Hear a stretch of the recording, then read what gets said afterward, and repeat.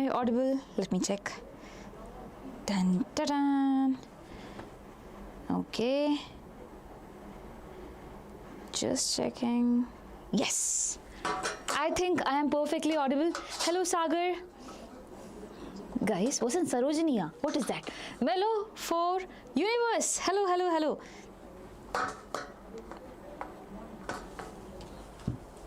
So I think everything is all good, all fine, and I clearly understand that a lot of you are asking that, ma'am, what should we concentrating today, because we have math as well as biology as the next examination are there. I totally get you. First thing is that I want to tell you.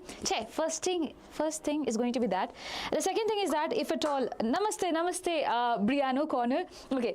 The next thing is that if you feel, okay, if at all you feel that math is difficult for me, I will not be able to cover math, and it's also something where you feel you will be losing your marks more, okay, then you can go watch the math live. And if not, if you think that biology is actually something that is hard for me, or probably is something that could give me a safe score, okay, a better score out there, then you can come here and watch this particular live. Okay, so ma'am, I forgot to screening in morning. Does it make any problem? Screening, forgot to screening. What is that? Okay. Hello, ma'am. Tomorrow paper fully. Yes, Norman, I get you. Hello, Ahmed. Hello, everyone. Manju and Sagar and yes. So, guys, all cool? Hello, everyone. So, Macha, I hope you guys are ready for today's live, where I am going to make sure that I complete everything that is important. And good evening, Shri Gaurav. Now, to save your time, okay, to save your time, I'll start doing one thing. That is, first of all, I'll be going a bit fast. If at all you want me to go a bit slow, please let me know. It's just for you that I'll be going fast, because I also know that you have math, right? Yellow ma, hello. Okay, fine. So, my God, someone is getting hangry. Cool. Then let's go with the first question that we have over here.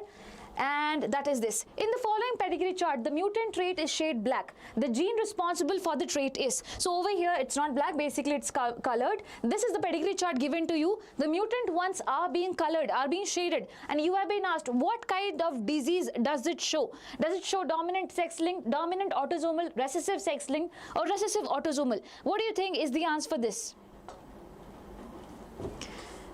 What will be your answer for this? Come on, guys.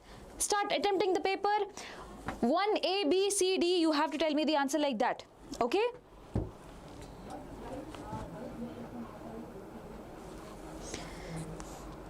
Sagar Chopra says the answer for this question is going to be B. Is it going to be B? B means what? Dominant and autosomal. How can you say it is dominant? Prachi says B. Okay, most of you guys are saying it is B.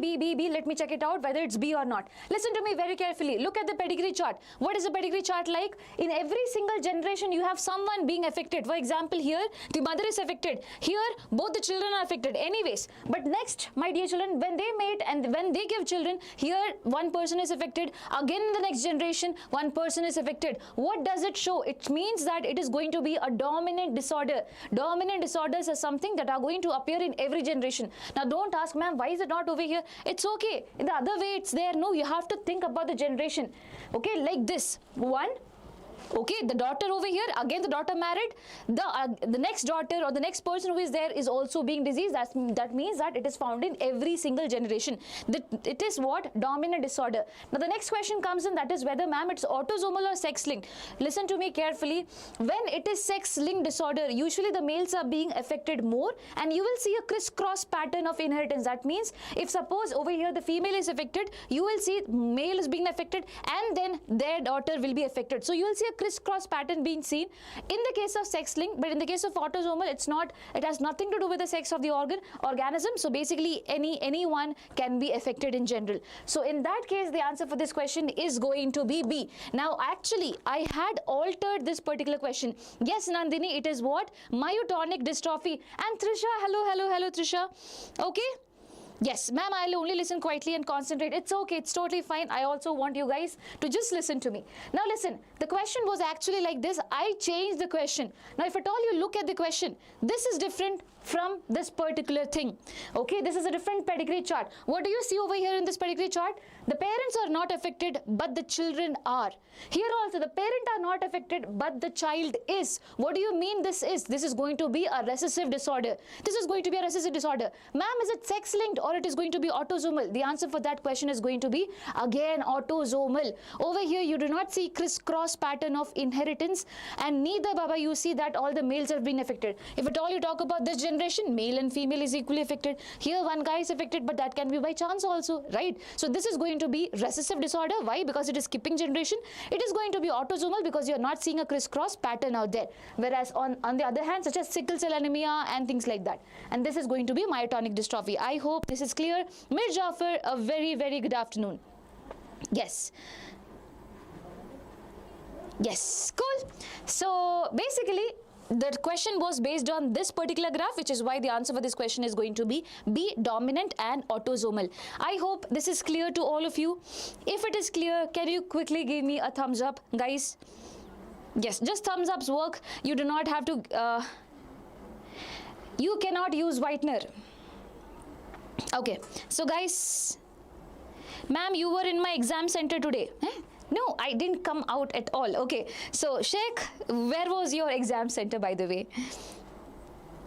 So anyways, guys, give me a thumbs up if it is clear. Okay, thank you so much. Let's go on with the next question. That is, if a colorblind female marries a man whose mother was also colorblind, what are the chances of her progeny having color blindness? That is the question. That is the question. So over here, what is the question? If a colorblind female, now when you're talking about a colorblind female, that means the female is going to be like this. Both her chromosomes are going to be affected. Okay, color blindness is a disorder where the females can be carried like this when only one chromosome is affected, or else she can be something like this where she'll be actually colorblind, where both her chromosomes are being affected. So over here it is written colorblind female, that means it has to be somewhere like this. Now marries a man whose mother was also colorblind. Listen, over here we have the man and we are saying that his mother was colorblind. His mother means obviously his mother would be somewhere like this because she is colorblind. Now what do you think she will be passing on to the son?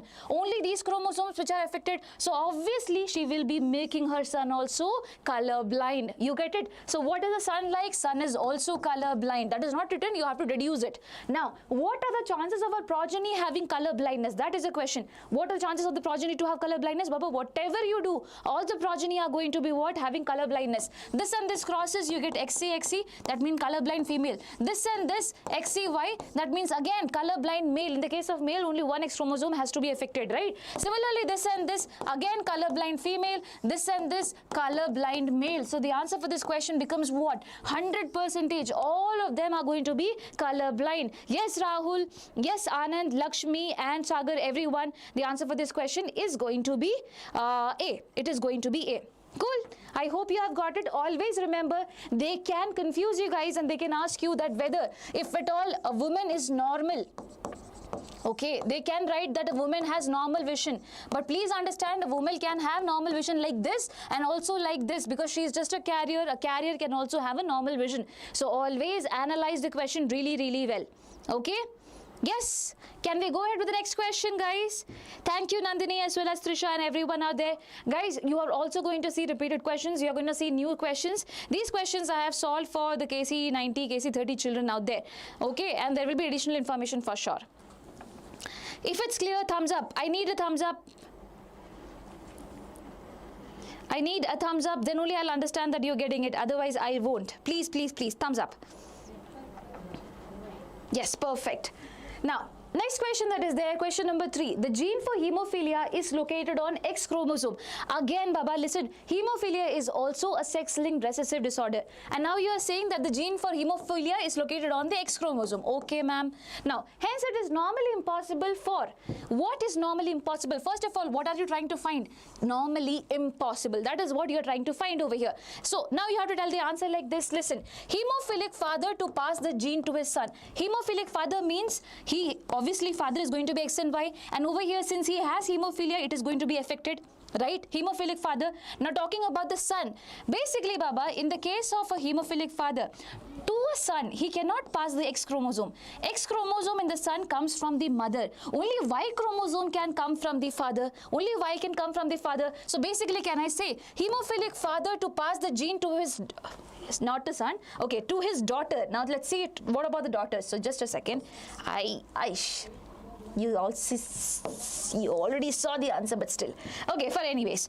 So over here, when you talk about the daughter, again, you're not giving Y chromosome. You will be giving this time what? The X chromosome. And if he is passing the X chromosome, my dear children, hemophilic father to pass the gene to his daughter, can I say he can pass the gene to his daughter? I can. I can say that he can pass the gene. This is not impossible. This is actually possible. You have to find what is impossible, right? And those of you said A is the answer. You're going to be wrong. The question is that hemophilic father to pass the gene to his daughter, is it possible or not? He can pass the gene to his daughter, right? He can pass the gene to his daughter out there. But again, if you talk about your NCERT, in reference with your NCERT, there could be a slight confusion, which is why you have to wait for some time. I'll be talking about that. Anyways, carrier mother to pass the gene to her daughter. Carrier mother is going to be like this, Baba. One of her X chromosome is going to be affected. Do you think she can pass this gene to her daughter? Obviously, yes. She can pass this gene to her daughter. This is practically possible again. Okay. Carrier mother to pass the gene to her son. Obviously, that is also possible because anyway, from the mother, X chromosome is going to be contributed. And in the case of a boy to be born, you need an X and Y. So X comes from the mother, it can be this particular chromosome. So this is also possible. Now what about the last one? Hemophilic father to pass the gene to his son. Listen to me, this is what I was talking about. If you're talking about a son over here, if we're talking about the son is going to receive X chromosome from the mother and only Y from the father. So do you think he can pass this particular gene to the son? No, he cannot pass this particular gene to his son, which is why the answer for this question is going to be what? D. It is not going to be A. Most of us think the answer is A. Why? Because it is given in your NCERT that the chances for a father to pass down the gene, okay, the hemophilic gene to his daughter is less. Why less? Actually, why less? Because Baba, the hemophilic father who is there are chances for him to survive very less chances is there for him to survive until the reproductive age such that he reproduces. Because in the case of guys, one chromosome is there and that would be lethal. But in the case of girls, she can have one chromosome and she'll be just a carrier. But that's not the case with the guys. And this is not like color blindness where you can live with the disease. This is what you call hemophilia, where you will not be able to live for long. So anyway, the answer for this question is this, because this is something that is impossible. Cool. This is likely going to happen or may not happen. Is this particular question clear to you? Is this particular question clear to you? If yes, give me a thumbs up. Yes, Kavita, unviable in his later stages of the life. Guys, for those of you who are saying, give me a difficult question, do you want KCET level of question or not? First of all, tell me that. Do you want KCET level of question? These are KCET level of questions, right? Yes. Okay, let's go ahead. If all clear, give me a thumbs up. Machas. Okay. Thank you so much. Let's go ahead with the next question. Match the column 1 with column 2. This is a PYQ question. Okay, this is a PYQ question. Autosomal trisomy, whenever you get match the following question, read all through it completely. Autosomal trisomy, allosomal monosomy, and cystic fibrosis is given over here. On the other side, Baba, diseases are given. Turner syndrome, Mendelian disorder, Klinefelter syndrome, and basically Down syndrome. Now, whenever you get a term like this, always understand, you know what happens in Down syndrome. In Down syndrome, Baba, you have 21 chromosomes. 21st chromosome which is there. 21st chromosome which is there, it should be like this. You should be having 2 of them, right? One from the father, one from the mother. Here you will be having an extra chromosome. What do you mean by having an extra chromosome? This is known as trisomy. This is known as trisomy, right? Now, trisomy, you need to understand one more very important thing about this particular thing. That is, they have mentioned allosomal and autosomal trisomy. What do you mean by that?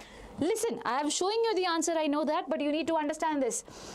In our body, how many chromosomes do we have? We have 46 chromosomes, and basically all of them are coming in pairs. So basically we say 46 chromosomes come in 23 pairs. Now if you look at the pairs, they are going to go like this. The last one, this is the last pair out there. What do you call the last pair as? Sex chromosomes. Rest all of them are known as what? Autosomes. So if at all I get an addition of the 15th chromosome, I'll say it is autosomal trisomy. In the case of Down syndrome, it is a 21st chromosome where I am getting an extra copy. So I'll still say it is autosomal trisomy. What about this? If at all I get an extra copy of either of the sex chromosomes, what will I call it? I'll say allosomal trisomy. You call the sex chromosomes as what, Baba? Allosomal or allosomes, okay? So autosomes are different, allosomes are different. Have an understanding of that. So when you talk about Down syndrome, you're talking about the 21st chromosome, and 21st chromosome is an autosome. 23rd one is basically sex chromosome. So I'll say it is an autosomal trisomy disorder. Okay, ma'am, I also know about this thing, cystic fibrosis. This is just given in our NCERT. It is definitely not a chromosomal disorder. It is a Mendelian disorder. It is a Mendelian disorder. So D goes with what? Mendelian disorder. So A goes with 4 and D, which is there, it is going to go with Mendelian disorder, which is why the answer is this. Now, allosomal trisomy, example is Klinefelter syndrome. Why allosomal trisomy? Because here the sex chromosome should have been X and Y, but you get an extra X chromosome over here. 3 chromosomes are there. Yes, and it is allosome also. That is why. Now, allosomal monosomy, it is Turner syndrome. Why that is this example for that? Because you should have been having XX chromosome, but Baba, you do not have it. You have an XO condition where you just have 1 chromosome. You have lost one. That is known as monosomy. So the answer for this question is going to be D. Is it clear to you? Is it clear to you?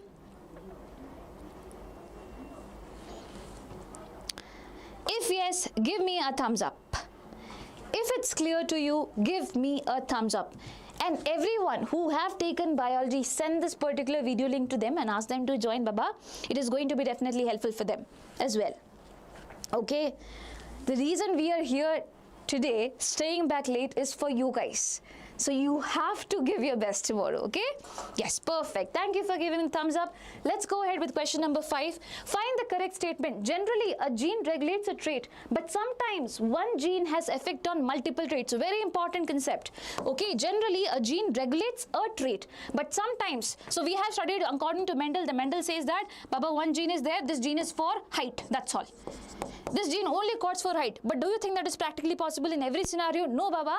This is an example of what? Pleiotropy. Pleiotropy and polygeny is different. Okay, this is the example of pleiotropy, where what is happening? A gene which is there, it is going to regulate multiple characters. So this particular statement is correct. Gene regulates a trait, but sometimes one gene can have a multiple traits. Yes, that is known as pleiotropy, ma'am. This particular statement is correct. Okay, bacha. What about the next statement? The trait AB blood group of man is regulated by one dominant allele and another recessive allele. Hence, it is known as codominant. What do you think is the answer for this? What do you think is the answer for this? Hi, ma'am. I was waiting for your class only. Thank you so much, da. Okay. Yes, Kavita, pleiotropy, PKU. Yes, exactly. Ritu, hello. I'm hearing you. I'm seeing you, okay? Okay, Prachi says the answer for this question is A. Are you sure about that? Read the second option carefully. Read the second option carefully. The trait AB blood group of a man is regulated by one dominant allele and another recessive allele, which is why you call it codominant. Is that the answer? Okay, Hina says the answer for this question is D. Okay, D is what? Statement 1 is correct. Exactly. Listen to me. AB blood group is there, and I am saying that basically it is regulated by one dominant allele and one recessive allele, and that is why it is known as codominant. No, that is not the reason why I call it codominant. I call it codominant because both the alleles, Baba, are equally dominant out there. So until here, you feel it's all correct, but then you have to read this option. Is that why that you are calling it codominant? No. So what is the answer for this question? Only statement 1 is going to be correct, which is why the answer for this question is going to be what? It is going to be D. Okay, it is going to be D. And everyone who gave your physics chemistry examination today, forget about it. What's done is done. You cannot do anything about that now. Come on, let's grind for the next examination. Let's get it done. Okay, that's the only logic that you can apply in your life right now. Cool. Now, coming back over here, about what do you say, PKU. So I said that one gene regulates multiple traits, that is known as pleiotropy. I'm going to explain you a bit as well, because that is super, super important for you.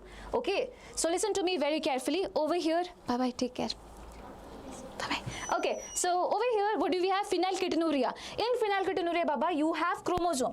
This particular chromosome has a gene. What is this gene coding for? Phenylalanine hydroxylase, this particular enzyme. Okay, now I am saying, ma'am, this particular enzyme is not there. What is going to happen? Only one trait is going to be affected? No, Baba. Listen to me. Two traits are going to be affected. First thing, phenylalanine, which is an amino acid, is not going to convert to tyrosine.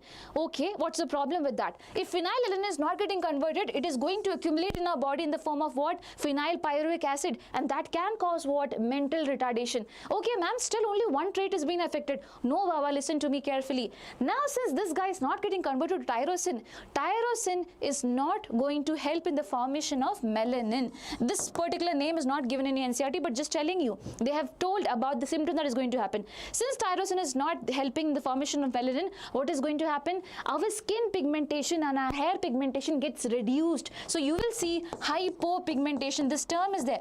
Hypopigmentation, or basically reduced pigmentation. So ma'am, you're saying one trait and the next trait is also being affected just because one gene is not there? Yes, and that is the example of what? Pleiotropy. Is this particular thing clear to all of you? If yes, give me a thumbs up. Pleiotropy, polygeny is very, very important. Ma'am, I'm a PCMB student. If you think math is difficult for you, focus, go and check that particular live. If you think it's easy for you, you can watch the recorded session. Either way.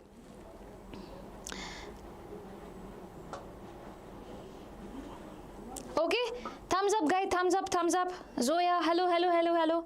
Okay, perfect. Perfect. Let's go ahead. So, yes.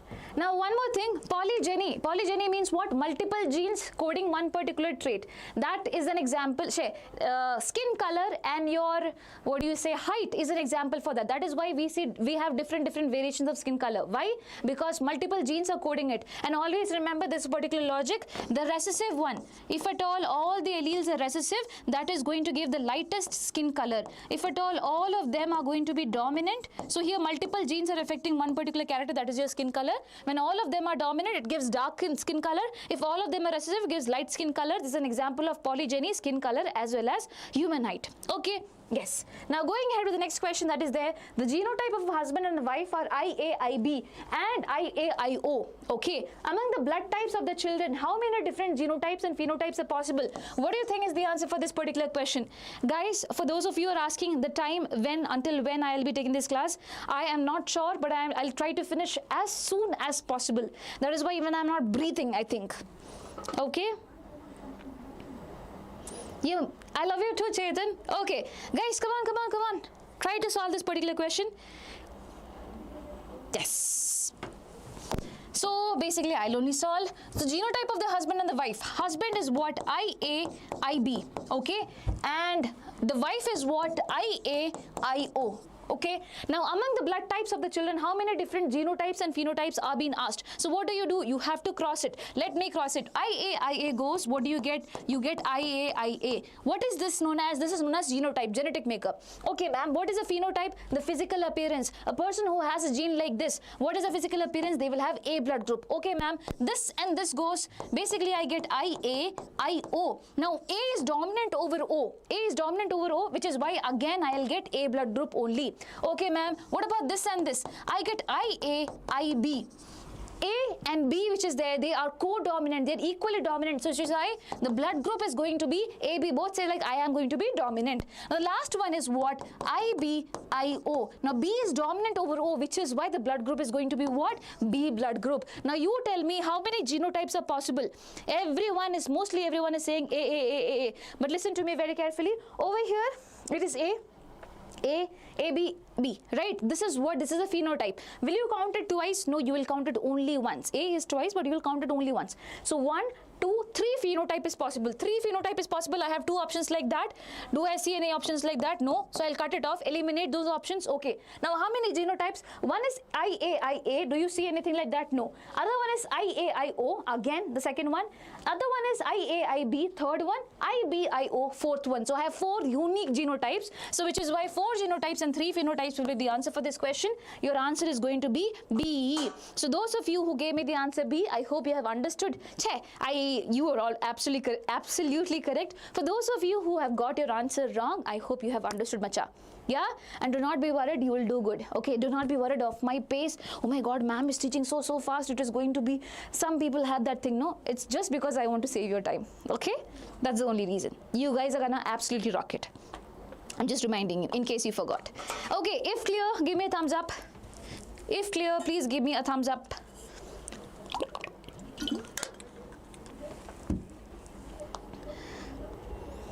Yes, perfect. Let's go ahead with the next question. Question number 7. In a dihybrid cross, when F1 plants are self-hybridized, the ratio of segregation of yellow and green in F2 is. So this is a dihybrid cross question, but they are asking you certain logic about monohybrid cross. Listen, in a dihybrid cross, when F1 plants, so this is the F1 plant. This is what? The F1 plant. That means their parents would be what? This is F1. You get F1 after crossing the parents, right? So parents could have been something like this. That is why you get the F1 progeny to be something like this. Now you are saying that you are going to cross this F1 progeny. Basically, you're going to get the F2 generation. And you have been asked, how many of them are yellow and green? No one is asking about round and wrinkled and stuff like that. They're just asking you, what about yellow and green? That is the question out there. So how do you solve this question? Whenever you get this type of question, you have to use the formula 9:3:3:1. Remember, ratify it, it's very easy. 9 of them are going to be what, ma'am? 9 of them are always going to be round and yellow. The dominant character which is there of the parents, that is going to be 9 of them. Okay, what about 1? 1 is going to be the recessive character over here. What is the recessive character in both the cases? Basically, it is going to be wrinkled and green. Wrinkled and green. So round and yellow dominant, wrinkled and green recessive. What about these guys, ma'am? These are non-parental characters, something that you do not see in the case of the parents. Those are known as non-parental characters. So over here, Baba, what is going to be done? Round, which was with yellow, this time round is going to be with green. This is the non-parental character I did not see in the parents. Similarly, wrinkled over here was with green. This time it is going to be with what, Baba? Yellow. It is going to be with yellow. And now you can find the answer. Yellow and green, how many are there in F2 generation? Listen to me. This is yellow. Okay, and this is yellow. 9 and 3. 9 plus 3 is what, Baba? Yellow. How many of them are there? 9 plus 3 is equals to what? 12. Okay, ma'am. What about green over here? This is green and this is green. 3 plus 1 is equals to what? 3 plus 1 basically is equals to 4, and 4 of them are going to be green in color. So if at all you have been asked about yellow and green ratio, yellow is 12 and green is 4. So basically if you do, it will be coming out to be 3:1. The answer for this question is 3:1. Do you need to apply all this logic out there? No. Now you know it. Now you already know it. Just do this way in the exam. Just come up with this particular thing if it's all you want and give the answer. Similar thing can be asked for round and wrinkled. The answer is going to be the same. 9 plus 3, 12 of them are going to be round and 4 of them are going to be wrinkled. Okay, got it. If at all, yes, just give me a thumbs up. If at all it's clear, give me a thumbs up. The answer for this question is going to be B. Hiya. Chase Master is also here. Hello, hello, hello. Guys, I am telling you, don't do that. Oh my God, I feel very guilty if at all you do this. Okay, listen to me very carefully. Please concentrate on one life. Okay, I do not mind if the people over here drop by. If you think math is difficult for you, please go and watch that live. If you think that bio is something that you need and it's difficult for you, stay here and watch it. Cool? Yeah? Yes. The reason we are catering both is obviously there is no, we cannot do an all-nighter where, by the way, math sir would be coming in the morning just for revision class only, okay? Yes. Okay, let's go with the next question that is out there. Okay, there is no next question. There is a concept out there. Listen to me very carefully. I'm just going to brief up the concept. So you can get questions on the basis of Mendel's character. I hope you guys know how many characters were there. 7 pairs of contrasting traits were there. Okay. 2 of them were about seed shape and seed color. In seed shape, round is dominant, wrinkled is recessive. Similarly, in the case of color, yellow is dominant and green is going to be recessive. Okay, ma'am, what about the flower color and flower position? That is the next 2 thing about flower. Flower color, purple or violet is going to be dominant. What about white? White is going to be recessive. Similarly, over here, flower position, axil is there, terminal is there. Terminal means at the terminal end you will be having a flower. Axil means suppose this is a branch, here you will be having a flower. It's not at the terminal position. So axil is the one that is dominant over over here. XL is going to be dominant. So that is about flower. So seed 2 things, flower 2 things. Now what about plant height? You already know tall is the one that is dominant, and this one is going to be the one that is going to be recessive. Next one, pod shape and pod color. The green peas are going to be inside the pod, right? Now the pod can be full. Obviously, when you go to the market, you will take the full one only. That is known as inflated pod. Okay, so inflated pod is the dominant one, and constricted one, the dry one, is going to be the recessive one. Okay, ma'am. What about the pod color? Green is going to be dominant, Baba, and yellow is going to be what? Recessive in nature. Yellow is going to be recessive. This is ulta of the seed. Okay, seed in that we saw that yellow was dominant. So when you actually have green peas, we say green peas, but the yellow one is actually dominant out there. But that is ulta in the case of pod. In the case of pod, green is going to be dominant. When you go to the market, you take the green one only. No. So that is what you have to apply over here. For how many years did he study? 1856 to 1863, 7 years. 1856. Okay, what is it? 1856 to 1863, he did study 7 years for this particular thing. Okay, ma'am. Next thing that is important over here is about the chromosomes. Linkage and recombination, I hope you have studied about it. Listen to me, very important thing. Over here, suppose I have two chromosomes, say one chromosome where one gene is there for yellow body and another gene is there for white eye. Yellow body and white eye, just use it imagination. Yellow body is there and white eye is there. These two genes are very close to each other. Okay, these two genes are very close to each other. So if at all you have crossing over anything, they are going to remain close to each other. Whatever you do, they are going to remain close to each other, which is why we say the chances for them to do recombination, form new combination, is going to be less. How less? It is just going to be 1.3%. 1.3%. Okay, ma'am, you are saying one more gene is there over here. Yes. What is this gene for? Miniature wing. Okay, miniature wing. What about this gene, ma'am? This gene is far away from this guy. So basically what is going to happen? When they do crossing over, this guy can go elsewhere also, which is why we say the chances of forming new combination is what? Very, very high. How high, ma'am? 37.2% high. So basically 50% is the highest recombination. Out of that, 37.2% recombination is being seen in this particular case. So always remember that. Tightly linked genes like them, yellow body and white eye, okay? Tightly linked genes is what you call them. 1.3% recombination is there. That means very less recombination. So you and your friend, if at all you are very close, there is no chance that anyone else can come into your friendship, right? So tightly linked. Now loosely linked, more recombination. So loosely linked genes, that means this and this, you and your not so close friend, in between that someone else can also come, new combination can also take place. So loosely linked genes, more recombination. How much? 37.2%. Who gave linkage and recombination? Linkage and recombination term was given by Thomas Hunt Morgan.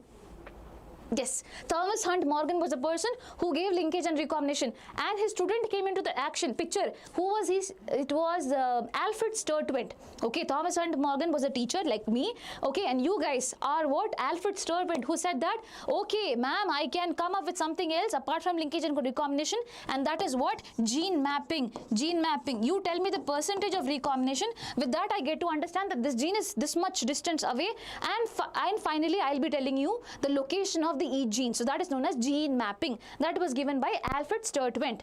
Okay. Okay. Works.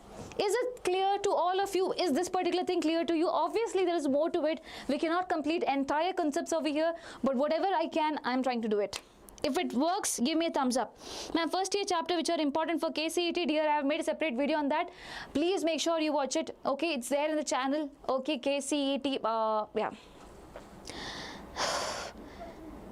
Nolka full Benki. Benki means fire. That's something I know. Well, cell division, cell cycle and cell division, body fluids and circulation, and morphology in flowering plants, and animal kingdom. And these many chapters are important, and one more chapter also. Plant kingdom is also important. Okay, cool. Clear, guys? Thumbs up, thumbs up, thumbs up, please. If thumbs up, then only I'll go ahead with the next question.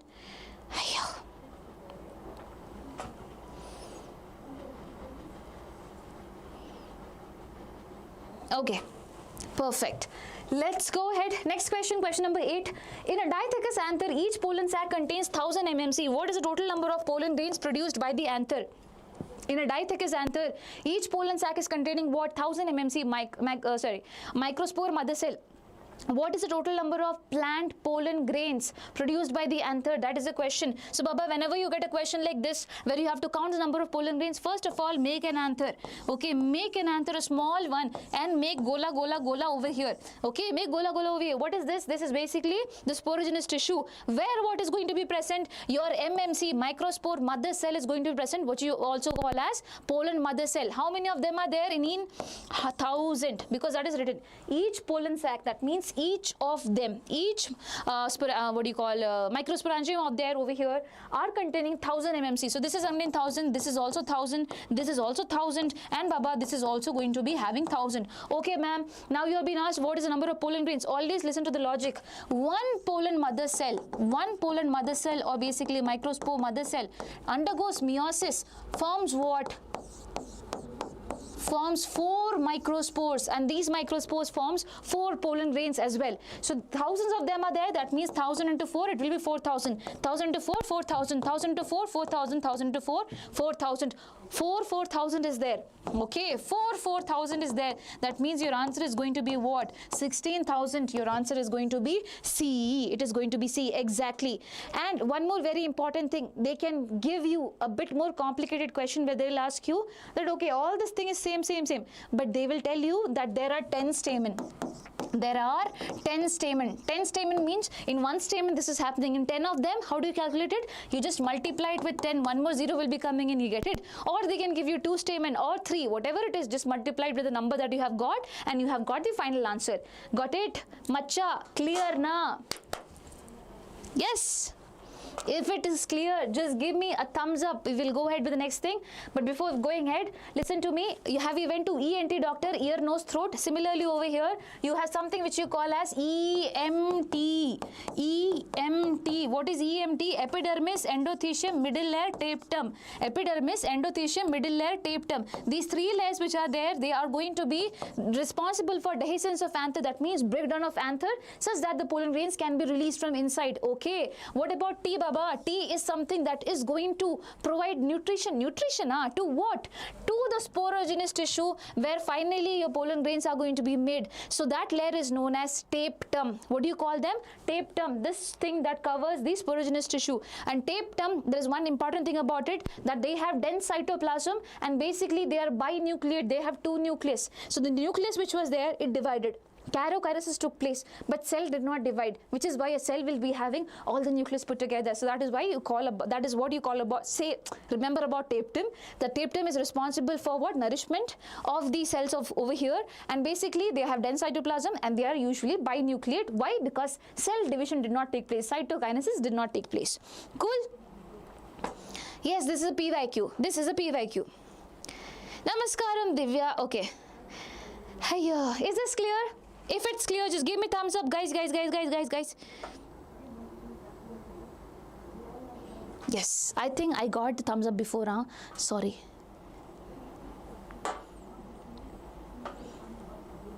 Yes. Is the lie slow?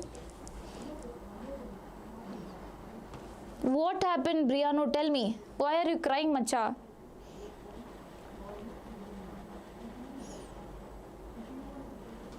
Yes. Guys, if you are having doubt in some questions, you can just mark it up and you can ask me later on. Okay? Works? Cool. Perfect. Let's go. So which pair of these following cells in the embryo sac are destined to change their ploidy after fertilization? So after fertilization, which are those cells which change their ploidy? That is the question. So fertilization, always remember, double fertilization is going to happen. 2 things are going to change their ploidy. 2 things are going to change their ploidy. This is going to be a simple question out there. The answer for this question is going to be what, Baba? C. Everyone is saying C. Is it C? Let me check it out. So listen to me very carefully. Over here, this is the embryo sac that you are having. 3 antipodal cells are there. Where? In the chalazal end. Okay. Okay. What about the micropellar end? You have 2 synergids and 1 guy, that is your egg cell. All of them, Baba, these 3 cells and these 3 cells, they are going to be haploid. Haploid means half the number of chromosomes are going to be there. What about this particular guy in the middle? This particular guy in the middle, this is known as central cell. And central cell, that I am big cell, I need 2 nuclei. So it has 2 nuclei, but one nuclei has haploid, other nuclei also has haploid. So automatically the cell over here becomes what? Diploid in nature. So all the cells are haploid except this guy. This is going to be diploid. Why? Because it has 2 nuclei. Now the question is, who is going to change their ploidy after fertilization? So these 2 cells are going to change. What is the cell? It is the egg cell, first one, and the second one is going to be the central cell. Listen to me. Why egg cell? Because the male gametes which are going to come, they are going to have 2 gametes. When one pollen grain comes, it is going to have 2 gametes. One gamete says that I'll fuse with the egg cell. Okay, another gamete says that I am going to fuse with the 2 polar nuclei out there. So when it fuses with the egg cell, you get the zygote. The other one, when it fuses with the polar nuclei, you get what? You get the primary endosperm nucleus. So both of them are going to change their ploidy. Okay, it is going to change the ploidy. Now if at all you still didn't understand, let me explain you with the help of this. Listen to me very carefully. 3 antipodal cells are there. Haploid, haploid, haploid. Okay, 2 synergies are there. Haploid, haploid. X cell is there, haploid in nature. What about the central cell which is there? Central cell is this, by the way, and it has 2 polar nuclei, each of them having haploid number of nucleus. Since you have 2 nucleus, Baba, you will already call this particular cell as what? Diploid in nature. Okay, this is your egg cell, by the way. One male gamete. Now in the pollen grain, you have 2 male gametes. One male gamete is going to fuse with this particular egg cell. So male gamete is also haploid, egg cell is also haploid. Haploid, haploid becomes what? Diploid. Diploid is denoted by 2n. What do you call this thing that is being formed? This is known as zygote. What do you call this fusion as? Syngamy. It is known as syngamy. The other male gamete says that I also want to fuse. So basically over here, the next male gamete comes in. Okay, this is already haploid, but this guy, the central cell which is there, it has 2 nuclei. That is why it is diploid in nature. Now 2n plus n, it becomes what, Baba? 3n. What do you get at the end? You get the endosperm, primary endosperm nucleus, and this cell is known as primary endosperm cell out there, which is why the answer for this particular question is going to be this. Egg cell is going to change the ploidy, it becomes diploid, and the central cell is going to change the ploidy. Why? Because it becomes triploid in nature. So diploid and triploid. Got it, Macha? Okay.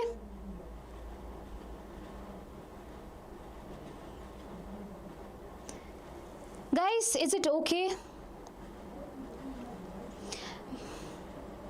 Man, my voice is too low, is it? My voice cannot be low. Okay, yes, it is fine. Guys, you need motivation? This is motivation. You see me over here? Do you see me talking rubbish? No, right? What I'm doing, I'm just teaching constantly. Okay, not even looking out at any single place. This is motivation. You need to have this. Go study nice. Okay, fine. Let's go ahead with the next question. Guys, I also want to include one more thing over here. Let me just check if at all I have that question. Yes, I have it. Okay, I'll just solve that over here first. Try this question out. In apple, the chromosome number of the gamete is 17. What is the chromosome number in its primary endosperm nucleus? What is the chromosome number in the primary endosperm nucleus? This is the question. The chromosome number in the gamete is 17. Be careful about this question. This is a very important question. If at all you get it, we have to do it. Yes? Come on, do it. You will do it.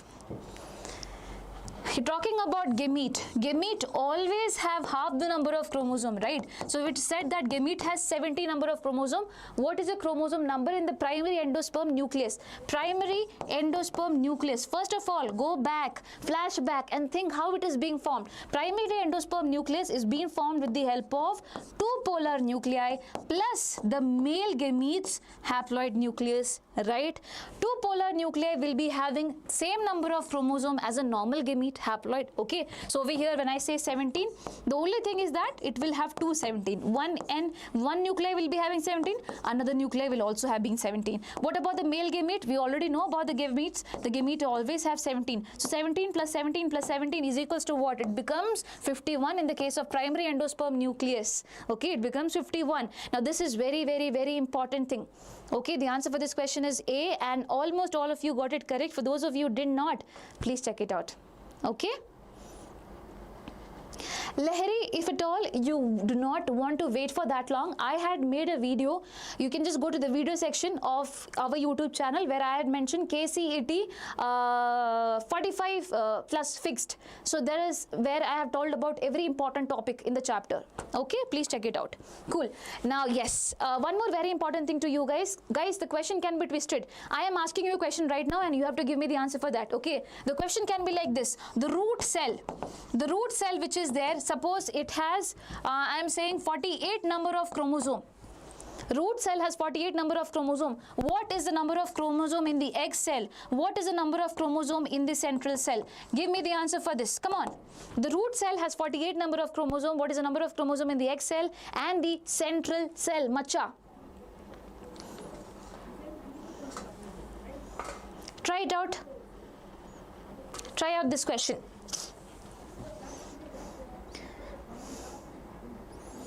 Brianna, you are safe with me, Ra. Macha, why do you worry so much? Guys, I have asked a question. Try it out. Try it out. Come on. You can do it. Okay, 24 in egg cell. Yes, Kavita. Kavita says 24 in egg cell. Okay, Trisha also said 24 in egg cell. What about the central cell? What about the central cell? A central cell. Okay, everyone says. Hina also says 24 in egg cell. Okay, so the question that I asked is, if a root cell has 48 number of chromosomes, how many number of chromosomes are there in the egg cell and the central cell? Always understand, root cell is a normal cell, normal plant cell. A normal cell which is there, it is always going to be what? Diploid in nature. So I'll say it is having 48 number of chromosomes. But what about the egg? Egg is a gamete. Gamete will have only half of it. Only half of it. So 48 half, it becomes what? 24. It becomes 24. What about the central cell? Papa, guys, should also have been 24, but what is the problem with central cell? It has two nuclei. One nuclei has 24, another nuclei also has 24, which is why it will be what? 48. It will be 48. So the number of the cells are going to remain the same in the central cell and also the other cells of the plant. Other cells of the plant. Got it? Yes, 48 in central. Amisha is saying, Aryan is saying, and Nandini also said 48, and everyone else. Okay. So it's not 24 and 24. I hope you have got the logic. Central cell, Baba, has two nuclei. X cell has only one, central cell has two nuclei, each of them with haploid thing, that is 24. It becomes 48. Now I'll twist this question and ask you one more very important question. Yeah, if at all it said that a hexaploid plant, okay, a hexaploid plant's normal cell, hexaploid plant's normal cell has 48 number of chromosomes. Okay, hexaploid plant's normal cell has 48 number of chromosomes. What is the number of chromosome in the egg cell and the central cell? Always remember, egg we say it's haploid, right? So what do you think is going to be the answer for this particular question? Aryan, you will score full on full, Baba. Let's hope for that. Yeah, Prasad and Nihal and Siddhamma, hello. Guys, I'm so sorry if at all I'm not putting out your names out, because it's just because I'm here with this. Eta. Hi, Hassan. Eta, Macha. Hexaploid is 48. What is the number of cells in the egg cell and the central cell? That is the question. Sagar says 24 and 48. Is it 24 and 48? Yashashwini says 24 and 24. Okay, Kavita says 24 in the egg cell and central cell 48. Exactly. Listen, it does not matter whether it is a hexaploid, diploid, triploid, whatever it is. You just have to understand. It is just given to confuse you guys. Okay, if at all you say a normal cell has these many number of chromosomes, just make a half of it that is there in the egg cell. Whatever is the number given over here, half of it will be given in the egg cell. So if this is 48, it is going to be 24. And if central cell, Baba, it has two nuclei. So as I said, one nuclei having 24, another having 24, it again becomes what? 48. Use that logic, you will get your answers. I hope you have got it. Have you got it? I have followed you since last year, watching all your videos, enjoying it. Thank you so much. It means a lot to me. Okay, guys, getting it right? If yes, give me a thumbs up. Hello everyone. Thumbs up. Yes.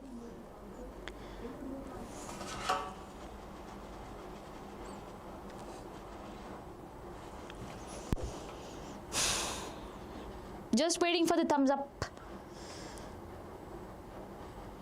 Yes. Okay, cool. Now, coming back to this particular question that we were doing over here. Yeah, this was the question. Question number 10. Which of the following character is not required for autogamy? Which one is not? Whenever you get questions in biology, just understand this is where you're going to lose your marks by not reading the question carefully. Not is being asked. Which is not required for autogamy? Easy question. Flowers require synchrony in pollen release and stigma maturation. Baba, you need it. Okay. Anthers and stigma should lie close to each other. Again, flowers should be bisexual. Required pollination agents. Do you require pollination agents? What do you think so? So first of all, what do you mean by autogamy? Autogamy means one beautiful flower is there and you have the female part and you also have the male part. From here to here, if pollination is happening, you call it self-pollination or autogamy. Doesn't it require synchrony in pollen release and stigma receptivity?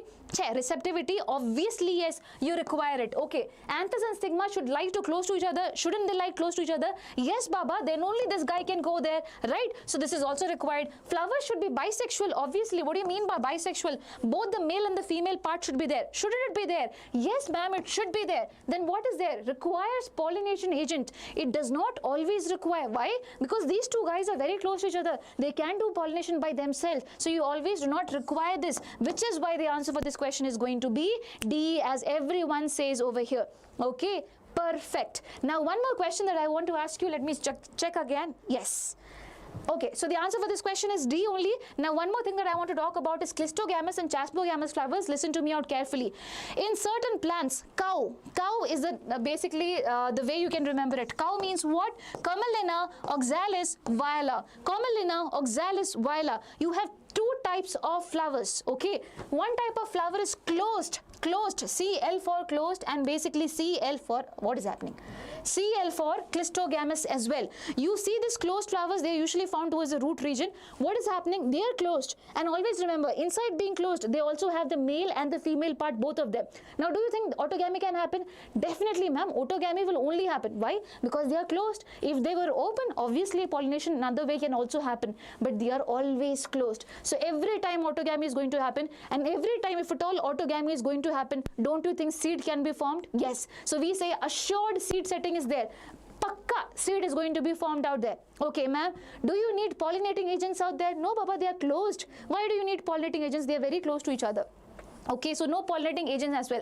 This is about clistogamous flowers. The only drawback that you have is that since every time self-breeding is going to happen, it can lead to inbreeding depression, and there's no genetic changes that is going to be happening up there.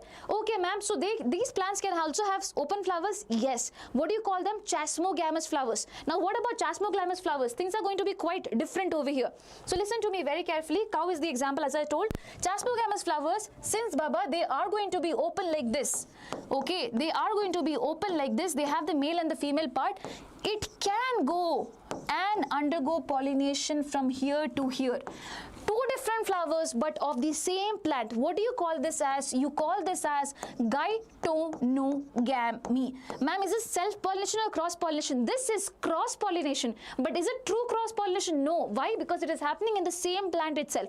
That is why no true cross-pollination. Okay, ma'am, if at all the scenario is like this, one flower is over here and one flower is over here. From here to here, if it happens, do you call it cross-pollination? Yes, that is also cross-pollination. But this is true. Why? Because you're talking about two different plants. And what do you call this term as? This is known as xenogamy. It's known as xenogamy. So if at all the question it comes that chasmogamous flowers will only show autogamy, will you agree? Say no. It can show autogamy. It can also show gytonogamy. It can also show xenogamy. We do not know anything can happen out there if they are open. Got it? Hey. Cool? Cool? Did you get it? If you got it, just give me a thumbs up and we will move on to the next question.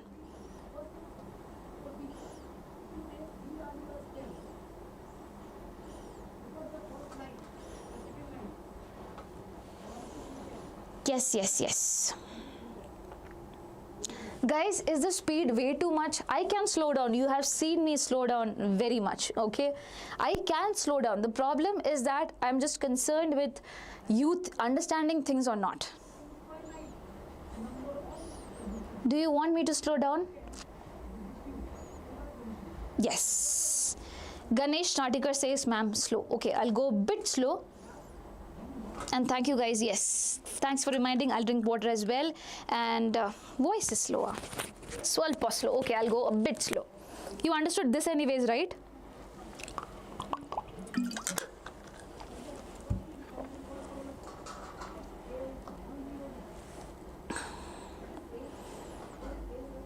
Thank you so much, Sagar, means a lot. Okay, guys.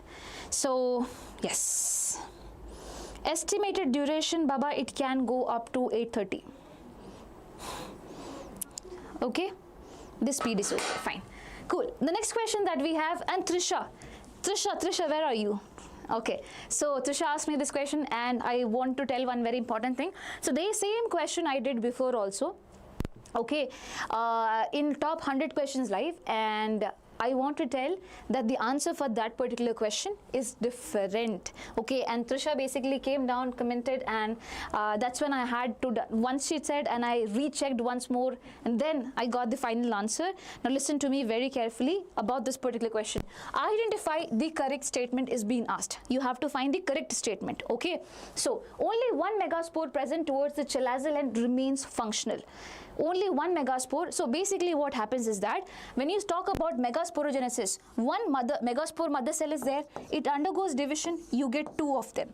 Again it undergoes division, basically at the end of it you get 4 megaspores. We say 3 of them degenerate, only 1 megaspore is remaining, that is known as functional megaspore. Now where is it happening? So when you talk about the whole thing of an ovule, you have a chelazal end and basically you have a micropylar end. You have a chelazal end and the micropylar end. Okay, so usually in the micropylar end this process starts off. This process is going to start off in the micropylar end, but always understand this very important thing, that when you talk about these megaspores out there, the 3 of them which are going to degenerate in the micropylar end, and the one that survives, that remains functional, is going to be in the chelazal end. Okay, in the chelazal end. That is what I wanted to correct. Okay, I wanted to correct. Rest, every good thing is going to happen in the micropylar end. This is one bad thing that happens over here. Okay, one bad thing that happens over here. So one that remains functional is in the chelazal end. I want to correct it. Please make sure you note it down. I have pinned in the comment section as well. And this is known as monosporic development. Monosporic means what? A single spore is developing and doing the whole thing. It is going to form the embryo sac later on. Okay, I hope you have got it. This is important. Okay, this is important. So basically, the one that remains functional is in the chelazal end. The ones that degenerate, it is going to happen in the micropylar end. So you have to find what is the correct statement. Only one megaspore present towards the chelazal end remains functional. Yes, this is going to be the correct statement. 3 megaspore present towards the chelazal end degenerate gradually. That is going to be wrong because it has to be micropylar end where it is going to degenerate. Each megaspore mother cell directly develops into megaspore. Each megaspore mother cell, do they directly develop into megaspores? No, Baba, they have to undergo meiosis, right? It's not a direct development that you see over here. So this is going to be wrong. Each female gametophyte is 7-celled and 7-nucleated structure. Do you think it's a 7-celled and 7-nucleated structure? Do you think it is 7-cell and 7-nucleated structure? Look over here. Look over here. This is the embryo sac. 1, 2, 3 cell is there. 1, 2, 3 cell. 3 plus 3, 6 cell. What about this one? This is also a cell. This is a 7th cell. What about the nuclei? 1, 2, 3. The green ones are the nuclei, okay? 1, 2, 3 nuclei, 1, 2, 3 nuclei. 3 plus 3, 6. And this cell has 2 nuclei. So 6 plus 2, 8 nucleus will be there. 8 nucleus will be there. So over here, when I say each female gametophyte means what you're talking about, embryo sac. It will be 7-celled for sure, but it is going to be 8 nucleated, not 7 nucleated, which is why the answer for this question is going to be A. I hope it's clear. Baba, is it clear?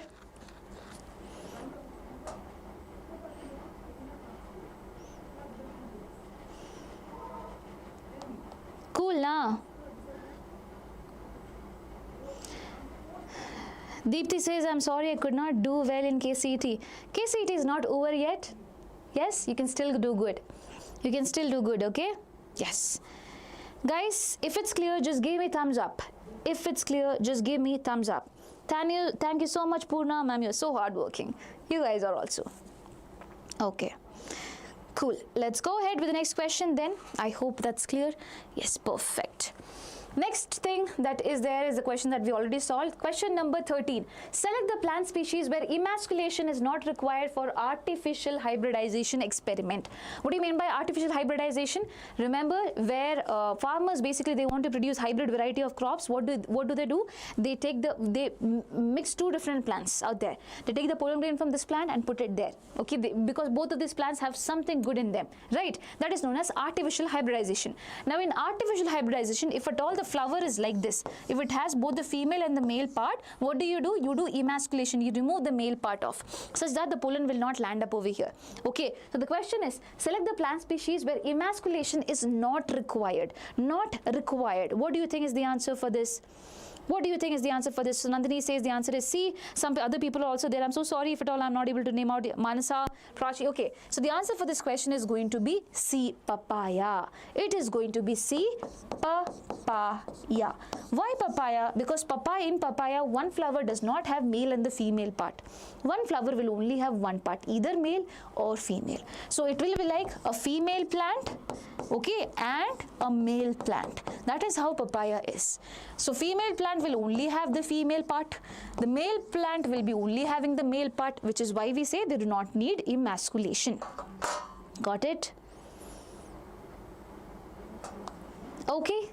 Did you get it? Is this speed fine? I hope I'm not going that so fast. Right? Guys, if it's clear, just give me a thumbs up. Just give me a thumbs up. And please don't talk amongst each other in the chat session, macha. What is this? Please, come on.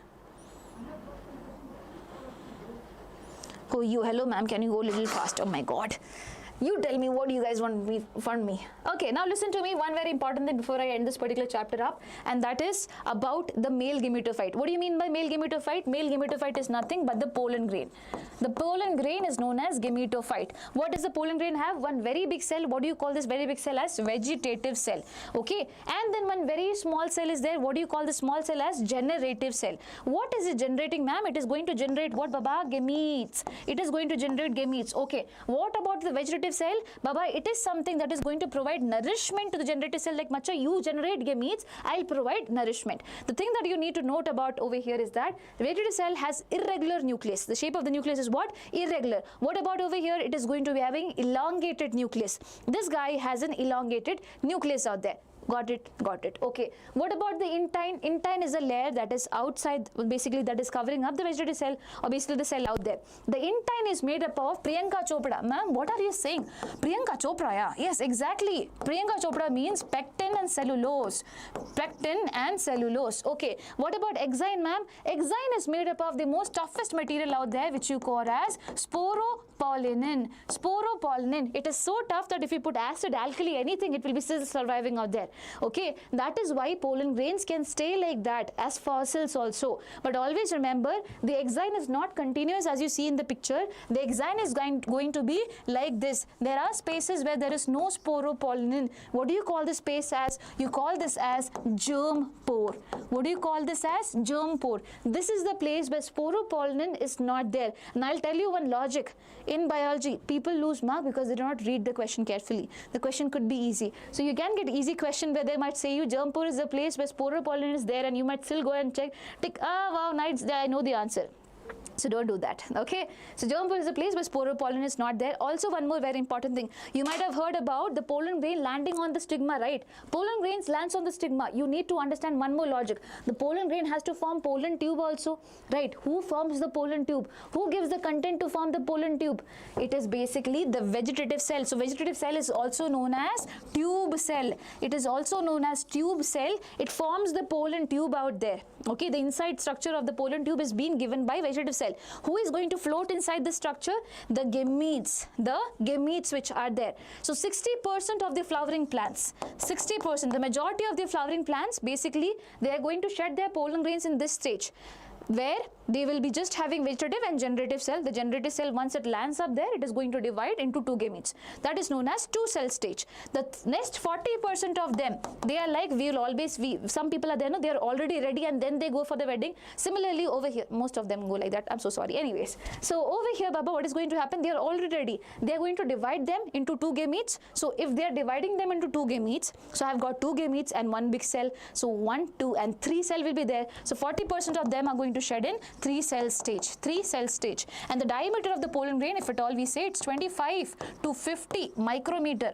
Okay, 25 to 50 micrometer. Got it? That's all.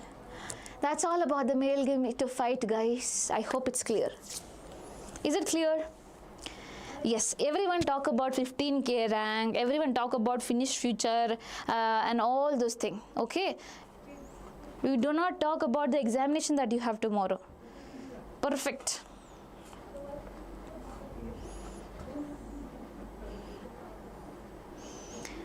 Risha, it will be really good if at all you do. Do not take too much stress, but yes, if it could be helpful if at all you do it.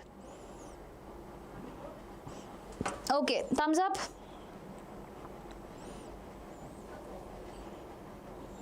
Okay, perfect. Let's go.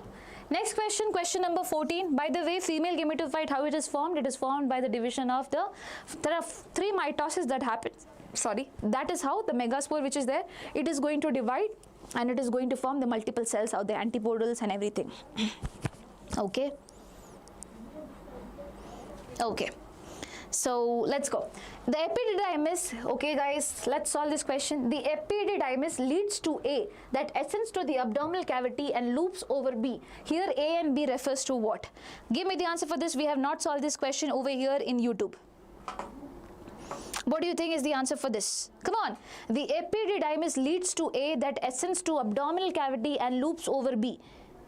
So whenever you see the term loop, whenever you see the term loops over, whatever your thing is, Baba, it is going to loop over the urinary bladder or the ureter, if at all you're talking about the male reproductive system. Okay, male reproductive system. In that particular case, over here you just have one option, ureter or urinary bladder as B, and that is this, which is why the answer for this question is going to be C. Simple way of getting this answer correct. Now those of you who do not remember it, okay, do not remember it, listen to me very carefully. I'm going to explain about this particular thing.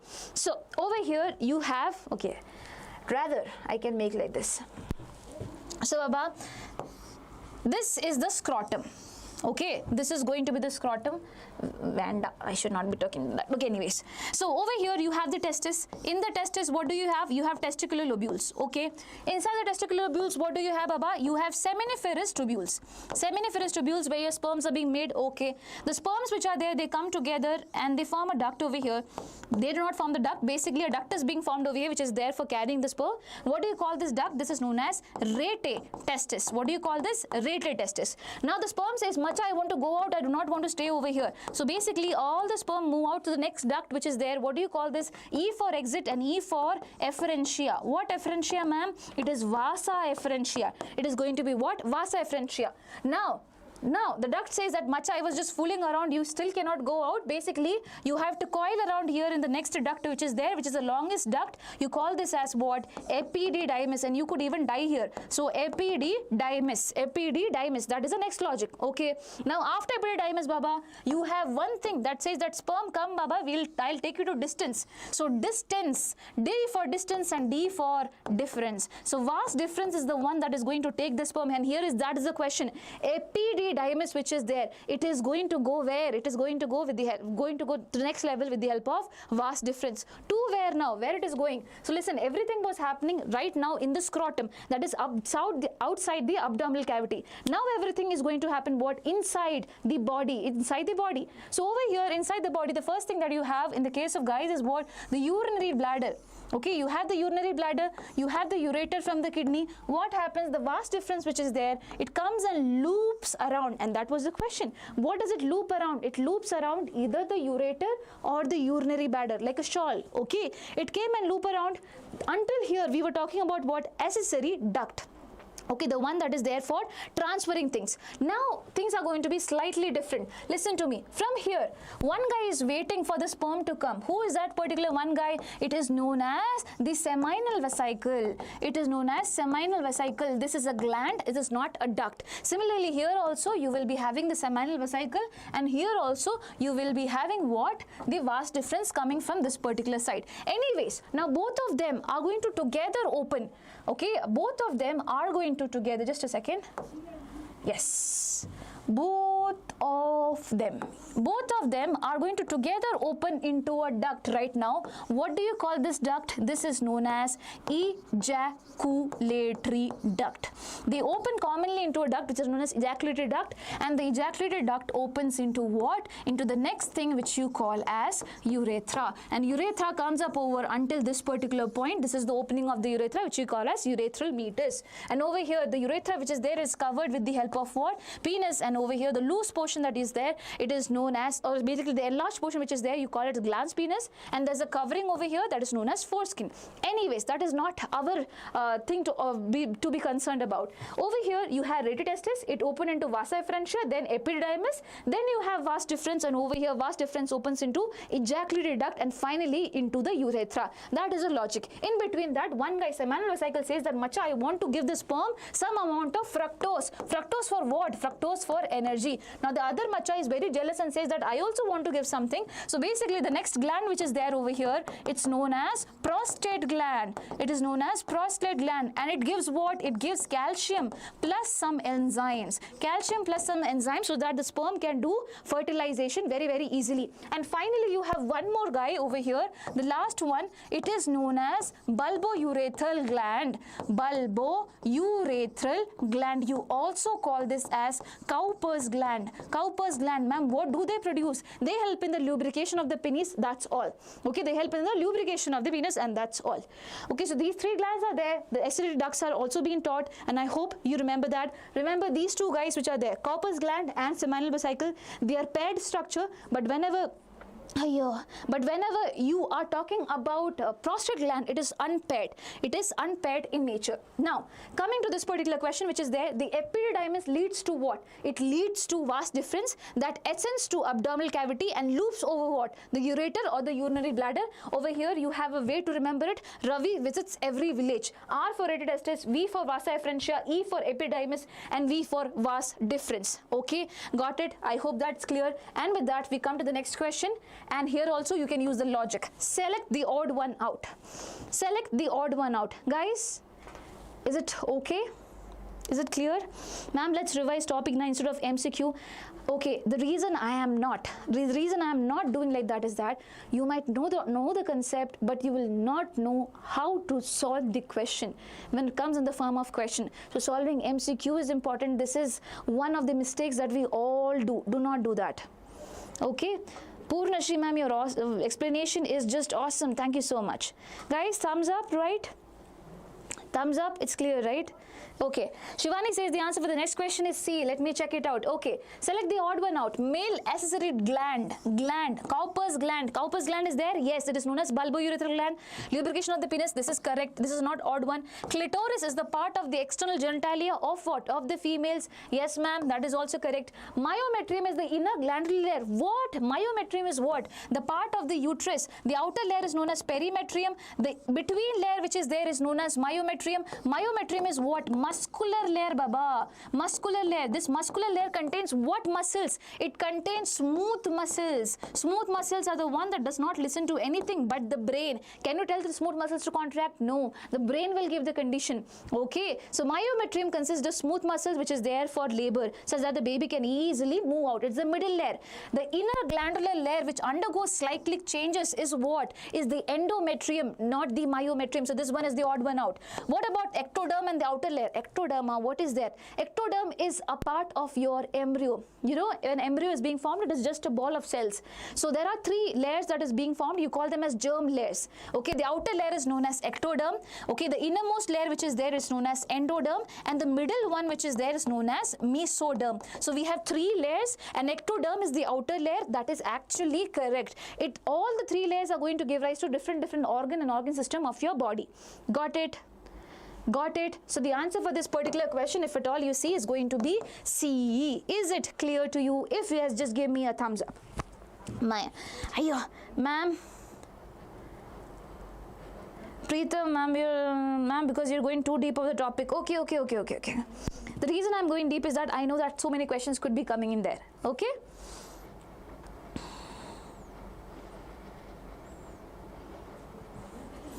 Oh my God. Yes. Perfect. Next question, question number 16. Which of the following hormone is not secreted by human placenta? Which of them is not secreted by human placenta? Come on, first. This is an easy question. There's no explanation over here. Progesterone, HCG, estrogen or LH. These three hormones, Baba, are secreted by the placenta. What about the LH over here? LH is luteinizing hormone. LH and FSH, both of them are released by pituitary gland. Which part of the pituitary, anterior part of the pituitary, is going to release LH? So always remember that is not the answer. And over here I have a little thing for you guys. Listen to me carefully. HCG, human chorionic gonadotropin, HPL, estrogen, progesterone. These four things which are there, they are released from the placenta. They are all released from the placenta. 4 hormones. Okay. These 2 hormones which are there, you might have seen, they are being released by ovary as well. But when placenta comes into action, ovary says that Macha, you only do the job, I'll go back. Okay. So always remember, placenta, 4 hormones. What about the ovary then? What does the ovary do during pregnancy? Ovary releases relaxin. Every time? No. During the later phase of pregnancy. Why relaxin? Because it wants the ligaments to be relaxed such that the baby can easily move out. That is why during the later phase of pregnancy, what do you have, Baba? You have ovary, and later placenta does also release it, but you just remember ovary. That will be easy for you to remember because that is how it is given in the NCERT. But in actual case, placenta also releases. But anyway, ovary, relaxin, ovary. Okay, ovary says, Bacha, you relax.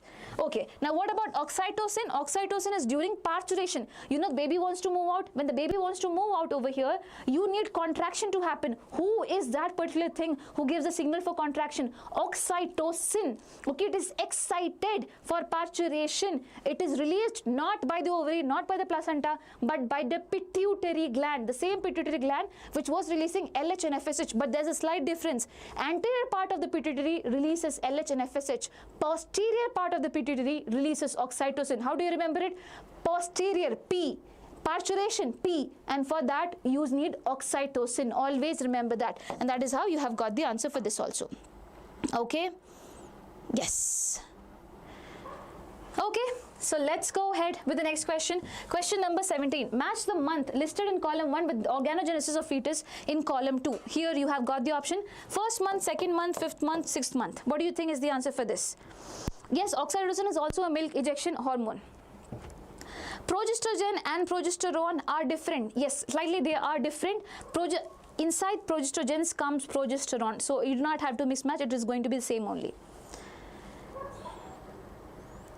Darshit, someone is saying Darshit. Okay, Darshit, don't do it. The reason I am explaining certain questions is because you can get more questions. You will not get the exact question like that. Please understand.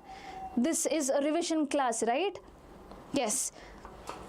Okay, guys, what is the answer for this particular question? Most of you guys are saying A is the answer. First month, heart. Okay. Second month, what? Second month, you will be having limbs and digits. First month, heart. Second month, limbs and digits. What about the fifth month? Fifth month, the first movement and first hair on the head. Okay, and the sixth month is going to be what? Separation of the eyelids. Separation of the eyelids. So always remember, this is also very, very important. First month that you have, heart is going to be formed. Second month, you have limbs and you have digits. Third month, okay. Third month, organ system. Most of your organ system, including your genital organ, is going to be formed by the end of third month. So by the end of third month, almost all the important things have been done. You call it first trimester, and also understand 3 months means how many weeks. In 1 month you have 4 weeks. 3 months means 3 into 4. How many weeks? 12 weeks will be there. How many weeks? 12 weeks are going to be there. Okay, 12 weeks are going to be there. This is very, very, very, very important. Now the next thing that happens is, fourth month you take a break. God says, Macha, you take a break. Fifth month, what is going to happen? Fifth month, baby says that, Macha, God, not Macha, God, please give me some hair on my head so I can just show off. Okay, so there will be hair on the head, and also first movement of the baby will also be on the fifth month. Okay, what about the sixth month? Sixth month, God says that you wanted hair. No, have hair on your body. Your eyelids are going to be separated, and your eyelashes are also going to be formed by the sixth month. 6 months means what? 3 months done. 3 and the next 3 months. So we say the second trimester is also being completed, and in 6 months, how many weeks are going to be there? 6 into 4. In 1 month, 4 weeks. So 6 into 4, 24 weeks. So please know week by week data and this as well. So this is the only shortcut that is there, Sri Devi. Okay, this is the only shortcut which is there. So yes. Cool. So A is the answer for this particular question. Guys, please have food, water, whatever you want to have. Okay. Don't starve yourself. Yes. Okay, question number 18. Which one of the following is the incorrect matching of the events occurring during the menstrual cycle? Which one is going to be the ma'am, will there be tomorrow live class? Yes, dear, tomorrow in between the examination from 12 to whatever time it's possible, we can do the live. Okay, where it will be revision only. Okay.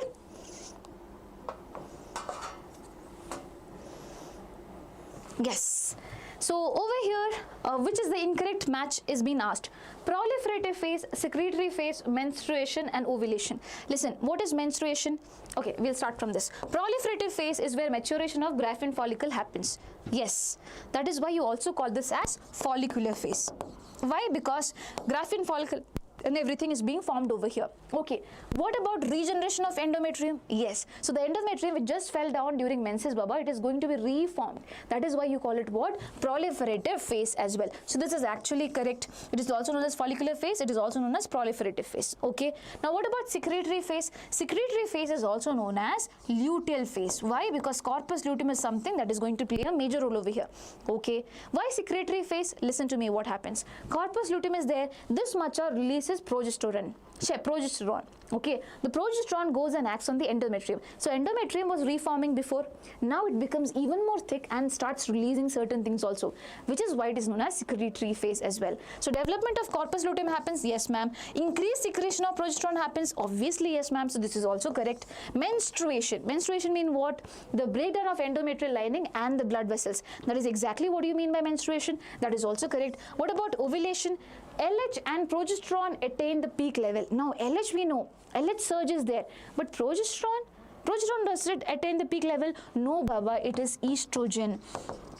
When estrogen goes up high, that's when LH also goes up high. That is why you get an LH surge. So that is why this particular statement is going to be wrong. The answer for this question is going to be D. Is it clear? Is it clear?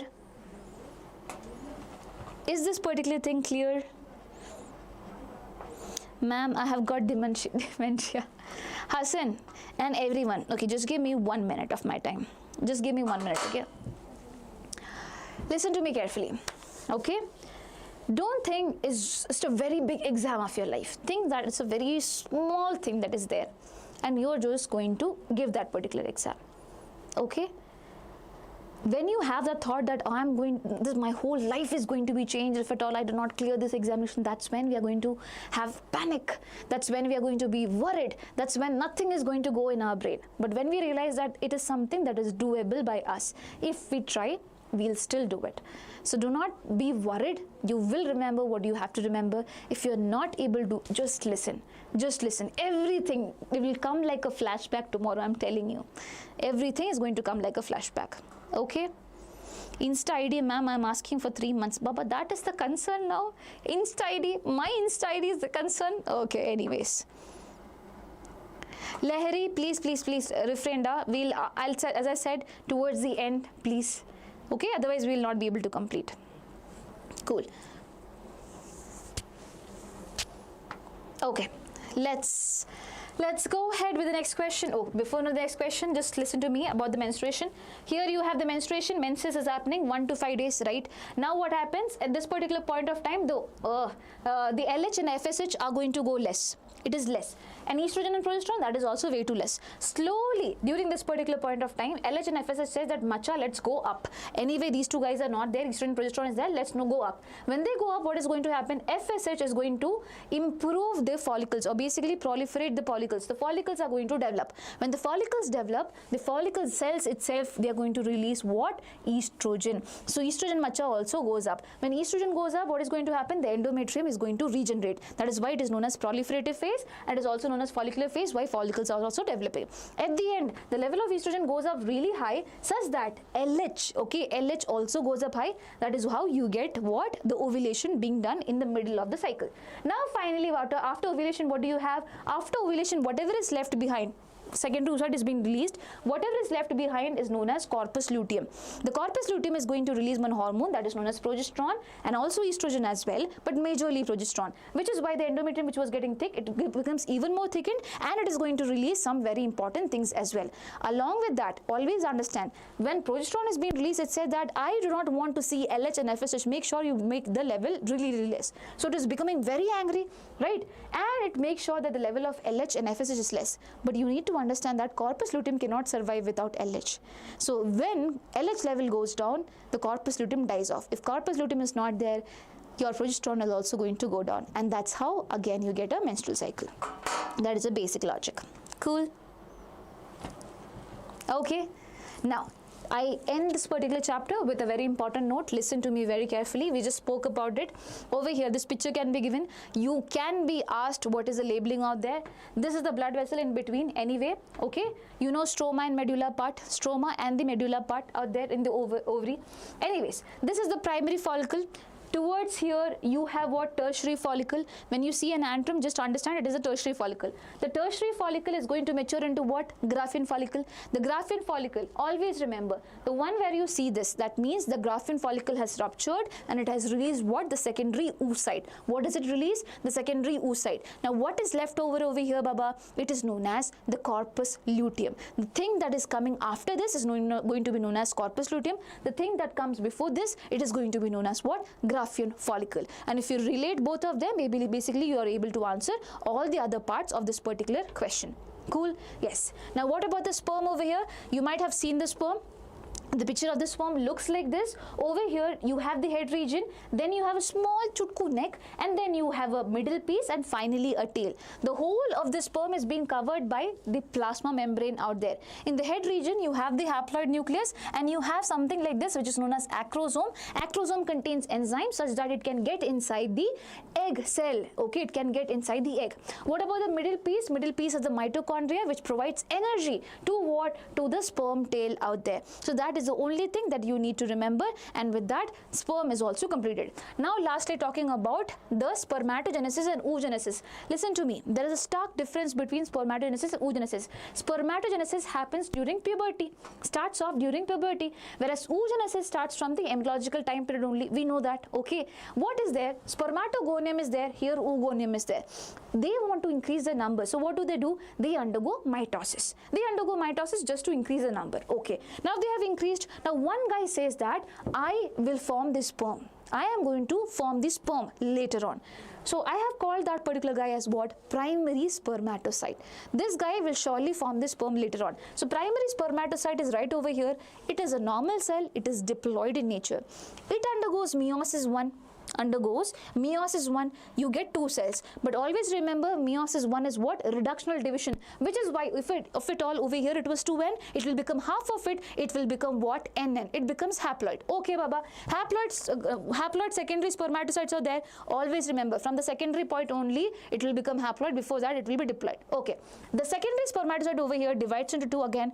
Here also divides into 2. Why? Because meiosis happens in 2 stages. At the end you get golu things. What is this golu things? This is spermatids. Sperms, are they golu? No, they are long, Baba. So spermatids are the immature ones. They are kids. Spermatids, they are kids. Now you want to make it mature. So what do? You make it convert into spermatozoa, which is the actual sperm out there. And this particular process which is there, okay, this particular process of conversion of spermatids to spermatozoa, kids, okay, to spermatozoa is known as spermiogenesis. Not spermatogenesis, spermiogenesis, okay. And finally the sperms will be released, that is known as spermiation, aviation, always know that, okay. But anyways, from one of the spermatogonia, basically I got 4 sperms, but that is not the case over here in the case of oogenesis. What is going to happen over here? In oogenesis, there is primary oocyte, Okay, the primary also tries to copy like this only. It is going to divide into 2 cells, but here things are going to change. When it divides into 2, it's unfair division, unequal division. One cell is going to be chutku. Okay, it is always haploid, the next cells, but one cell is going to be chutku, that is known as first polar body. The other one is known as secondary oocyte. The secondary oocyte again divides, okay, again undergoes meiosis just like this, but again unfair division. Again unfair division over here, second polar body and 1 ovum. So at the end of it, you just get 1 ovum. So always remember the ratio of it, you get 4:1 ratio. From 1 spermatogonia, Baba, you get 4 sperms, but here you get only 1 ovum. This is very important question. You can get numericals on the basis of this as well. Okay, you can get numericals over here, so make sure you know it. Got it? Is this particular thing clear? If yes, give me thumbs up. We'll move ahead with the next question. Ma'am, Insta ID please. Philomena Pereira. Is that's what important here when we have KCET examination tomorrow? Guys, I need a thumbs up. Without thumbs up, I don't understand anything. Okay. It's Samina. Can I manage the time by time is very less. It's hard to clear all the questions. Ma'am, okay, Sayeda is asking, hello ma'am, it's Amina. Ma'am, I can't manage the time. It's very less. It's hard to clear all the questions. I'm tensed. At least solve the questions from the high-weightage chapters, if you can. Okay? And you will be able to do it. Cool. Okay, which is that process that converts spermatids into sperm? Spermatids gets into spermatozoa, spermiogenesis. What do you call it? Spermiogenesis. Okay? Okay. Let's go. So, yes, as someone said, I need to do that. Okay. Let's go ahead with the next question that is there. Where is it? Yes. Guys, come on. Question number 19. Fill up the blanks in the following paragraph by selecting the correct options A, B, C and D. A, B, C and D. Dash methods work on the principle of avoiding chances of ovum and the sperm meeting. We have solved this question before. Let's try it out once more. Okay. Over here, what is a method that works on the principle of avoiding chances of ovum and the sperm meeting? And over here, you have got the option barrier, IUD, natural, surgical. We are not able to reduce that, so we go the other way around. Do not waste up your time if you are not able to get it. We go the other way around, we go to the next option. Dash is one such method in which couples avoid or abstain from coitus from day 10 to day 17 of the menstrual cycle. What is day 10 to day 17? 1 to 28 is a day cycle. So over here on the 14th, the ovulation can happen, but it's not sure. It can happen the 10th day, it can happen between the 17th. So basically 10 to 17 is highly fertile period. Over here, if someone abstains or says that no sexual contact is going to happen, it is known as what? It is known as periodic abstinence. Okay, during period it is absent. Periodic abstinence is what you call it. So basically these two options go wrong because over here B is not periodic abstinence. So I've got the answer. I will be getting the answer from here. Anyway, next one is another method in which male partner withdraws his penis from the vagina just before ejaculation. Just before ejaculation, if at all this is happening, you call this as what? Coitus interruptus. You're interrupting the coitus out there. You also call this as what? Withdrawal method. You also call this as withdrawal method. Anyway, it is coitus interruptus, and again both the options are correct, so I cannot reduce my answer. Last one. Method dash is based on the fact that ovulation and therefore the cycle do not occur during the period of intense lactation. Lactational amenorrhea. Lactation amenorrhea means a mother who is lactating, she will not be ovulating. If ovulation is not happening, do you think menstruation is going to happen? No. Ma'am, why is she not ovulating? Because the hormone which is making her produce milk, that is known as prolactin, that hormone does not allow FSH and LH to work. That is why ovulation is not going to happen. Okay, but again this is very risky. All the natural methods are risky over here. Anyways, it's known as lactational amenorrhea. Again, I have not got the answer, which is why I have to choose from here. Dash method worked on the principle of avoiding chance of ovum and the sperm meeting. Actually both of them, but according to the NCERT, it will be just natural method. Natural method works on the principle of this. It avoids chance of ovum and the sperm meeting. And also remember, why not surgical? Because in your NCERT it is written that it is the one that messes with the transport of sperm. Okay, the principle is not allowing the transport of sperm. That is the only thing, which is why the answer for this question is going to be C. It is going to be C, and that's all. I'm going ahead to the next question. I hope that is clear. If yes, give me a thumbs up. If yes, give me a thumbs up. I'll go ahead. Yes, perfect. Thank you. Artificial insemination means artificially you are inseminating. Inseminating means you are putting semen inside the body. Okay. Now listen, artificial insemination means artificial introduction of sperm of a healthy donor into the vagina. Of a healthy donor into the vagina, we do not know that. Let's keep it there. Introduction of sperm of a healthy donor directly into the ovary. Why will you put it into the ovary? Anywhere in the ovary, fertilization is not going to happen. So this is going to be wrong. Okay. Transfer of sperm of a healthy donor to a test tube. Why do you put it in the test tube? Again wrong. Transfer of sperm of husband to a test tube. Wrong. The only answer that is left behind is what? Artificial introduction of sperm of a healthy donor into the vagina. That is the answer for this particular question. Artificial insemination. It can be a donor. It can be the husband's sperm as well. Either way, that can be done. Okay, so I hope that is clear. Now someone is saying some stupid thing over here, which is why I have blocked them. Don't mind. Okay, next thing that is there is something related to this only. Listen to me. If at all we are saying that artificial insemination is being done inside the uterus, specifically you are mentioning inside the uterus. Okay, you call this term as IUI, intrauterine insemination. Here semen is placed directly inside the uterus. Please know the difference. Now the next thing that you have to be careful about, you are going to get one question at least from here, so make sure.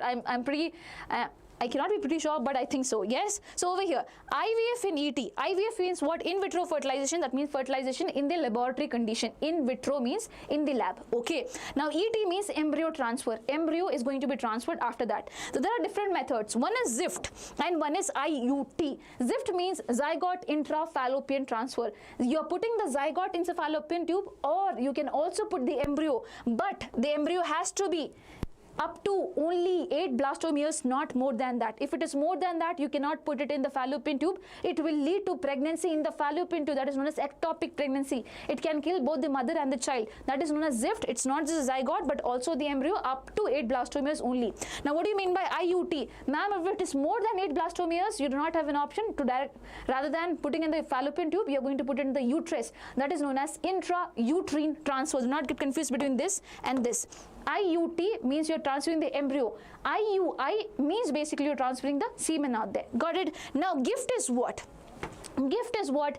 Gamete intrafallopian transfer. Suppose a female is there, female has all the conditions for a natural baby to grow up, but the problem is that, and fertilization also to happen, the problem is that she is not producing viable gametes. In this particular case, you have to take the gametes from someone else, but here fertilization is going to happen in vivo, not in vitro, inside the body, not outside the body. So please remember that. Now we have ICSI. What is ICSI? Intracytoplasmic sperm injection. You have the egg inside the cytoplasm of the egg, you are going to inject the sperm. This is known as ICSI. This process is used in IVF. This process is used in IVF. That's all, and you have got it. Is it clear? Is it clear?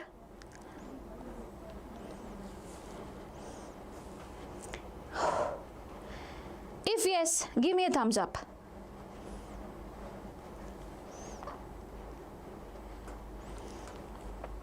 If yes, give me a quick thumbs up. Come on. Okay, perfect. Next one. Question number 21. Which of the following is a correct statement? You have to find which is the correct statement. IUDs once inserted need not be replaced. Do you think that is correct? IUDs once inserted need not be replaced. It can be replaced. That is not correct. Need not be replaced. What do you mean by that? That is wrong statement, right? You have to find what is correct. Next one. Government of India legalized MTP in 1981 with some strict conditions to avoid its misuse. Do you think it was legalized in the year 1981? Tell me. Whether I think it's wrong. It's wrong. IUD increases phagocytosis of sperm within the uterus. Does it? There are different type of IUD. Okay. One IUD is non-medicated IUD. That is known as lipase loop. Lipase loop. It is just put inside the uterus. Why? To create the environment hostile. It is to indicate that anything foreign which comes up, you have to kill it. So basically, lipase loop is not going to secrete anything. It makes the immune cells active. It says that you have to be active such that if anything comes up that is sperm, you have to kill it. That leads to, that is basically phagocytosis of sperm. So in non-medicated IUD, you do that. Second IUD that you have is copper releasing IUD. Copper releasing IUD means CUT, okay, or basically CU7, or basically you have multi-load 375. All of them, Baba, are copper releasing IUDs, where what is going to happen? The copper ions are going to hold the sperm's tail and say, the macha, you cannot move, you cannot do fertilization. So motility of the sperm and fertilizing capacity of the sperm is being reduced in what? In copper releasing IUD. Last IUD which is there is hormone releasing IUD. What do they do? Example is what? Levonorgestrel as well as progesterone. Levonorgestrel as well as progesterone. What do they do, macha? Do you know that? They do only one thing. That is, they do three things. One is they will not allow ovulation to happen. Second thing, they will not allow implantation to happen. Suppose fertilization has taken place, it will not allow the embryo to come and get implanted. Third thing, basically it creates a mucus plug over here in the cervix region such that the sperm cannot get in. Okay, that is the third thing that is going to happen. Example is what? Levonorgestrel and progesterone.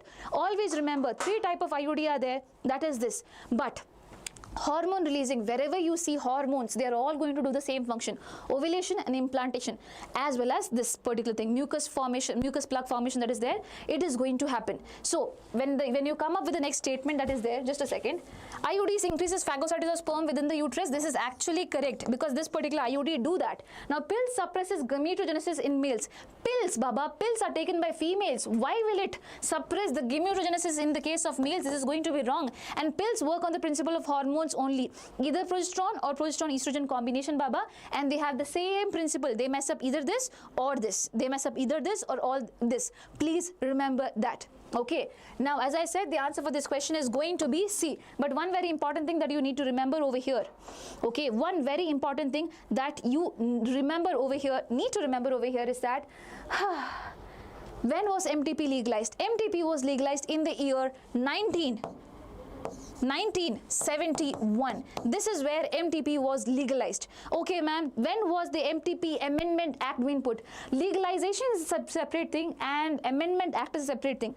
Legalization was done in the year 1971, but then people started using it so frequently and it led to female feticide, which is why, and also led to the death of the, for example, if someone who is underage gets pregnant, they go to some random doctors out there, okay, who probably might not be even qualified, and they do the process, and what happens? Basically, the girl who is there and the baby who is there, both will die. These cases were increasing way too much, which is why it was amended. A new act was being put down. So how do you remember the new act? It is basically, the year of that is, if this was 1971, you do +1, it becomes 20, and you do ulta of it, it becomes 17. So Medical Termination Pregnancy Amendment Act was being put in 2017, where it was said that if at all someone is performing MTP, medical termination of pregnancy, within the first 3 months, that means what? The first trimester, you need to get what you call permission from at least one medical practitioner. Okay, if at all someone is doing in 6 months, that means the second trimester, you have to take the permission from 2 medical practitioners, then only you can do it. Otherwise it is considered to be a crime. Got it? That is the thing. So until when can it be done? It can be done until 6 months, but until when is it safe? It is safe only until 3 months. Recommended is this, until 3 months. Please remember, this is very, very, very important. Okay, ma'am, what is permeation? Permeation means the movement of sperm outside the seminiferous tubules. That is known as permeation, aviation. Cool? Okay. So over here, please remember these dates. These dates are very, very, very important. Did you get it? Guys, are you getting it? If yes, give me a thumbs up. If yes, give me a thumbs up. Very, very important thing. In vivo means inside the body. In vitro means inside the lab.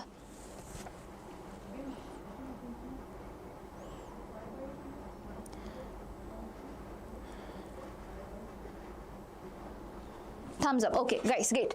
Now, this is clear. Now, one more very important thing. This was a question before. Family planning was introduced which year? 1951. So, always remember here 1971, MTP. 1951, 20 years before that, family planning.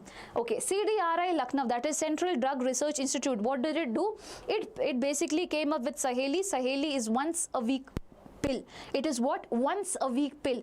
It is considered to be one of the safest pill out there. Why? Because it is non-steroidal. Usually the pills which are there, they are releasing hormones, right? Progesterone, estrogen and things like that. This is not like that. This messes up with the receptors, okay? On the receptors onto which estrogen comes and attached, no, they mess up with the receptor, which is why we say it is non-steroidal and basically once a week, not once in a month, it's once in a week pill, and it is non-steroidal as well. Please remember that. Cool. I hope this question is clear to you. And over here you have one more thing before we end up this particular chapter, and that is this, and that is this. Okay. So yes, it goes like this. Listen to me carefully. The world population and India's population. Okay, so usually they came up with reproductive and child health care program. Reproductive and child health care program is known as RCH. With the help of this particular program, they were able to control the population, but you know what? It was only marginal. It was only marginal. They were not able to control it totally out there. Please remember that. Okay. Now, the world population, if at all you talk about it, and also this, there are 3 years, that is 1900, 2000 and 2011.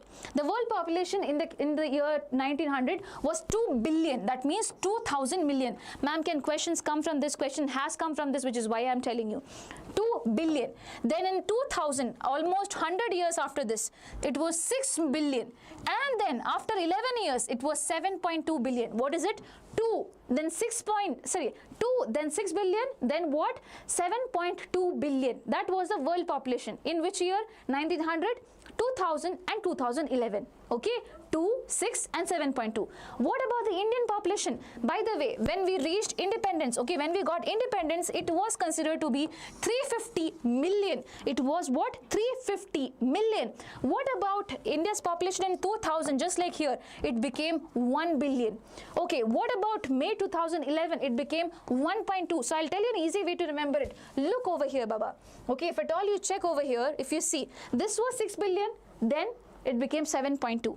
Just is like 1 billion was being added up, right? Sorry, 1.2 billion was added up. Similarly, over here also, it was 1 billion. 1.2 billion was being done over here. Just 1.2, you do not have to add 1 point. Anyways, okay, I'm confusing you guys. So 6 was there, 7.2 was happening over here. It was 1 over here, it became 1.2. That's all. Okay, and initially it was 350 million, not billion. 350 million. World population, on the other hand, was 2 billion. That means 2000 million. Got it? Okay, so that is there. Okay, the reasons why population growth was happening is that increased, population growth was happening because, you know, we have started providing all good things, right? We were providing mother good care, we were providing the baby good care. So the death rate which was there, it was decreasing.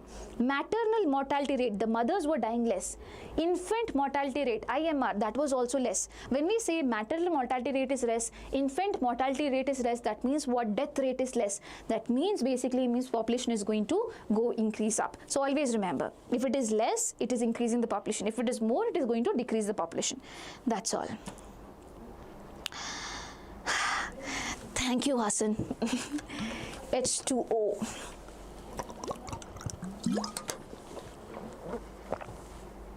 Clear? That 0.2 contribution was from India itself. Yes. So please remember that. Okay, so it was not 6.2, it is 7.2 over here. Here it is 1.2. Guys, give me a thumbs up if it's clear. Thank you so much, Rida. Thank you, guys. You are so cute. Okay, let's go ahead with the next question. Okay. Good evening, good evening. And according to 2011 also, please remember, it is like less than 2%. Is that what you mean by that? Yes, less than 2%. And this is a number. I do not want to explain much, but please remember the number. Anyways, so yes, ICSI is going to be in vitro, no? Baba, you're taking the egg outside and you're doing the process. So it is going to be in vitro, not in vivo. Okay. Question number 23, we are entering the new chapter, that is molecular base of inheritance, one very important chapter. RNA polymerase 3 is responsible for transcription of what? RNA polymerase 3 is responsible for transcription of what? Nishit, I guess you're very stressed, ma'am. You know what? You know what? I was literally, you should ask Ankit sir. My heart was beating like dug, dug, dug, dug. I don't know for what reason. Okay, but I was actually very worried about you guys. Anyways, let's hope that tomorrow's exam becomes really, really good. A. Okay, so A is the answer for this question. RNA polymerase 3 is responsible for tRNA transcription. Yes, the answer for this question is tRNA, and you guys are absolutely killing it. Listen to me carefully. The question was actually not like this. I changed the question. Okay, so it goes like this. We have 3 types of RNA polymerase. These 3 types of RNA polymerase are there in the case of eukaryotes, not prokaryotes. Prokaryotes has just one macha. Here we have 3 in the case of eukaryotes. RNA polymerase 1, the first priority is given to rRNA. So same letter, no RNA. rRNA. So first priority is given to rRNA. What types of rRNA? 28S, 18S, 5.8S. Ma'am, how do you remember? Everything is ending with 8888. So 28S, 18S, then 5.8S. Goes less. Okay. Now, second priority is given to hnRNA. hnRNA is what? The precursor of mRNA. If at all you remember, DNA transcribes to hnRNA, then it forms the mRNA, right? So this transcription to hnRNA is being done by what? RNA polymerase 2. Now, RNA polymerase 3, which is there. RNA polymerase 3 and T sound similar? So this is the one that helps in the transcription of what? tRNA, and also snRNA. What do you mean by snRNA? Small nuclear RNA. Okay, and also one type of rRNA. But ma'am, you said rRNA is over here. Yes, but everything was ending with 8. No, one guy is there which is not ending with 8, and that is 5S rRNA. So 5S rRNA is being basically transcribed with the help of RNA polymerase 3. Use this logic and you will get your answers. Is it clear? Is it clear? Macha, when is KCET exam? Macha, tomorrow. Nah, what a question. Okay. If yes, give me thumbs up, guys. If it's clear.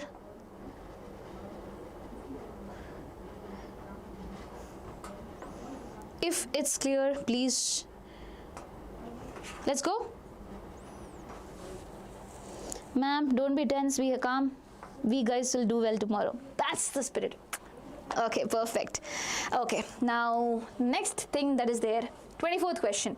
In the given figure of the lac operon and operon for the inducible enzymes, identify the components and the enzymes. This question we have already done, but yes, we need to do it once more. So over here, you have got the option. Listen to me very carefully. Listen to me very carefully. So you have got E1, E2, E3, and over here you have got an mRNA. mRNA is coding for something. mRNA is coding for something, and some other guy is coming and joining over here. What is what? So the easiest way to recognize or basically get the answer is what? Understand this. Always the first enzyme is going to be what? Beta galactosidase. It is going to be beta galactosidase. So if at all I see E1 over here, yeah. Okay, E1 over here is going to be beta galactosidase. So this option is going to go wrong. Okay, E2 is going to be what? It is going to be permease. That increases the permeability. So it is going to be permease. Again, this particular option goes wrong. Okay, E3 which is there, it is going to be transacetylase. So both the options are like that. So I cannot deduce my answer. So first one, beta galactosidase. Second one, permease. The third one, transacetylase. Okay, ma'am, what about this then? What is X and what is Y? So listen to me very carefully.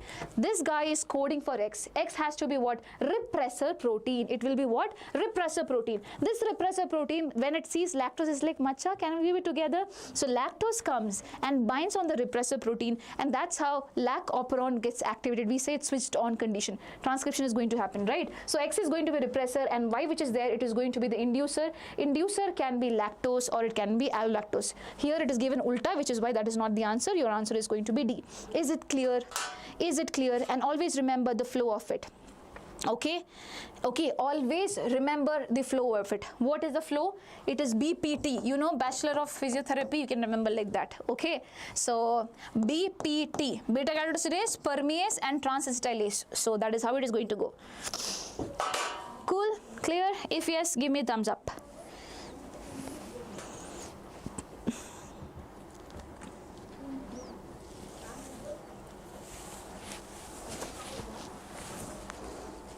Okay, thumbs up. Don't say yes, no, just give me thumbs up.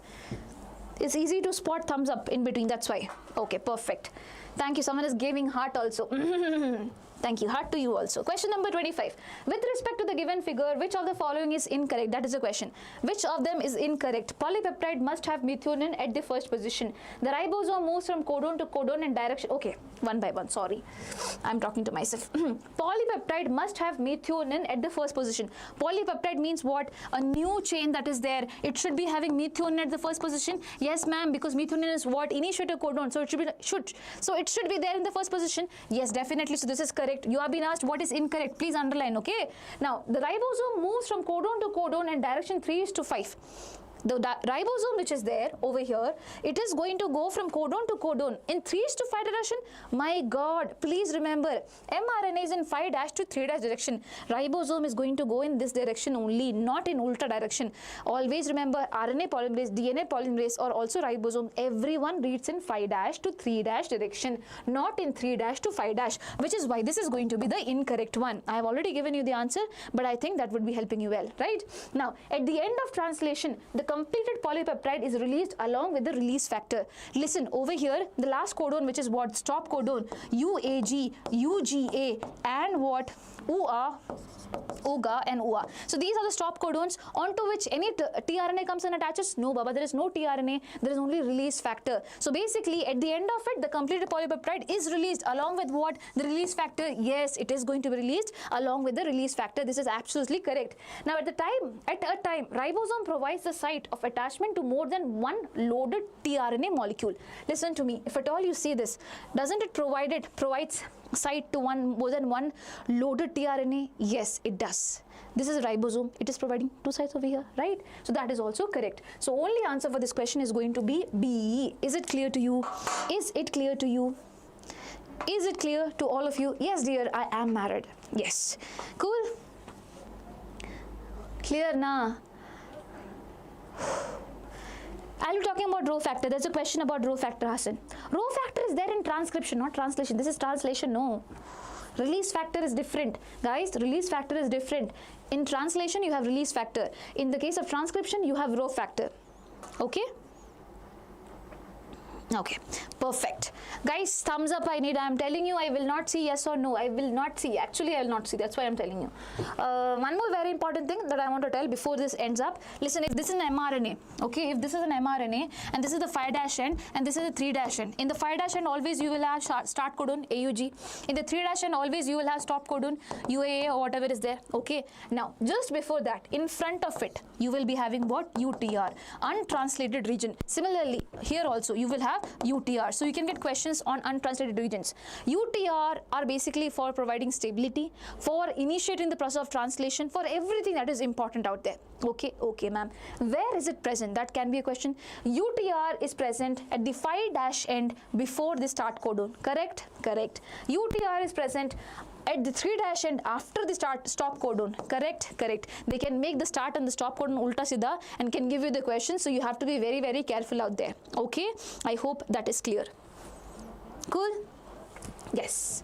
Now, we go ahead with the next question, question number 26. The given figure represents the process of transcription in bacteria. Now, you can tell me about transcription over here. So, this is the figure that is given to you. Okay, this is DNA, this is something else, and this is something else. You have to choose what is what. You have to choose what is what. Come on. What do you think is the answer for this?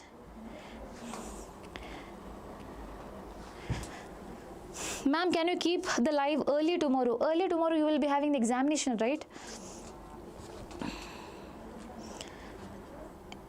Ma'am, once again tell the short of UA. Okay, so it's UA, UGA, and UAG. UA, UAA, UGA, and basically UAG.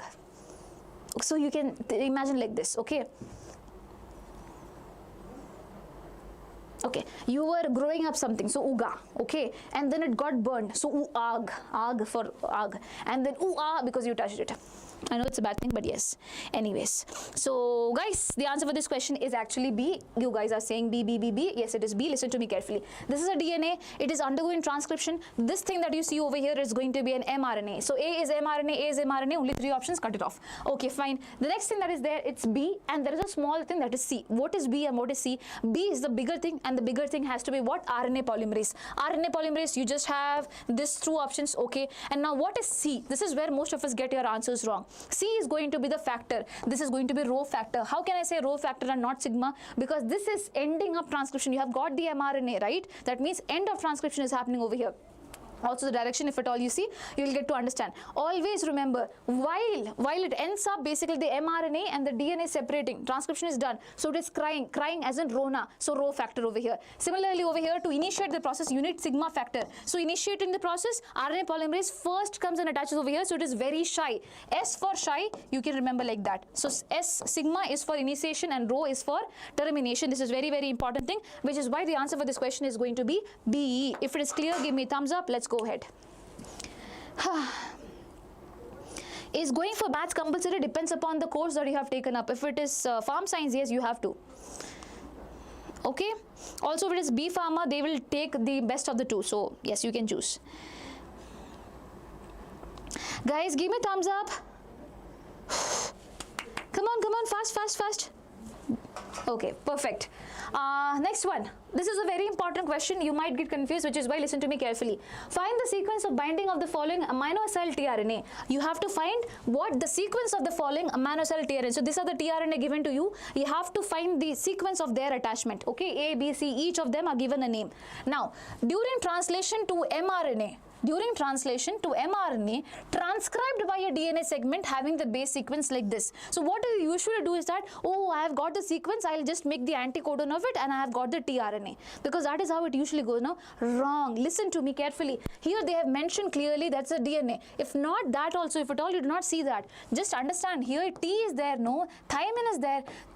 If T is there, that means it is DNA, because in DNA you have thymine. In the case of RNA, Baba, you have uracil. So this is still a DNA. You have to first make it into mRNA. The mRNA is something that is going to get translated. So how do you do that? You can do in a conventional way. You can do that in the conventional way. If at all we try that, let's try it up. Okay, listen to me.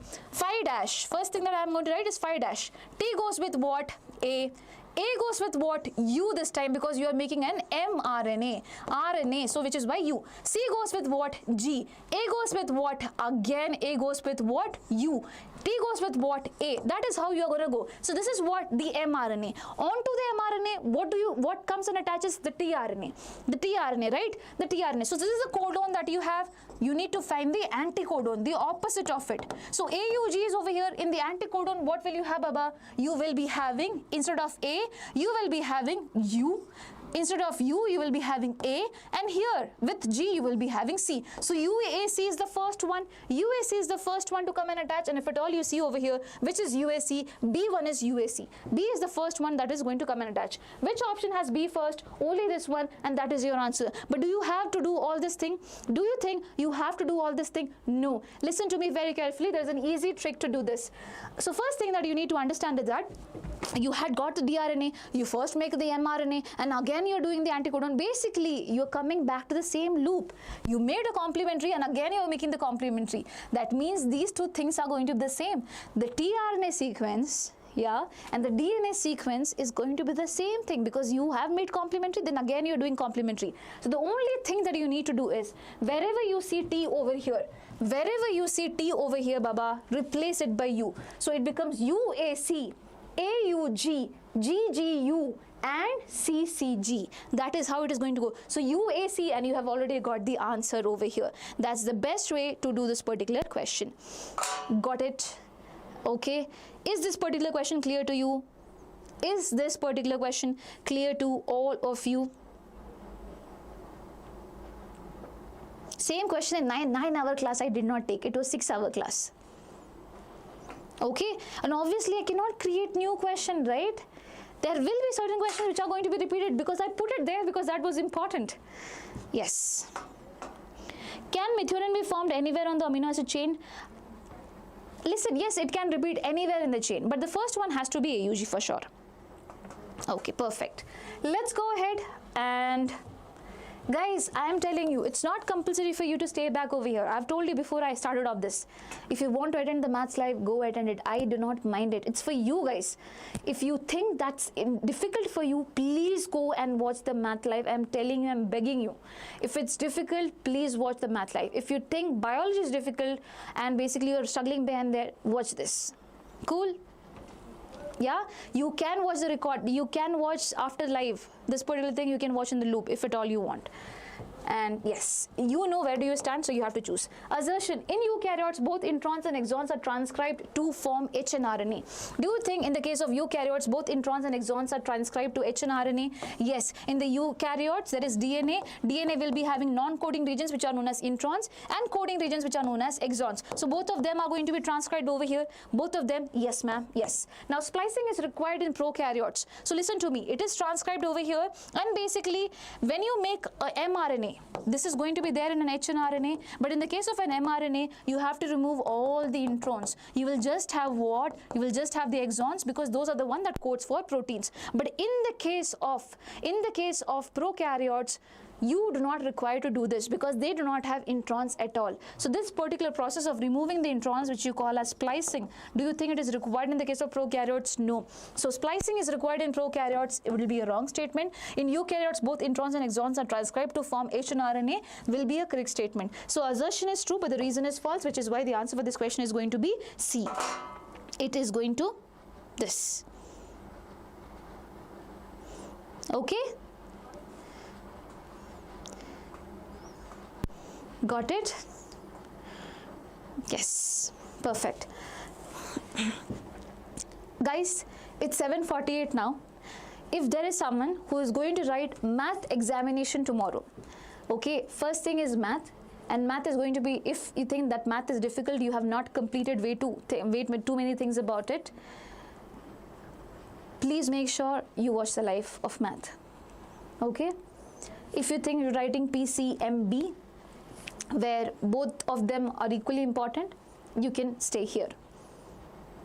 Cool? This is for you guys. This is not for views, which is why I'm openly telling you. Cool? Yes. Ma'am, I can't understand, they gave an mRNA or DNA, how to convert it into RNA or DNA. It's very simple. No, if at all mRNA is given, I mean, I didn't get your question, sorry. If DNA is there, it will be having 2T. It will be having thymine. If it is RNA, it will be having basically, okay, I'll give you a sequence.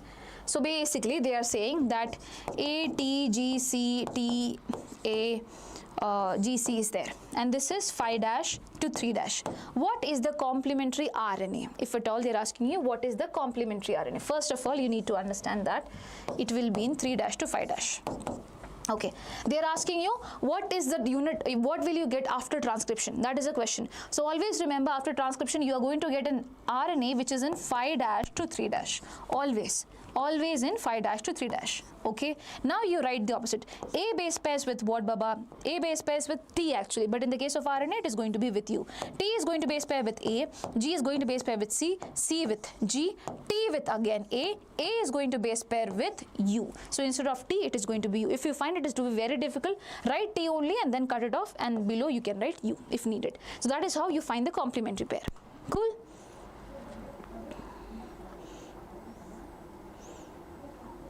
Yes. Okay, next question that we have over here is question number 29. Guys, by the way, I have solved more questions if at all you can. If at all you can, there is a top 100 question PDF that is there available in the channel. You can just refer to it, just read it out whenever you have time. Okay, I have solved more questions.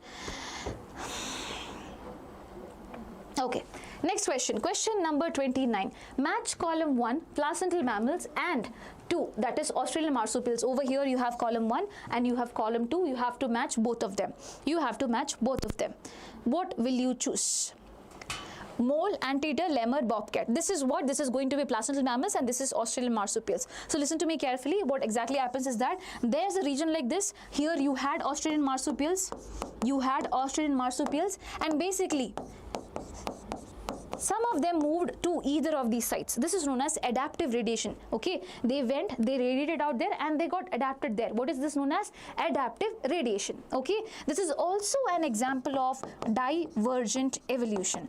Why divergent evolution? You always remember, in divergent evolution you have a common ancestor. From this common ancestor you are going to diverge. From this common ancestor, Baba, you are going to diverge. That is known as divergent evolution. Okay, now the next thing that is happening there, these were Australian marsupials. Just think, in the same area suppose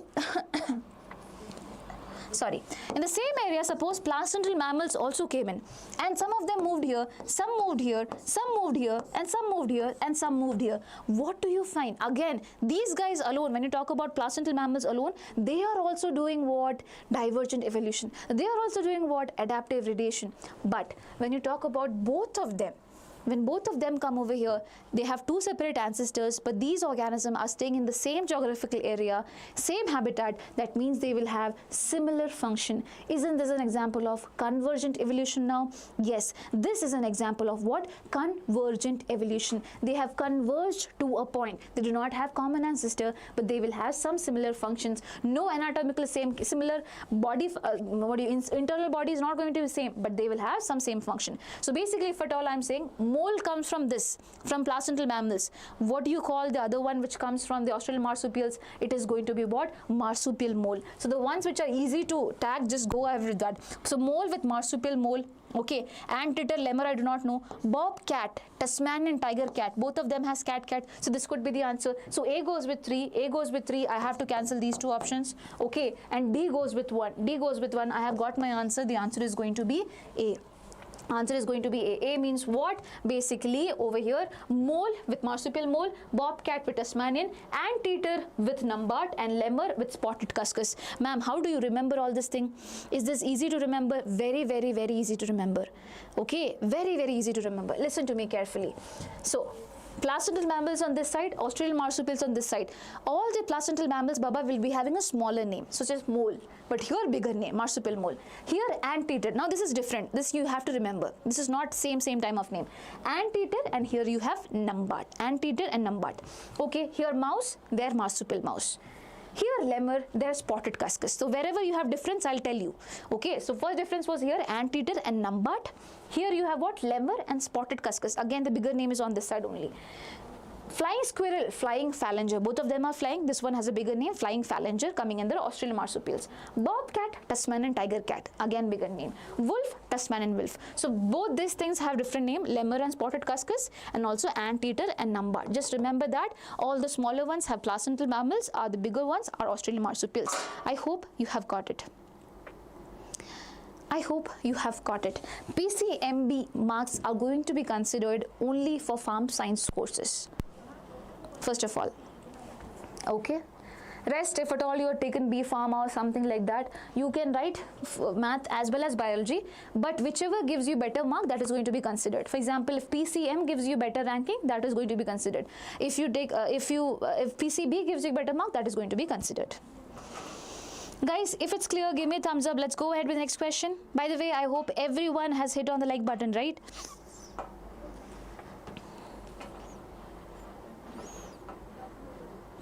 Uday, thank you so much, Da. Okay. Okay.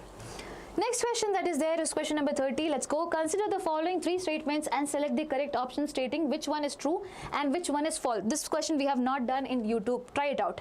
Some land reptiles went back into the water to evolve into fish-like reptiles probably 200 million years ago. So there were land reptiles. They moved into water to become fish-like reptiles almost 200 million years ago. Do you think that is true? That sounds skeptical. That could not be true. That is actually true. That is actually true. And the reptiles which went into water is known as ichthyosaurus. What do you call them? Ichthyosaurus. You call it ichthyosaurus. Cool? I hope that is clear. The next one which is there, what is percentage question? We'll come back to it. Aryan, if at all you can, just wait for some time. Once the class has been done, I'll take the doubts. Okay? Yes. Now the first mammals were like shrews. So always remember farm.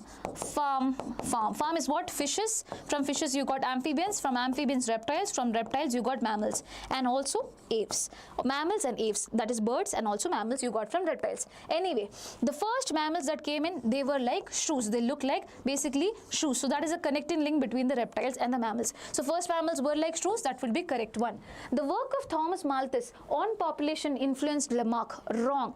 Thomas Malthus was a person who influenced Darwin, not Lamarck. Okay, he influenced what? Darwin and not Lamarck. This is why this is going to be wrong. So Thomas Malthus and Darwin, they were friends, not Lamarck. Lamarck was the giraffe snake guy. Because that is going to be totally different. So TTF. So true, true, and then false. So your answer is going to be C. Always remember that. And also one more very important thing, just like how you have shrews in between reptiles and mammals, you also have lobe fins, okay, lobe fins or coelacanth, or what, coelacanth over here between fishes and amphibians. So there were fishes are in water, right? Just suppose, just imagine a fish is there which is having fin, but the fin is very thick, okay, thick. With the help of this thick fin, it can move around on the land as well. And that is how you have got the amphibians, which can live both on the land and the water. Those are known as lobe fins, or basically coelacanth. Cool. Guys, is it clear? Guys, is it clear to all of you?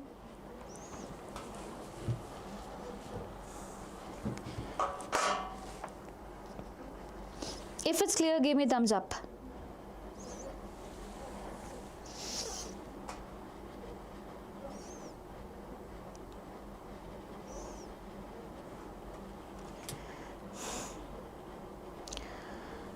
Okay, so yes.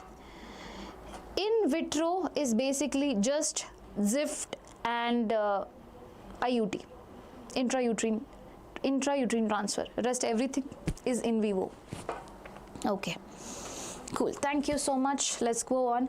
In a population of plants, okay, this is something that again probably you might be confused. Please no, please no, please no. This is important. In a population of plants, some were extremely tall and remaining were extremely dwarf. No plants of the population showed intermediate height. The type of operation of natural selection in the above case is what? The type of selection in the operation in the above natural selection is what? Baba, listen to me. Over here, tall and dwarf. Tall and dwarf, tall and dwarf. When I am saying that some were extremely tall and some were extremely dwarf, that means both of them are selected, right? This is known as disruptive. What do you call this? This is known as disruptive selection. So the answer for this question is going to be A. If at all they are saying that in a population only dwarf are selected, one extreme character is selected, that means it is going to be directional. It is moving towards only one direction. Suppose I am saying neither of them were tall or dwarf, basically intermediate character was being seen, the middle character was being seen. This is going to be what? Stabilizing. This is going to be stabilizing. D would be the answer in that particular case. But here that is not the question. Here it said extremely tall, extremely dwarf, both of them are selected. This is going to be what? Disruptive selection. I'll tell you. Okay, there is one more very important thing that is there. I'll give you an example. I saw this question in NEET and I think it's important for you also. It was like babies which were there, okay, they were usually around 2 kgs or they were 5 kg or they were what? 5 kg. This was the usual thing, okay. But it was found that there were babies being born who were around 3 kg. What type of selection is this? Guys, you can try it out. Okay, it was usually seen that 2 kg babies were there and 5 kg babies were there. But later on it was found that 3 kg babies were also being born. What type of selection is this? What type of selection is this? Shweta, that's so sweet of you. Thank you. I'll drink water. Ma'am, thank you, Nishit. Guys, thank you for taking care of me. And guys, please do not talk amongst each other. It's so sad to see that. And okay, stabilizing, ma'am. Thank you so much, Hassan. It will be stabilizing. Why stabilizing? Because neither of the extreme characters are selected. Only the middle character, intermediate character is being selected out there, which is why the answer for this question is going to be stabilizing in that particular case. Okay, over here it is definitely not, but I'm just telling. And Ben Maria also said stabilizing. Good, good, good. Minu Mohan and Navya. Okay, those of you listening, thank you so much. Tanmaya and Tushi and everyone. Perfect. Omkar and you. Perfect. So that is disruptive. Please remember it. And next question that we have is question number 32. Again, this question we have solved before. If the frequency of dominant allele is 60%, find out the percentage of heterozygous individual in a population. If the frequency of the dominant allele is what, Baba? It is 60%. It is what? 60%. Find out the percentage of heterozygous individuals in the population. What do you think is the answer for this? What do you think is the answer for this? Any idea? Always remember, I'll solve this question only one time. Please listen to me carefully. Okay? Dominant and recessive. Dominant is represented by P. Recessive is represented by Q. And I am saying that the frequency of dominant allele is what? 60%. 60% in decimal points, Baba, we can write it as 0.6. What can we write? 0.6. Okay. Ma'am, why are we doing all this thing? Because we have been asked about the frequency or the percentage of heterozygous individuals. So, Baba, if at all we normally talk, if we have capital A and small a, capital A is considered to be dominant and small a is considered to be what? Recessive. If I say the dominant ones are represented by P and this is represented by Q, and I am asking about the heterozygous individuals. Heterozygous means the one who will be like this in the population, the one that have both the alleles. Homozygous dominant means what? The one who will be like this. Homozygous recessive means what? The one who will be like this. You have to find how much percentage of organisms are like this. So for that, I need to know about Q also, right?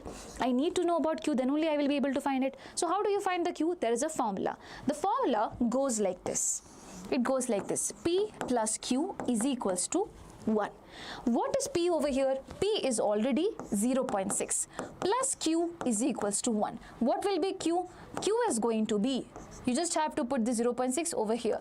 So 1 minus 0.6. What is going to be Q? Q is going to be 0.4. I have got Q is what? 0.4. That means basically 40%. Anyway, I do not need to know about that. I have got my number. So ma'am, now only one thing is left, and that is what? I'll just multiply 0.6 into 0.4. It comes out to be 0.24. That means 24%, and 24% is the answer. I do not have 24%, but sometimes it is usually given to you. Listen, that will not be the answer. How you will get your answer? There is a formula again. P square plus 2PQ plus Q square. That is basically A plus B whole square. You might have basically you might have basically studied about it before, right?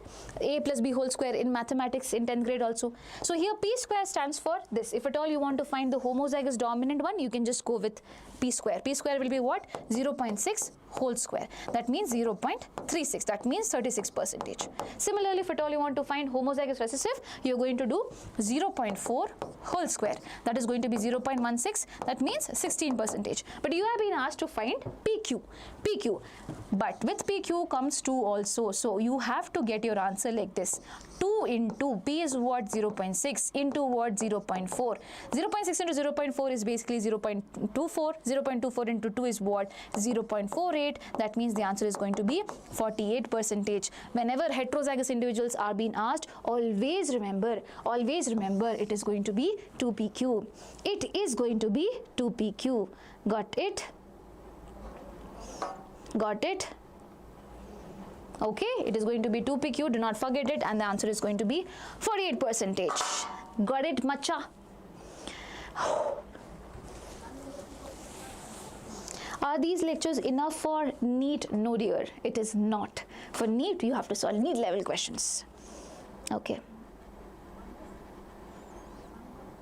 Oh, Lakshmi, you seem very friendly. Thank you so much, dear. Ma'am, you're explaining awesome. Thank you, thank you, thank you, thank you. Voice, Baba, you increase the voice. Okay. Anyways, let's go ahead. I hope this question is clear. 48%. Do not mess it around. Do not do anything wrong. Please make sure whenever you get these type of questions, go slow. Go a bit slow. You will get the answer. Yeah, I have got the thumbs up. So let's go ahead with the next question. This is a very easy question. Do not get it wrong. Consider the following setup about Miller's experiment and select the correct option regarding it. So this is the following setup where you have A over here. If at all you're not able to see it, I'll write it. This is basically A here, and they have mentioned B here. Okay, the B does not look like B, but anyway, and this is D over here, and this is C over here. So you have to find what is correct option. Again, you have been asked about correct, so please underline that. Okay. A is boiling water and NaCl. Do you think that is correct? Ma'am, boiling water is correct, but in primitive earth there was no sodium chloride, no, NaCl was not there. So this is going to be wrong. Okay, what about B option? B is this. B here means gases. The gases which were there in the primitive earth, what? Ma'am, it was CH4, methane, correct. Ammonia, NH3, correct. H2O, correct. What about N2? Nitrogen gas was also there. No, Baba, it was H2, not N2. So this is also going to be wrong. What about C, Baba? C is where everything is going to be found. With the help of this inorganic things, you got the first organic thing. Stanley Miller, with the help of his experiment, he was able to find out this organic thing in the water. What was this organic compound? This was actually amino acid. Don't go and write RNA, DNA, things like that. He was able to find only amino acid. The other people who were there, okay, the other scientists who were there, they came up with RNA and stuff like that. In Stanley Miller's experiment, only amino acid. So water containing organic compound, is amino acid an organic compound? Yes. So that is correct. Now D is 900 degrees Celsius. D is 900. Do you maintain 900 degrees Celsius? No, Baba, you maintain 800 degrees Celsius. And this environment is reducing environment. There is no oxygen. So if at all you go and write oxygen is there, I'll kill you. Okay, no oxygen. No oxygen, and it is 800 degrees Celsius over here. And please remember, from the inorganic things you get the organic thing.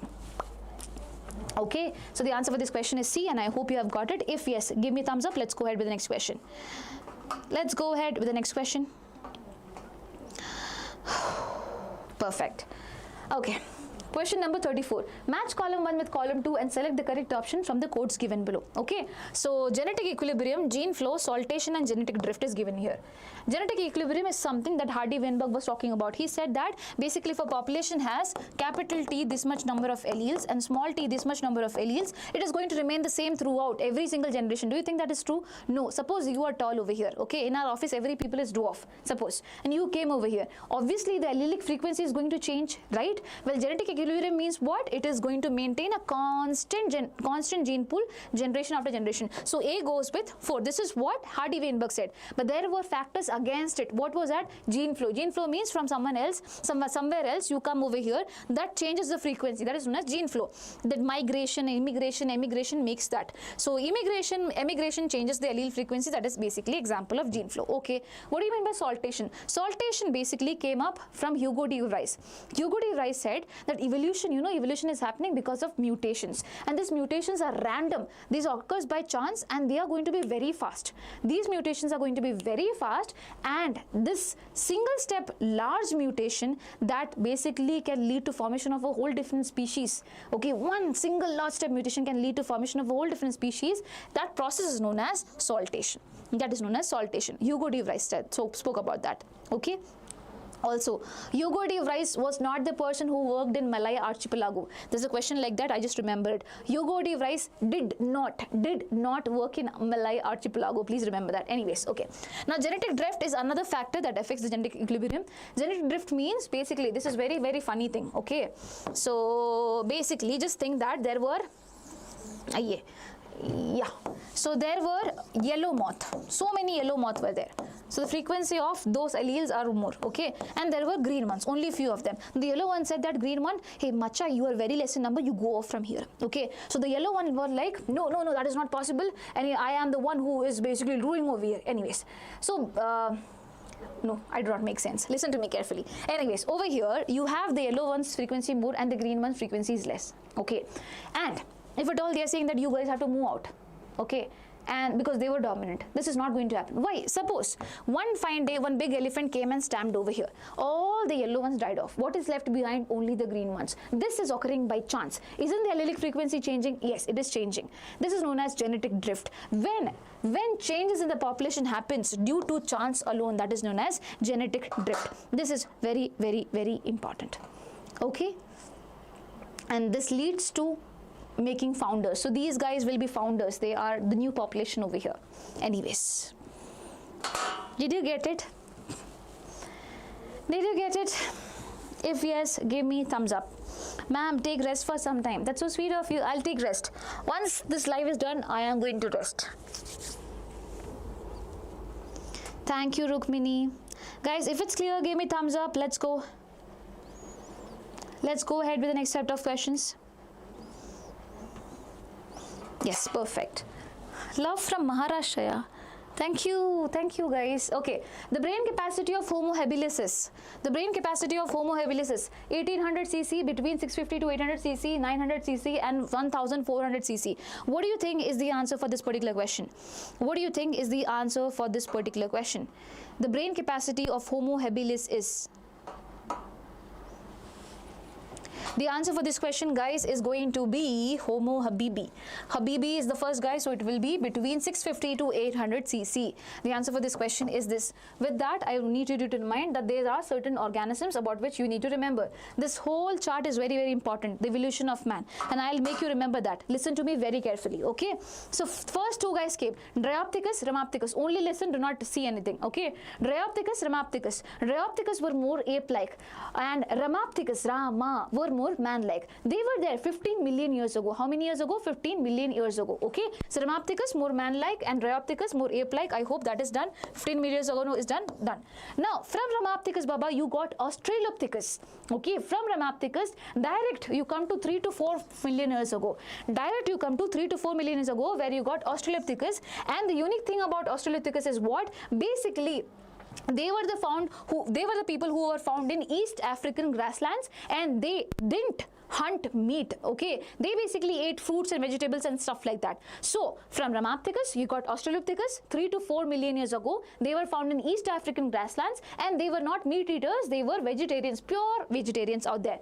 Now listen to me. From Australopithecus, you got the first human-like hominid. The first human-like hominid, the first habibi out there, you call them as Homo habilis. Homo habilis, okay? And please note over here, okay, so over here I have actually mentioned the ear, but there is no ear being mentioned, so you do not need to remember. In Homo habilis, there is no ear being mentioned, okay? Please understand that, okay? And they were the first human-like hominid, very important. They were also vegetarians. They only ate fruit and stuff like that. They used weapons, but only for taking down fruits. Anyway, from here you had the brain capacity being mentioned. So it was 650 to 800 cranial capacity, 650 to 800. So first human-like hominid, and 650 to 800 cc is their cranial capacity. That is Homo habilis. From Homo habilis, you got Homo erectus. They are also known as Java men because their fossils were found in Java, Indonesia. Anyways, Homo erectus was the one who could stand erect, and they started eating meat, okay? They started eating meat, and also understand the cranial capacity has now increased. It was 650 to 800 cc before, now it has come to 900 cc. It became 900 cc plus 100 you do. And always remember, they were found 1.5 million years ago. So for 15 million years ago, then 3 to 4 million years ago, then directly skip Madi, come to what? 1.5 million years ago. And finally, from them, from Homo erectus, you got two things. One was Neanderthal man, and the other one was Homo sapiens. So both of them were developing, but the first guy to develop was Neanderthal man. And Neanderthal man, Baba, are the ones which have the highest cranial capacity. It is 1,404, okay? 4, not 6. So 400 cc, 1,400 cc was the cranial capacity. And since they had a lot of their brain, they had emotions. They started burying their dead and also covering their body, okay? That is a unique feature about them. And they were found almost 1 lakh to 40,000 years ago. 1 lakh to 40,000 years ago, that is about Neanderthal. Now, as I said, during the same period, Homo sapiens, that is us, we were also developing. Almost 75,000 to 10,000 years ago, we were also developing. There is no mention about our cranial capacity and stuff like that. We were basically the ones who went behind development and stuff, okay? So always listen, I'll just repeat it once more. Dryopithecus, Ramapithecus, both of them 15 million years ago. Ramapithecus more man-like, Dryopithecus more ape-like. From Ramapithecus, you got Australopithecus, almost 3 to 4 million years ago. The unique thing about them is they were found in East African grasslands, and they used weapons for eating fruits, okay? From Australopithecus, the first human-like hominid, habibi, Homo habilis. Ear not mentioned, but the cranial capacity is what? 650 to 800 cc. Now the cranial capacity increased in what? Homo erectus, the one who started erect, the one whose fossils were found in Java, and the one who ate meat. It was 800 cc, and they were found almost 1.5 million years ago. Then from Homo erectus, you got Neanderthal man and also Homo sapiens. Neanderthal man had their cranial capacity increased to 1,400 cc, and Baba, they started burying their dead and using hides to cover up their body, okay? And they were found 1 lakh to 40,000 years ago. 1 lakh to 40,000 years ago. Parallelly, Homo sapiens were also developing 75,000 to 10,000 years ago, and we are done with that. Evolution of man. Okay, Drahens is a shortcut. Yes, Drahens is a shortcut for that. D-R-A-H-E-N-S. Drahens. Cool? Clear? If yes, if clear, give me a thumbs up fast. If clear, give me a thumbs up really, really fast. Let's go ahead.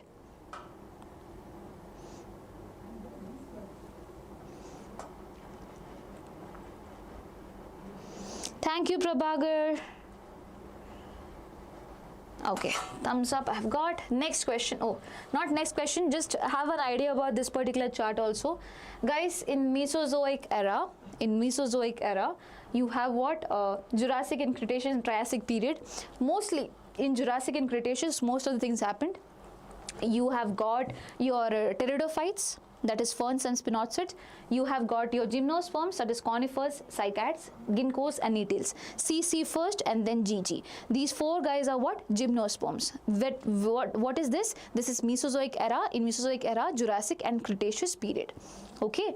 So first you got the pteridophytes, ferns, and then this, and then gymnosperms. First this, then this. From gymnosperms, Baba, finally you have got the angiosperms. They started off with dicots. Then the next one, okay, Cenozoic era, you have got the monocots. So angiosperms started from here. You got the dicots first, then you have got monocots, and they came from gymnosperms. So please remember that basic thing. If at all you get it, you can have your marks. Is this important? Very important. Questions have come. That's why I'm telling you. Okay. Listen, we cannot. If someone is saying that they can guess all the questions out there, it will be totally wrong to do that. No one can guess KCET questions. Can be anything, but yes, more chances. Concepts will be repeated, and you have to remember the concepts. I hope this is clear. I hope this is clear. Someone is saying, I love you, Jasmine. Oh my God. Okay.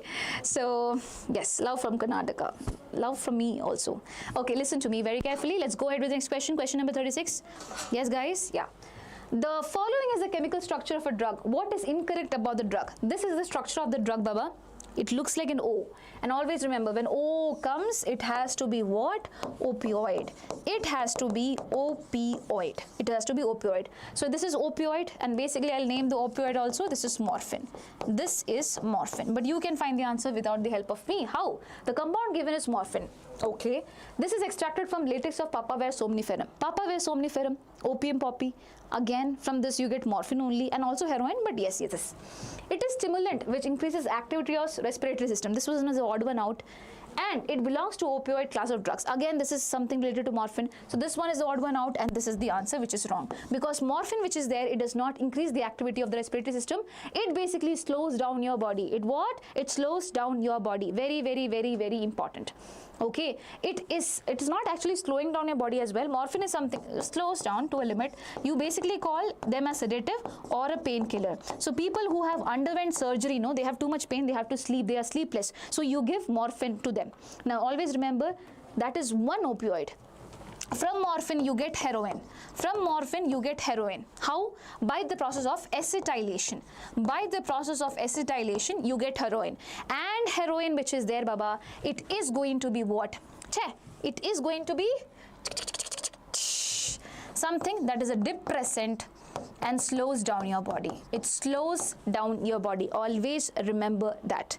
Okay, it is the one that slows down the body. And one more very important thing, it is also known as smack. When you're depressed, you feel like hitting, no? So smack. And also, Baba, it is also known as diacetylmorphine. Why? Because it has underwent acetylation. So please remember these few things. Okay, so the answer for this question is C, and I hope you have got it. There is one more structure where something like this could be seen. Something like this over here. That is cannabinoid. That is what? Cannabinoid. Always remember. Cannabis sativa. Cool? From guys, thumbs up, thumbs up, thumbs up, and then we'll go ahead.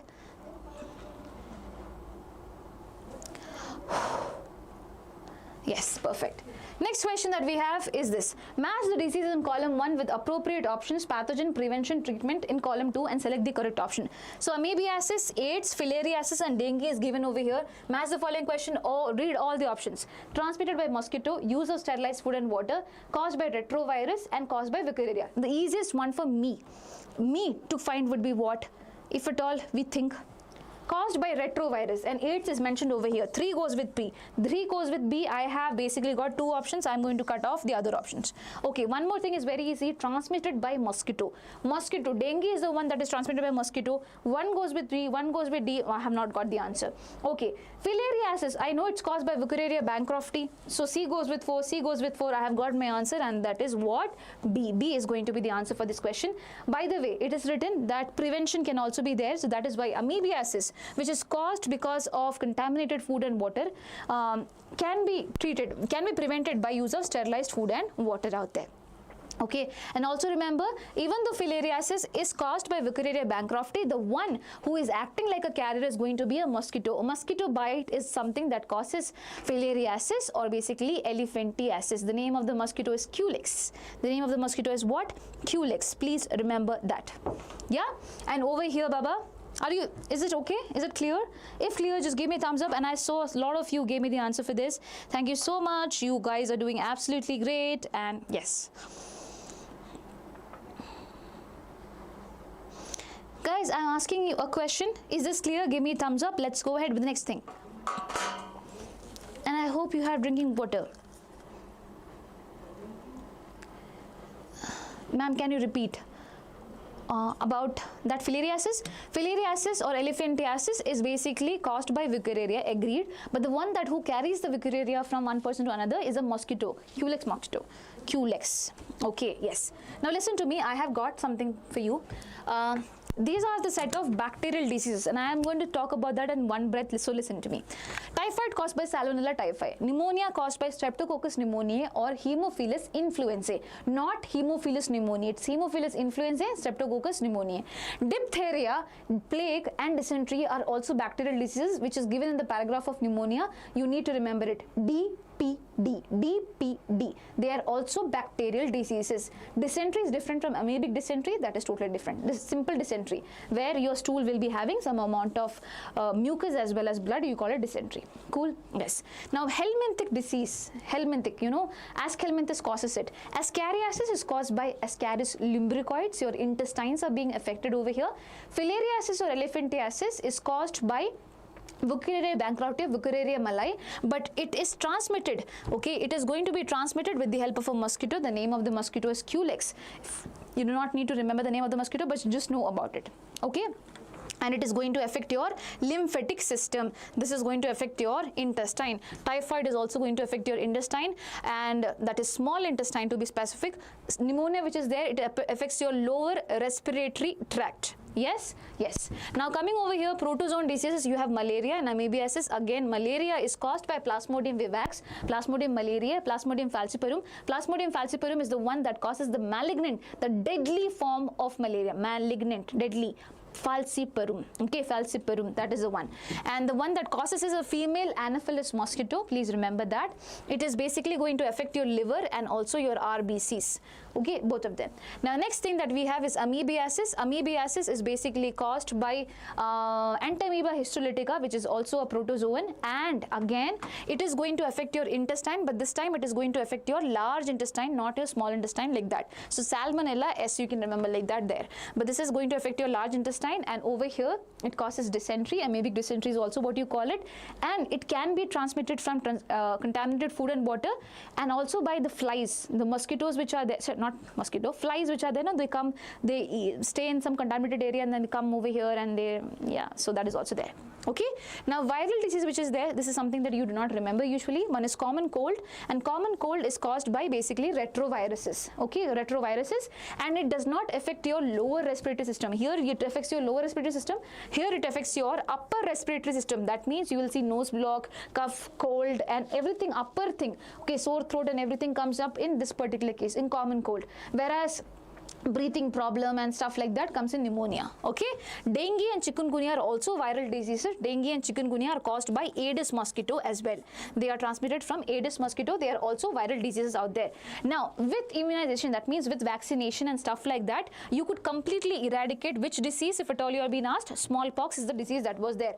Infectious diseases like polio, diphtheria, pneumonia, and tetanus have been controlled to some extent by vaccines. This is general information, but yes, these are things that you need to remember. Always remember, this is part that you forget.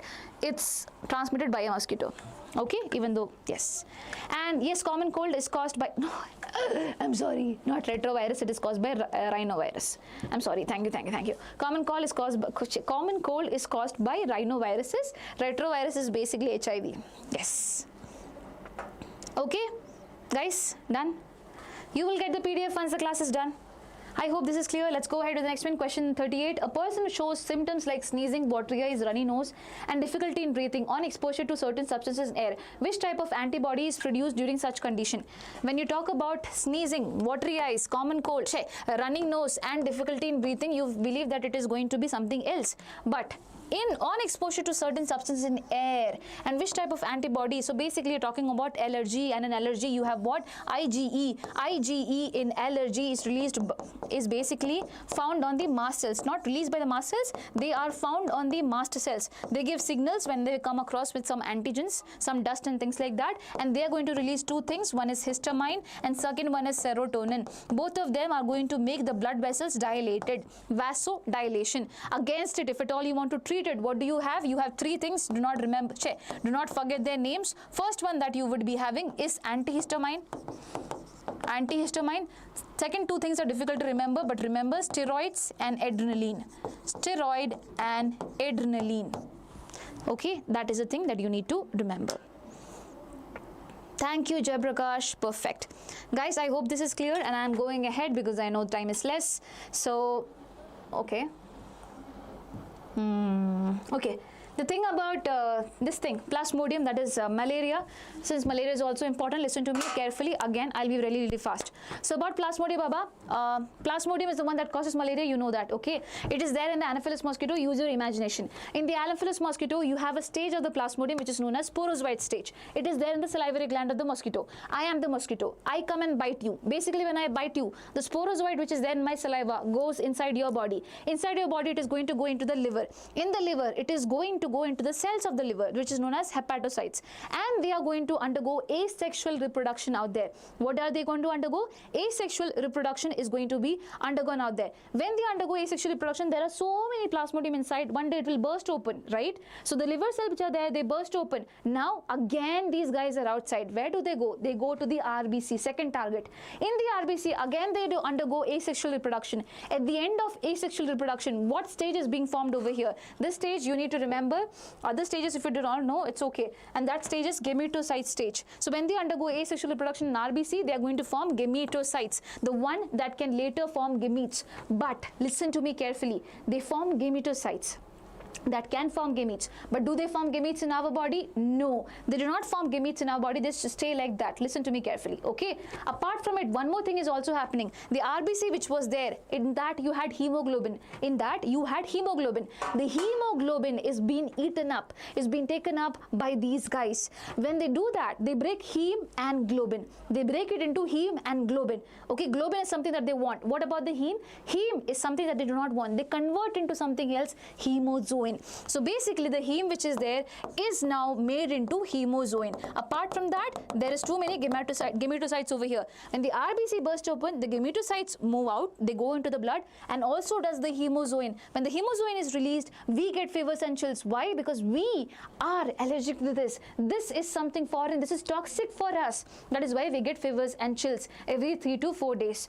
And basically now the gametocytes are also outside, right? What happens? Again a mosquito comes. I come and drink your blood. What do I take in? I take in gametocytes. The gametocytes which are there of the mosquito are now going to go in the gut of the mosquito. I am the mosquito. It goes into my gut. In the gut of the mosquito, the gametocytes are going to form gametes. The gametes are going to do fertilization. So sexual reproduction happens only in the gut of the mosquito. Always remember. And after that, they will form the sporozoite, which again will be coming from here to here in the salivary gland, and the same thing processes goes on. So in which stage does it affect us? Sporozoite stage. In which stage? Sporozoite stage. In which stage does it leave our body? Gametocyte stage. What does it produce? Hemozoin. Please remember that. Okay. Where does sexual reproduction happen? In the gut of the mosquito. First place to attack, liver cell. Second place to attack, RBC. And that's all. Is it clear? If yes, thumbs up. If yes, thumbs up.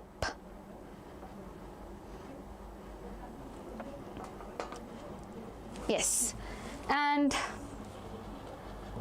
okay, now you have got certain drugs. After I speak about drugs, everyone who have mathematics compulsorily have to go from here.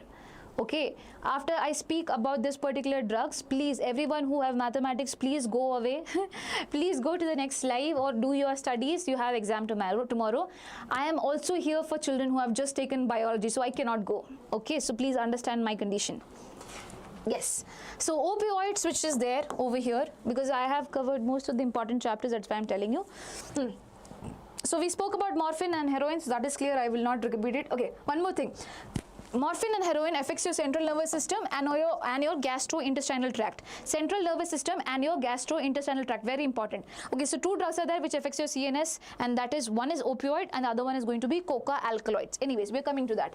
Now we have cannabinoids, the second thing, which you get from cannabis sativa, and as I said, whenever you see something like this, just understand it is going to be cannabinoids, and basically this particular picture is of a leaf of a cannabis sativa. From cannabis sativa you get everything, that is what? Basically marijuana, hashish, charas, ganja, everything.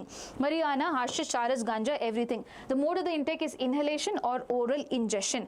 Intake is what? Inhalation, or you can orally inject. That means you eat it up. And basically you get it from cannabis sativa, as I told you, and it affects your cardiovascular system. The only one to affect your cardiovascular system is going to be cannabinoids. And this is a drug that is being abused by sports person. This is a drug that is abused by sports person. Okay? Okay, this is a drug that is abused by sports person, so please, please, please remember that. I hope that is clear. That is about cannabinoids. This is unique thing. This is unique. This is unique. You can get questions based on that, and the one that affects this is also that. Cool.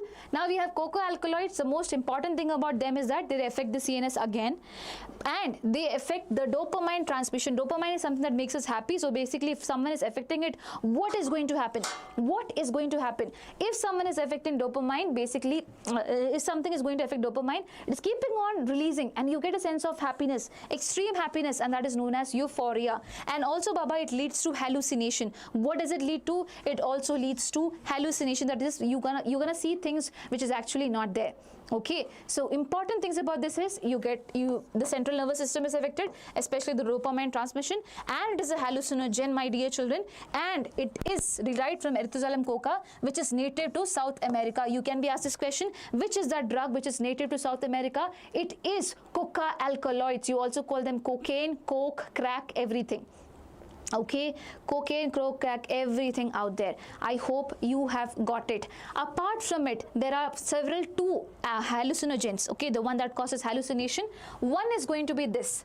One is going to be this, that is Atropa belladonna, and the other one is going to be datura. Atropa belladonna, and the other one is going to be datura. Very, very important. Okay, so three things causes hallucination. One this, and you have your coca alkaloids or cocaine. Now listen to me very carefully. This particular picture that is given is of datura. The funnel shaped flower is of datura. Do not forget it if at all they are asking you.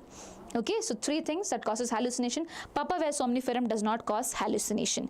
Someone is saying, ma'am, okay, Rigda, just wait for some time. I'll talk to you. Okay. Okay, now the final drugs that we have over here is barbiturate, amphetamines, and benzodiazepines, BAB. What do you think they are used for? They are used for treating depression and insomnia. If someone is not able to sleep and basically they're in depression, BAB is used to treat that. Okay, apart from that, you have effects of tobacco. You have effects of tobacco. This is something else. The next drug that you find in tobacco is what? Nicotine. And always remember, if at all in the question it is said that blood pressure is affected, blood pressure, BP is affected, it is going to be nicotine. Because why? Nicotine makes the body release what? Adrenaline and noradrenaline, which is why your BP will be high. Okay, always remember. So most of us get confused because cardiovascular system is something that is controlled by, that is going to be affected by cannabinoids, and you have nicotine over here which is also affecting your BP. So BP, blood pressure term come, just understand it is going to be nicotine. Okay, cardiovascular system specifically come, just understand it is going to be cannabinoids. Okay, I hope that is clear. Finally, there is one thing in your NCERT, and that is what? Anabolic steroids. Anabolic steroids. So some sports people, they take anabolic steroids out there. In the case of females, if they take it, they will have a masculine body, they will have acne, they will have mood swings, yeah, the periods are going to be deferred. lot of things are going to be happened, but masculinization is the major thing that happens in the case of females if they have it. Okay, in the case of boys, the testicles are going to be reduced. Okay, the testicle size is going to be reduced. They will also have mood swings, they will also have acne and things like that, depression, a lot of things for anabolic steroids in the case of males. I hope this is clear. Okay, I hope this is clear. And Dhanya, yes, exactly, that is clear. That is really good thing. And everyone who is not making sense is not going to be here as well. I am telling you that. Listen. Tarun, ma'am, what should I do tomorrow? Bio plus math. And ma'am, by the way, in today's paper, many questions came from our Diksha Vedantu regular students KCET mocks. Is it? Tarun, that's really good.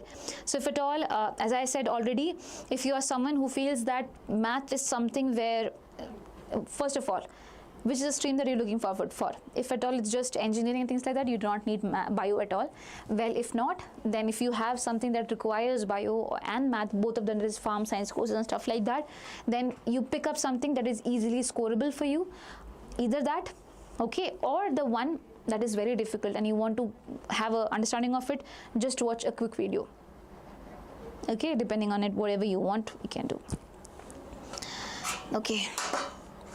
Now, for everyone who is demotivated, let me talk about that, because I think Riddha has been asking about that for so long. Okay, I totally understand the reason why you are feeling demotivated. Probably it's because the examination didn't go well as expected for physics and chemistry. But do you want the same thing to repeat again tomorrow? Obviously, if at all we have a choice like that, we'll say no, right? And then can we create a situation like that where we can avoid it? Yes. How? By utilizing the time that we have as of now. So please make sure that you utilize this time now, study as much you can, forget what has happened. You cannot change anything that is there in the past. You can change a lot of things that is there over here. If at all you score good over here in the next 2 examinations out there, and if both of them are counted, it can help you in a manner, in a good manner, right? So make sure that you go give your best tomorrow. For that, you have to be okay today. Okay, you have to make yourself feel okay today. Yeah? Yes. So let's go. Guys, so let's go ahead with the next question, 39th question. I hope this works. Okay, so read the given statements and select the correct option. Statement number 1, an organ transplant patient, if not provided with cyclosporin A, may reject the transplanted organ. What do you think is the answer for this? An organ transplant patient, if not provided with cyclosporin A, may reject the transplanted organ. Is it correct? Yes, ma'am, it is correct. Why? Because cyclosporin A, which is there, it is an immunosuppressive agent, ma'am. So if at all I'm taking kidney from you, basically it's very foreign for my body, which is why my body is going to act against it. It is going to kill the cells out there, which is why I will need an immunosuppressive agent, and that is cyclosporin A. So this is absolutely correct. Statement number 2, cyclosporin A acts an immunosuppressive agent produced by a fungi, that is Trichoderma. Is it a fungi? Trichoderma is a fungi? Yes, ma'am. Trichoderma which is there is a fungi.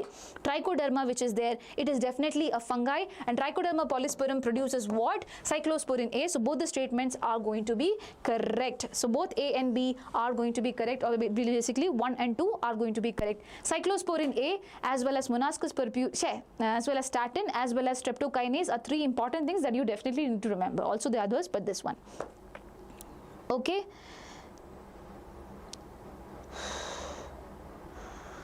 Hershey and Chase.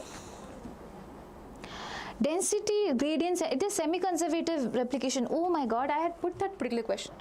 I had removed it or what? Oh my god, I had actually put. Guys, there's a density gradient question. That's why I'm telling you, I'm recommending you still. If you are someone who is attending this live, I'll recommend you go download the PDF of top 100 questions that I did. There are more questions that you need to know. Obviously, I cannot do all the 100 ones, right? So that's why I'm not. But yes. Yes. Cool. The next question that we have is this. Identify A, B, C and D. I have done this question before. A is 20 mg per liter, B is 5 mg per liter, C is 300 mg per liter and D is 400 mg per liter. What is this? This is basically BOD. BOD stands for what? Biochemical oxygen demand. BOD is going to be what? Biochemical oxygen demand. Very, very, very important thing. Okay. Biochemical oxygen demand means what? Suppose over here I have pollutants. These pollutants have to be broken down. These organic compounds which are there, they have to be broken down. For that, I will need what? Aerobic bacteria. For that, I'll need aerobic bacteria along with fungus. Basically, I call them as flux. But anyway, this aerobic bacteria says that, Macha, if at all you want me to break this down, you will need to give me oxygen because I need oxygen for doing all this thing. Okay, that means if pollutants are more, the demand for oxygen is also more. Why? Because these guys will say that give me oxygen, then only I'll do it. That is known as biochemical oxygen demand.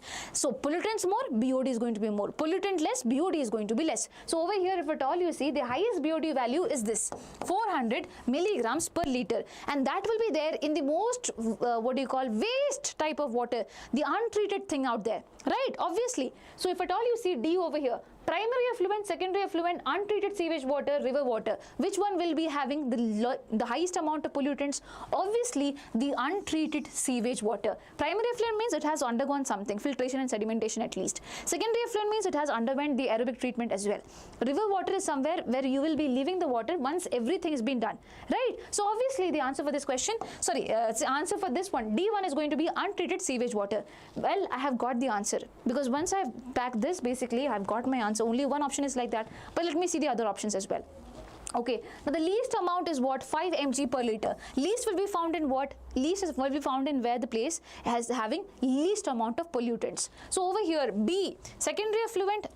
Secondary effluent has been treated, so obviously it is good. What about primary effluent? Again, treatment is going on, so it is good.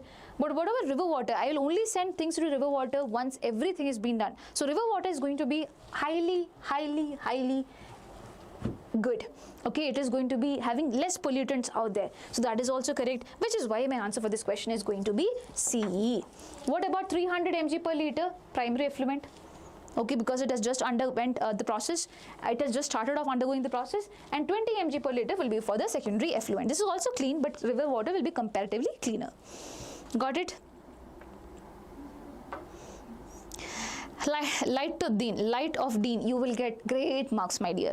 Okay, guys, if this particular question is clear to you, just give me a thumbs up. Let's go on to the next question. Is this clear? Is this clear to all of you? If yes, let's go ahead with the next question. Thumbs up, thumbs up, thumbs up. Thank you, ma'am, for motivation. I'm boosted. I promise you I'll get. You are so sweet. Wishing you the best. Okay. Ma'am, if you write PCMB, Zubaida, what course are you looking for, dear? If pharmacy and all, the best out of two is going to be considered, either PCB or PCM. If farm science, then PCMB, all of them, all the subjects are going to be considered. Okay. So, ma'am, what is your qualification? My qualification, I have done MSc in zoology. Done? Don't spam, okay? Don't spam. Come on, let's do it. Question number 41. Match microbes in column 1 with the commercial industrial products in column 2 and choose the correct option. So over here, you have to choose the correct option. Pragnya is saying, can you explain that again? That one? It's very easy. Listen to me very carefully. Highest BOD will be the one, whereas highest pollutants in this D option, you have the highest pollutants in untreated sewage water. So this is going to be the answer. B is what? The lowest BOD. Lowest BOD means less pollution. The lowest BOD amongst this, Baba, if at all we considered, obviously this will be having low, but this will be having, this has just started off treatment, so there will be little amount of pollutants. River water will never have much pollutants out there because it has underwent the treatment altogether, right? So this one is going to be 5 mg is going to be for this guy. Yeah, that is the easiest way to explain. But if you're still not able to understand, I'll request you to go a little back and listen to me. Okay, guys. Aspergillus niger, Clostridium botulicum, and what do you have? Saccharomyces cerevisiae, Trichoderma polysporum, and Monascus purpureus. This particular thing is very important. It means each and every part of this question is important. So make sure you listen to me carefully. Okay, Aspergillus niger is a fungus. First of all, let's find out what's fungus, what is bacteria. Clostridium botulicum is a bacteria. Saccharomyces cerevisiae is yeast. Yeast is what? Is a fungus. Trichoderma polysporum is what? A fungus. Monascus purpuris is what? A fungus. Okay. Now, talking about what do they do?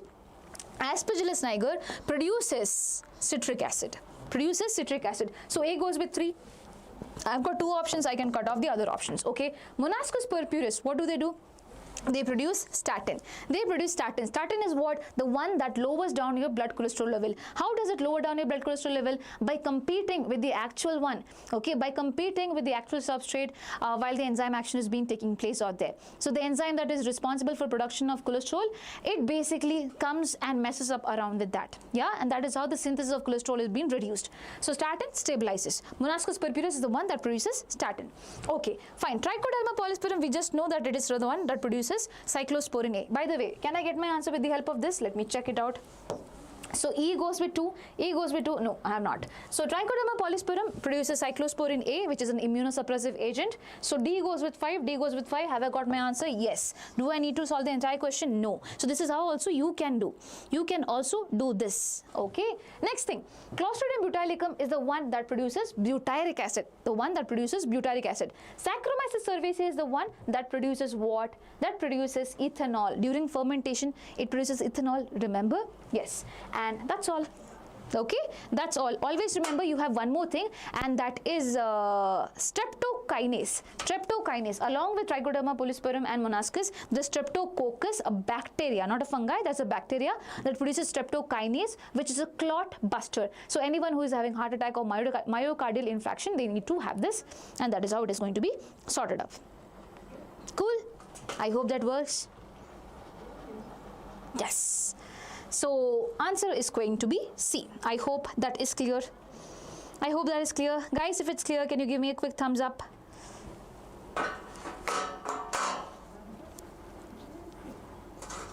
If it's clear, quick thumbs up.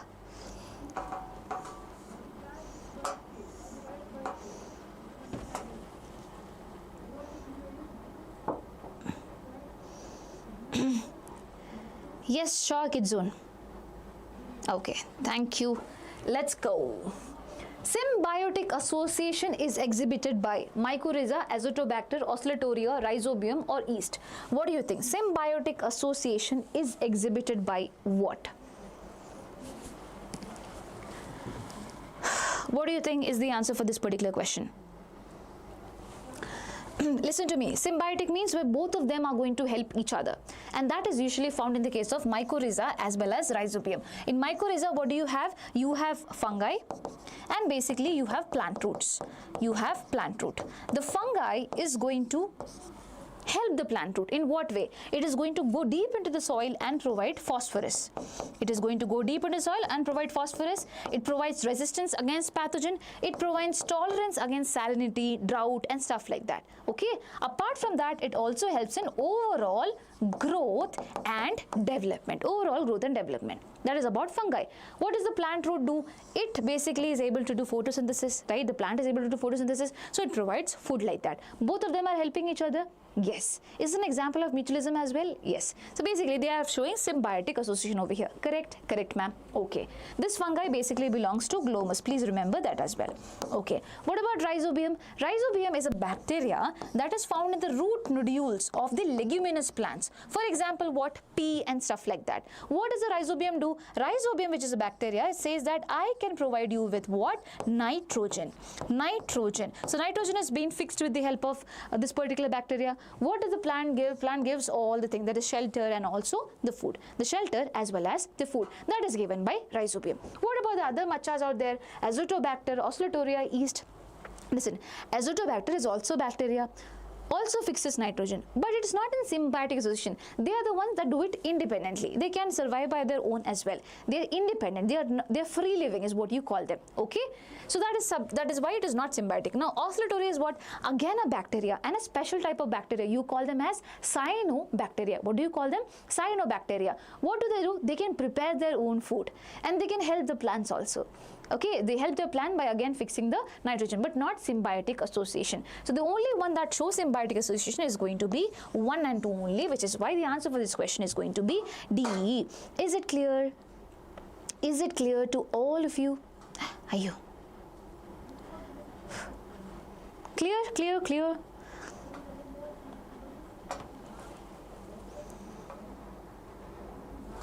Guys, please do not talk amongst each other. I feel very sad.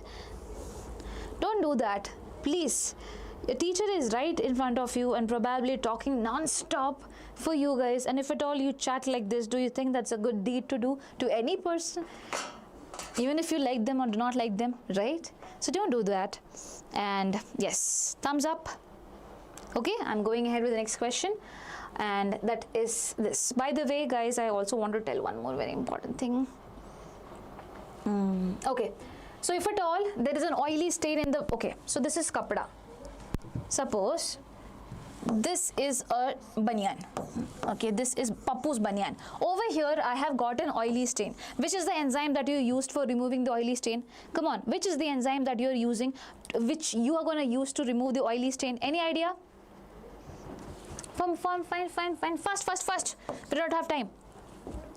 Which is the stain that you are gonna use? Which is the enzyme that you're gonna use? That is the question. Lipase, exactly. Who said that? Rida said that. Yes. So you're gonna use lipase. Why? Because lipase is the one that is going to break down lipid, and lipid is what basically over here? Fat. The oil is what? A fat. So you can use lipase. Similarly, over here, suppose I have a fruit juice. I have fruit juice can, which is not like fruit juice, but yes, this is fruit juice. And I want to make sure that it is cleared up. There is no thread and stuff like that. It is cleared up. What enzyme do I use? What enzyme do I use to clear up this particular thing? To make sure there are no big chunks of things like that. What enzyme will I use? I am going to use something that is known as pectinase. I'm going to use pectinase and also protease. I'm going to use pectinase and protease. Please remember that. Pectinase and protease. Very, very important. Perfect. Thank you, Adisha Vlogs and everyone out there who are giving me the answer. Okay, next thing that I want to ask you, a person is affected with heart attack. Okay, what is the thing that you will give? A person is affected with heart attack. Heart attack. Any idea? So you know that it is known as streptokinase. Streptokinase, clot buster, produced by streptococcus. Okay, next thing. I am not asking you that because I already spoke about it. Next thing, there is beer, whiskey, rum, wine. Which of them, A, B, C, D, which of them is produced by distillation? Which of them is produced by distillation? Distillation means what? You're evaporating of the water, you're evaporating of most of the water, and the thing that is remaining is concentrated. So I'm asking you, which of them you get by distillation? That is the question. You get by distillation. Statin is there for stabilizing the blood cholesterol level. Statin, stable, you can remember like that. Okay, this is streptokinase. Rum and beer, which do you get by distillation? That is the question, not without.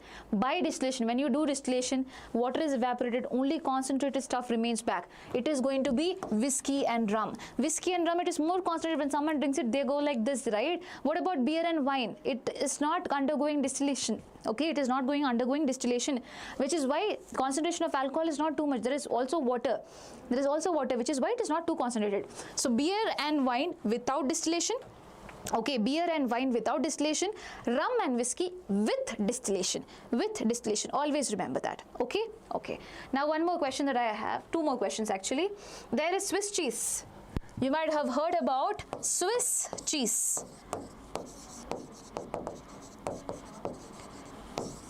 The holes over here are because of what? The Swiss cheese is produced by what organism? The Swiss cheese is produced by what organism? Is brandy also there? Yes, brandy is also there, dear. Okay. Brandy is also produced with distillation. Rum, whiskey, brandy, everything. Okay. Swiss cheese is basically, always remember, Swiss cheese, the holes over here is because one particular bacterium is producing this hole and it is very shy. So the name of this bacterium is Propionibacterium shermani. So it is very shy because it is producing CO2, and that is why you see big holes. Also remember, you have two type of cheese. One is the Swiss cheese and the other one is what? Roquefort cheese. The Roquefort cheese is going to be produced by bacteria. Wrong. The Roquefort cheese is basically produced with the help of fungi. So this one is fungi, this one is bacterium. Please not forget it. Propionibacterium shermani. Shermani, S for Shermani, S for Swiss cheese. This is bacteria, this is fungi. Do not forget it. Okay, do not forget it. In your NCERT, only fungi is being given. So make sure you go ahead with fungi. By the way, yeast is also a fungi. Okay. The next thing that you have is so usually we forget that this is a bacteria. That is why I am telling you it's bacteria. The next thing that I wanted to ask you is what? What is that? I forgot. I think that sums up everything. Okay, cool. You will get the PDF of it, dear. You are gonna get the PDF of it once the class ends. Cool. Let's go ahead. Okay, you saw the answer, but anyways, question number 43, let's solve it. Match column 1 with column 2 and select the correct answer from the given quotes. Match column 1 with column 2 and select the correct answer. So let's go ahead. Ma'am, please explain PBR 322 concept. Okay, I'll try. Yes? What do you think is the answer for this particular question? Guys, listen to me. Ampicillin resistant gene. What is it? Selectable marker. Because why? Usually organism does not have ampicillin resistant gene. This gene provides resistance to an antibiotic. For example, it means that a E. coli which is there, if I am growing it in an ampicillin medium, it will not survive. Why? Because ampicillin is an antibiotic. It will attack against it and it will die. But if at all, I am basically inserting PBR 322 over here. PBR 322 has a site where ampicillin resistant gene is there. That means it provides resistance to the ampicillin, and basically this particular E. coli will be able to survive. So am I able to say that this is surviving because it has PBR 322? And if it is surviving, if it is able to survive, that also means that it has taken up a new particular plasmid. So isn't it a selectable marker? I am able to select this particular E. coli because it is able to survive. Why? Because it has the gene. So can I say ampicillin resistant gene is what? Selectable marker? Yes, I can say it is what? Selectable marker. So A goes with 2. What about PBR 322?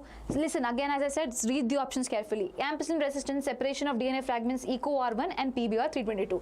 Okay, so out of this, the easiest option that I can see for myself is what? And over here, E. coli cloning vector, selectable marker, electrophoresis, and Escherichia coli R by 13. So the easiest one for me to select is what? Electrophoresis is basically separation of DNA fragments. B goes with 3, B goes with 3. I have already got my answer. The answer for this question is going to be C. It is going to be C. But still, if at all you want to have an understanding, better understanding, ampicillin resistant, selectable marker. Why is it going? Okay.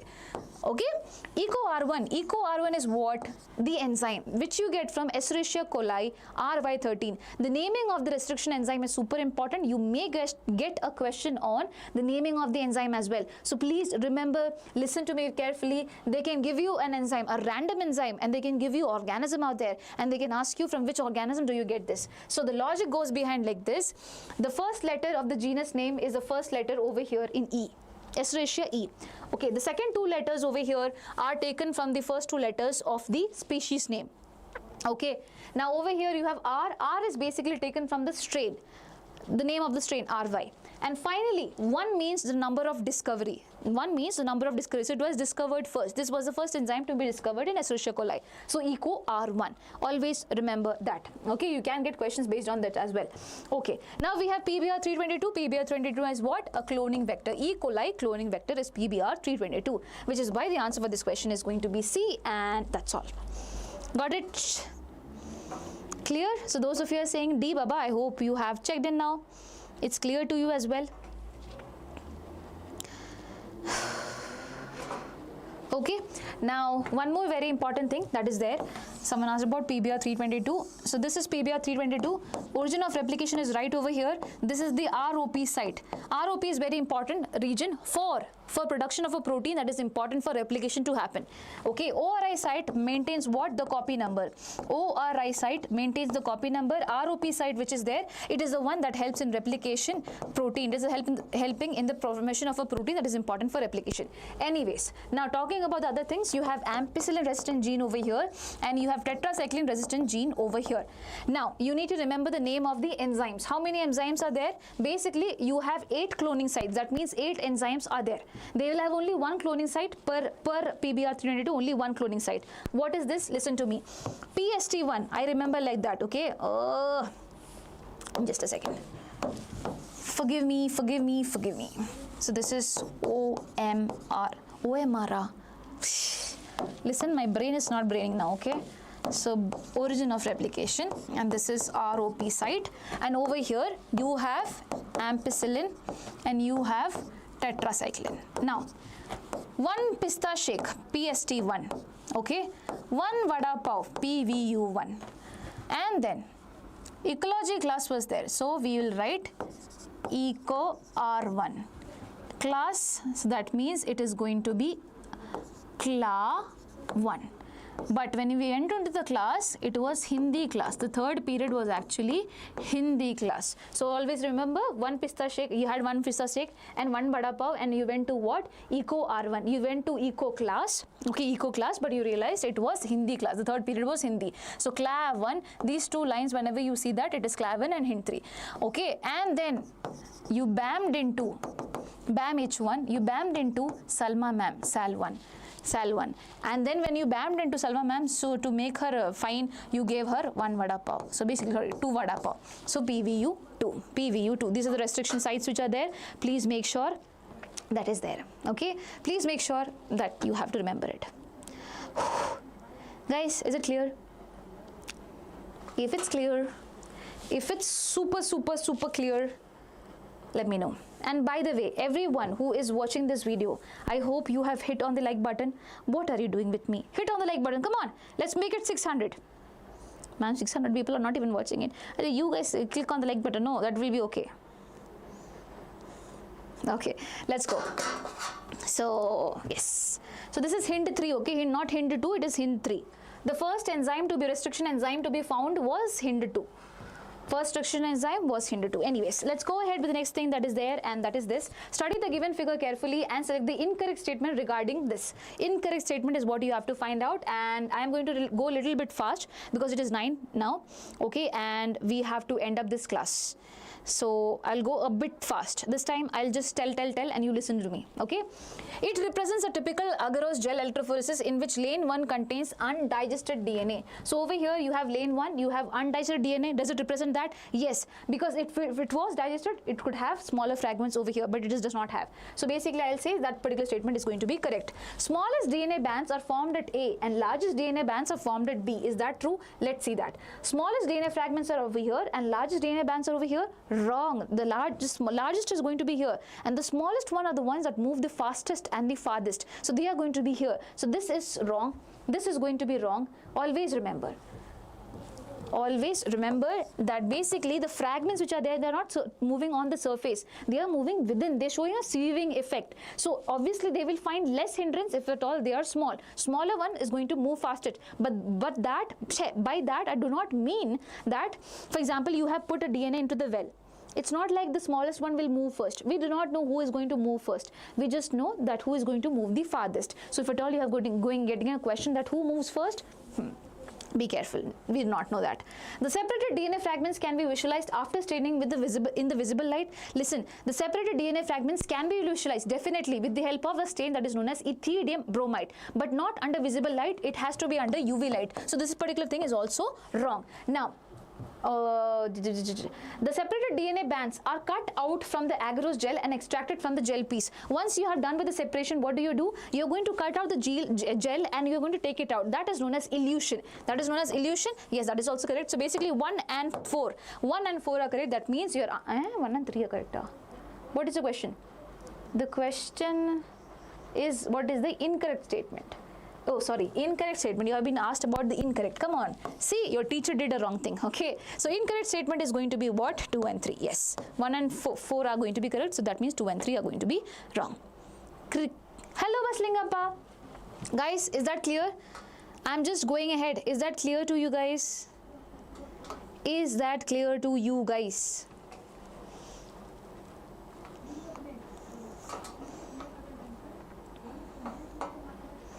If yes, just give a thumbs up.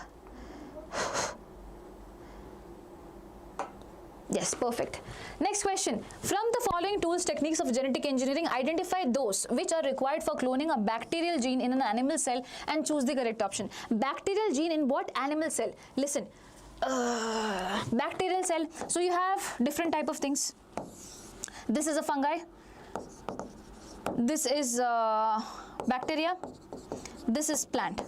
All of them have cell wall. If at all you want to take something from the within fungi, you will need the enzyme chitinase. Why? Because their cell wall is made up of chitin. If you need to break open the cell wall of bacteria, you will need an enzyme that is known as lysozyme, which is there in our tears, because their cell wall is made up of peptidoglycan. If you need to break open the cell wall of plant cell, you need cellulase. So please remember that. As of now, we're talking about bacteria. If at all you want to put a bacterial gene in an animal cell, first of all, you need to take the gene, right? For that, you will need an enzyme, that is lysozyme. Lysozyme is that. We need it. Okay, ma'am. Done. Okay, cool. Now we need to put it in an animal cell. How do you put it in an animal cell? You either use a vector or you use vectorless method. If at all you are using a vector, what is a vector for animals? It is going to be retrovirus. You know, HIV viruses can easily put in things in our body. Similarly, if at all you use some other retrovirus, this armed retrovirus, you can carry it down and put it in the animal cell out there. So vector is definitely going to be there. Okay, and that is going to be retrovirus. Is retrovirus an option over here? No, retrovirus is not there. But over here, agrobacterium tumefaciens is given. Is that the answer? No. Agrobacterium tumefaciens is a vector, is actually a vector, but for transferring things into what? Plants. But for transferring things into plants. So basically, this is not something that we need. Okay, that means we have to go with vectorless method. We have to go with vectorless methods. So vectorless method, if at all we are talking about that, what is a vectorless method? Micro injection. In the case of an animal cell, we can just inject it using an injection and a DNA will be passed on. Because we do not have a cell wall, so we can do the injection thing. So that is micro injection. Is micro injection method present over here? Yes, ma'am, that is over here. That is over here. What about gene gun? Gene gun again is for plant. Plant has cell wall, they need gun, and that's why the gold and tungsten filaments will be wrapped by DNA, and that is how it is going to be shooted up. So that is again for plants. So these two things are for plants. This is also for plant. So these three things goes off. Now we are left with what? Endonuclease. Do we need endonuclease? Yes, Baba. You took the gene. Your gene has to be cut down with the help of restriction endonuclease. So you get it. You need it. Finally, after that, you have to do electrophoresis for finding the smaller segment. So you need it. Okay, then you use basically micro injection to put things inside, and finally the DNA has to be joined together. For that you need ligase as well, so you need this also. That means these three things are not needed. 1, 2, 4, 6, 8 is needed. 1, 2, 4, 6, 8 is this, and which is why the answer for this question is going to be A. When this type of question comes, spend some time. Do not try to conclude your answer really fast. Spend some time, double check. Put the tick mark and check what is left behind is of use or not. Got it? So yes, guys, clear, right? The answer is A, not B. For those of you who said it is A, it is going to be B. It is, for those of you who said it is B, it's going to be A. Clear? Okay, cool. The next thing, because my dear Baslingappa, some children has PCMB, so that's why. Select the correct match regarding them. Correct match regarding them. Come on. Alpha-1 antitrypsin, row C, mice, GEAC is given. Alpha-1 antitrypsin, row C, mice, and GEAC is given. You have to choose what is the correct one. Ma'am, if you want to write only PCB and want to go to medical field, what a medical field you're talking about? Which course? Which course are you're talking about? Spark, what is the confusion, dear? Yes, so tomorrow at 12 PM, guys, I'll be coming and I'll be doing a rapid, very fast revision, faster than this one, hopefully, tomorrow, just for boosting up everything that is there in your brain and probably could be forgotten after math class. Yeah? Yes, cool. Now, alpha-1 antitrypsin is for the treatment of phenylketonuria. Wrong. Alpha-1 antitrypsin is for the treatment of emphysema. Emphysema is the respiratory disorder. So this particular thing is going to be wrong. This is very important thing. Rosie, a cow which was there, okay, a cow which was there, was it producing protein-enriched milk? Yes, ma'am. What protein? Human protein. What is the name of the protein? Alpha-lactalbumin, not alpha-1. It is alpha-lactalbumin protein. A human protein. The gene was put inside the Rosie cow, and that is how it was producing it. So that is correct. This particular statement is going to be correct. Now, mice is used for testing of polio vaccine. Yes, 95% of transgenic animals which are there are going to be mice only. Okay, and finally, GEAC is what? Gene Engineering Approval Committee. Wrong. It is Genetic Engineering Approval Committee. So only B and C are correct. What do you have to find out? You have to find the correct one. So B and C are the only one, which is why B is the correct answer for this. Please do not forget this and this, alpha-lactalbumin and alpha-1 antitrypsin. Very, very important thing. Ma'am, answer is B. Yes, yes, yes, it is B. Okay, next question that is there. Study the following figure and identify correctly the process enzyme marked as A, B, C, D, and E. So over here you have got A. Okay, this is B. This is C, and this is D, and this is E. So over here, Baba, first thing, it is obviously given in thing. So what do you have to do? Write it down. This is going to be denaturation. This is going to be annealing, and this is going to be what? This is going to be extension. Right now, A is denaturation. A is denaturation. Yes, I have got my answer. C is going to be my answer. A is going to be denaturation. What about C? What about C? I have to double check it. D. C is going to be extension. Yes, C is extension, ma'am. D is tag polymerase. Yes, the one that helps in extension, that is D. This particular thing which is there is going to be tag polymerase. Tag polymerase, you get it from Thermus aquaticus. It is a bacteria, a thermostable bacteria. It can sustain high temperature. It can sustain high temperature. Okay, so this is also going to be correct. So the answer for this question is going to be C. Is this particular question clear to you? That's the easiest way of spotting the answer for this. Make sure you just tag it up. Similarly, any diagram based question, tag it up and then see the options. It will be useful. When is first period is coming? It's coming. Okay. Shall I go ahead? Thumbs up, please. Thumbs up, thumbs up, thumbs up. Okay, perfect. Next question. Bacillus thuringiensis forms protein crystals which contain insecticidal protein. Which of the following statement is not true regarding this? Which of them is not true? Okay, that has been asked about BT. It disrupts the cells of the midgut of the insect protein pest, ultimately killing it. Does it disrupt the cells of the midgut? Yes, it does. It is encoded by several genes, including the gene CRY. Yes, the CRY genes are responsible for this. It gets activated by acidic pH of the foregut of the insect pest. And none of this. Whenever you got none of this option, most of the times it will be wrong. So basically, if at all you see this particular thing, what do you have to find out? You have to find which is not true. Which is not true. It gets activated by acidic pH. Wrong. It is going to get activated by alkaline pH, basic pH, and not the foregut. It is going to be what? Midgut. It is going to be what, Baba? Midgut. Okay, this is very, very, very important. This is very important, and I'll just talk about it a bit. Listen to me carefully. There is Bacillus thuringiensis, and there is a gene in it that is known as CRY gene. The CRY gene is responsible for production of a toxin. This toxin is basically prototoxin. That means it is inactive toxin. Prototoxin, inactive toxin. Now, once animal, or is not the animal, basically under animals only. Basically, suppose if at all Lepidopteran, Dipteran, or any such thing, insect has it, what basically happens is that it goes into the gut of the insect. In the midgut region of the insect, my dear children, you will find alkaline pH. In the alkaline pH, this prototoxin which is there, it is inactive, it becomes active because of the alkaline pH, and it is going to cleave open the endothelial cells of that particular organism and basically going to kill it. That is how it is going to work. So it is going to be alkaline pH and also going to be the midgut. Please remember it. And there are several other organisms which are being killed with the help of this. You need to know them also. First one of them is going to be lepidopterans, such as armyworm and tobacco bollworm. And the next thing that we have is coleopterans, that is, for example, beetles. And finally, dipterans, for example, mosquitoes and flies. So these are the three categories of organisms which are being killed with the help of Bacillus thuringiensis. And please remember, when you talk about CRY gene, you have three CRY genes which you clearly need to remember. So this is CRY 1AC and CRY 2AB. Cry1AC and Cry2AB is there. Similarly, you have Cry1AB. Ma'am, how do you remember it? Listen to me carefully. First letter is going to be C, cotton. First letter is C. Second letter is going to be, second word's first letter is going to be B. So bollworm. Ma'am, corn borer also has the same thing. But listen, corn borer is a smaller name in comparison to this. So this guy needs 2 cry genes, but here you just need 1. So only 1 is needed. The first letter is going to be C. The second letter is going to be B. So Cry1AB for this, please remember it. This is also important. This is also going to be important. I hope it's clear. Yes, you will need some time to put that in, but yes. If yes, just give me thumbs up. Guys, if it's clear, just give me thumbs up.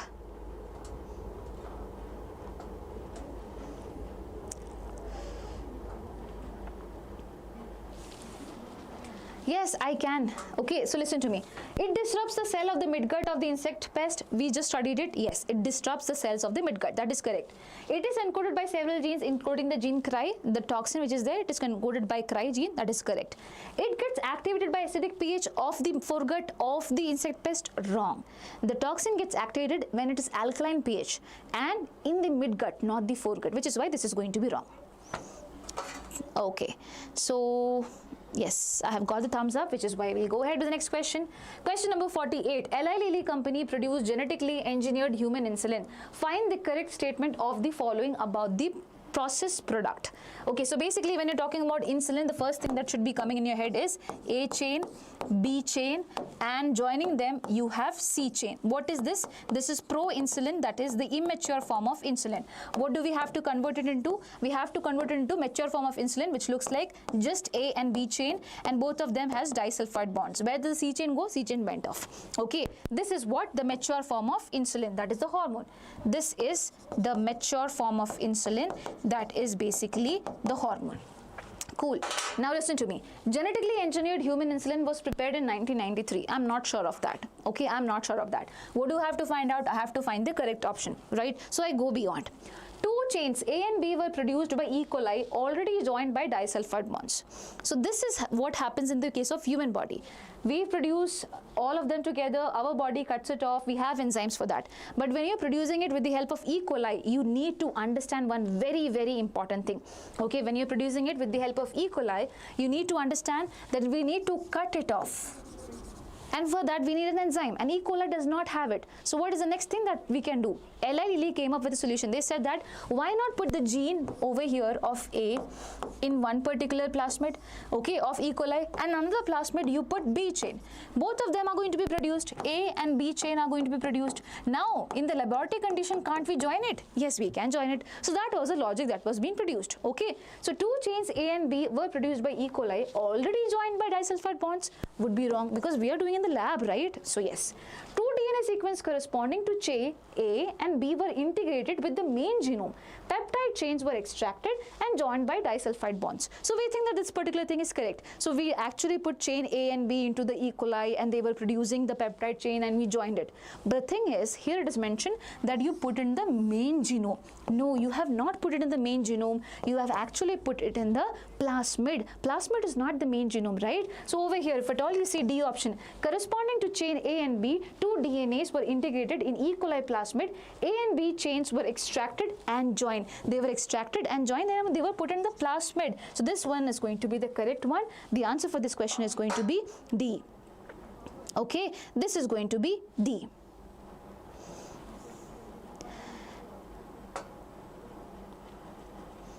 Is it clear? Is it clear to all of you? If yes, guys, dear children, give me a thumbs up.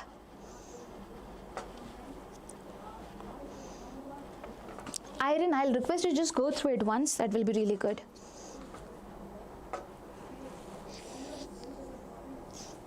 Okay, thank you for the thumbs up. Let's go ahead. Yes, and now before I go ahead with the next chapter, I just want to explain one very important thing from where so many questions have come, and that is RNA interference method. Guys, RNA interference method. Everyone is listening to me carefully? I hope everyone is listening to me carefully. Yes? So listen to me, okay? Very important. Over here I have tobacco This is what? The tobacco plant. Okay, but the next thing that is there is a worm. You call this worm as Ploidy incognitia.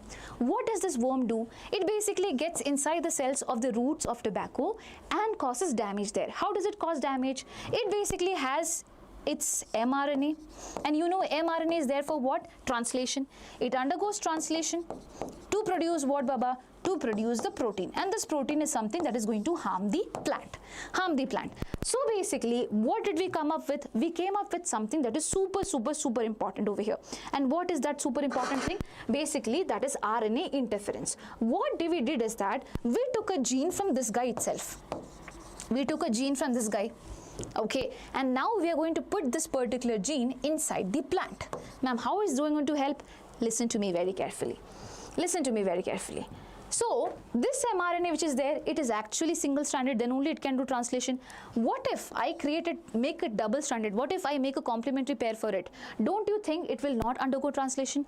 Yes, it will stop the process of translation if at all it is double-stranded, and that is what exactly I'm aiming for. I want to make it double-stranded, and I'm gonna do that with the help of a gene from the same guy. So I took the gene from here.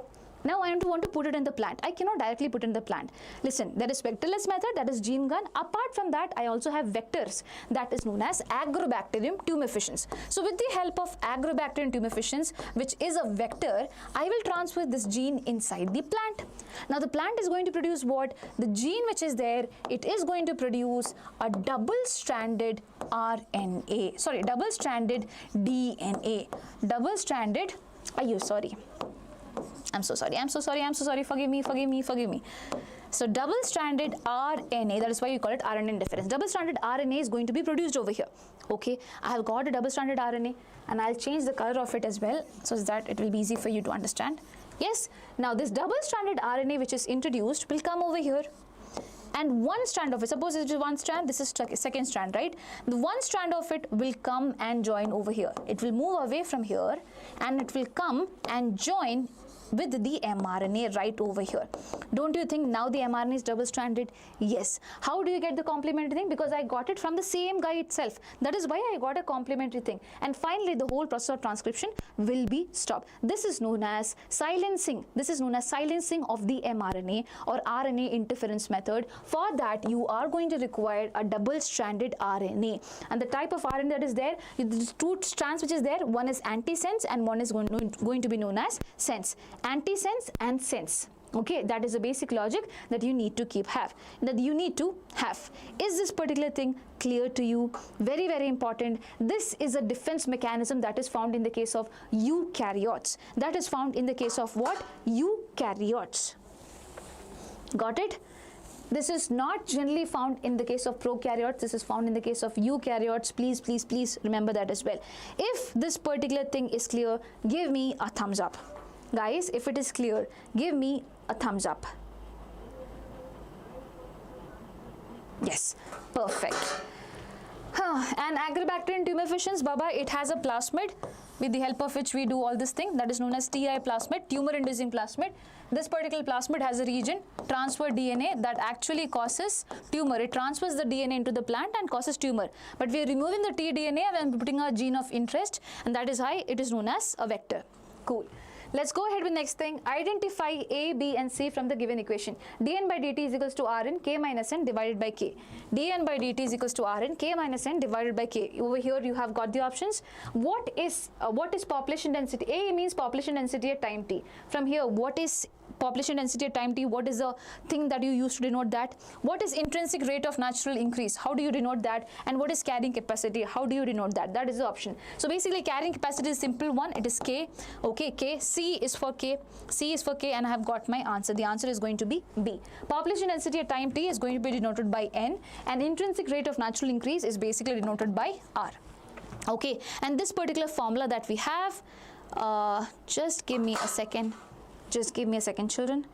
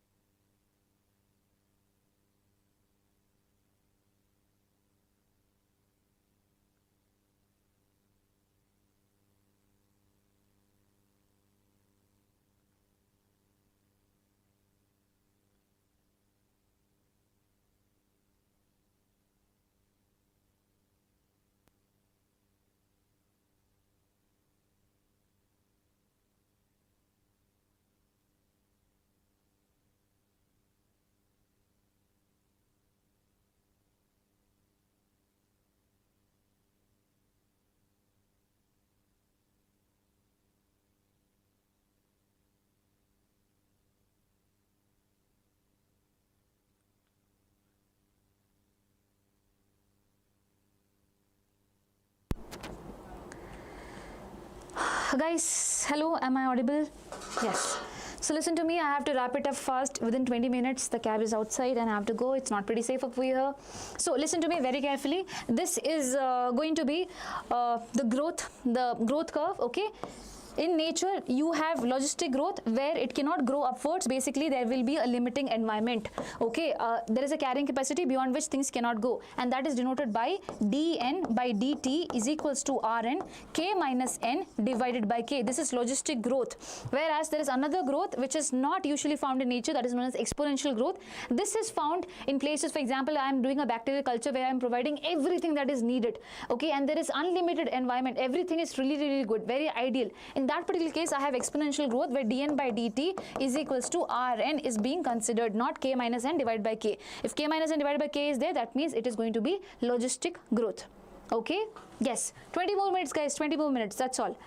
And now I'll just explain. You just listen because I don't think I have time to ask you guys, okay, anything. So I hope that works. So many parasites do not. Is that work? Does that work? Can you give me a thumbs up if that works? Yeah? Yes, perfect. Many parasites do not enter into the host body and live as ectoparasites. Find the incorrect match for the ectoparasite and related host. So, lice on human beings, it is an ectoparasite, the one that is found outside the human body. Lice is there? Yes. Copepodids, marine fish. Copepodids basically are one thing that is going to act as parasites in the marine fish, on the marine fish. This is also correct. This is something that we forget, but this is actually correct. Now, female mosquito on mammals. Female mosquito is not a parasite. Okay. Parasite means it cannot live without the host, but over here mosquitoes can live. It needs blood just for reproduction process to happen, and that too just for female mosquitoes, right? So this is not going to be the answer. Cuscuta on a heg plant. Cuscuta is a plant parasite, and definitely it is there on the heg plant. So this is the odd one out. This is going to be the unrelated host out there. Okay, so I hope that is also done.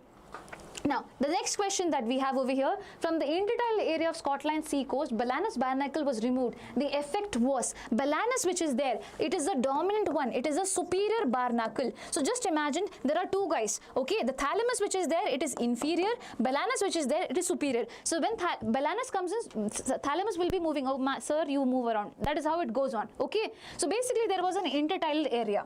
There is what? An intertidal area where suppose Blindness was dominating. Okay, and thalamus was like, oh my papa guy, that is over here.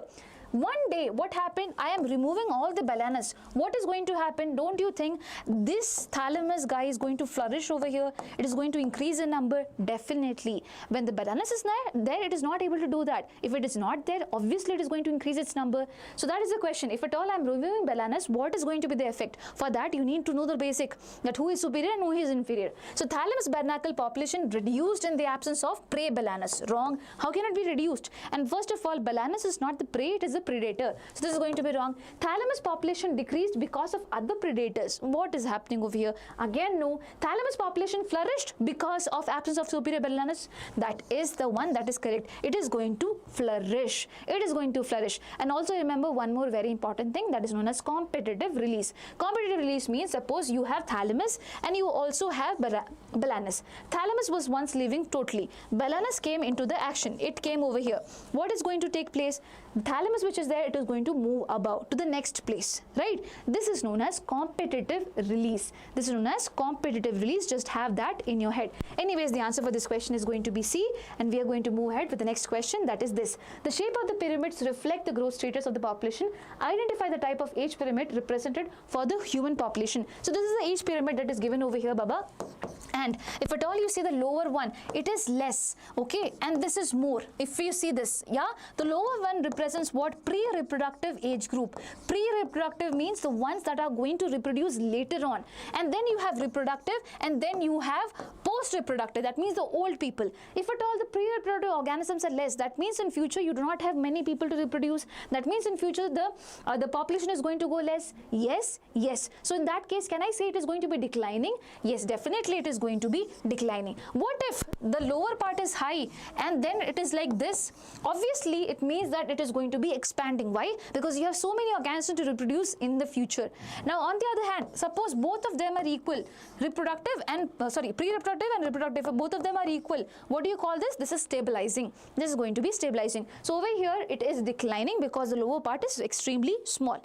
Okay, so the answer for this question is going to be A. And next question that we have is match column 1 with column 2 and select the correct option from the given quotes. You have earthworm, bacterial and fungal enzymes, accumulation of dark colored amorphous substance, and fragmentation. Here catabolism breaks down detritus into small particles, detritivores and humus over here. You have to choose from the correct option. Listen to me. Earthworm, we know it is a detritivore, not a decomposer. It's a detritivore.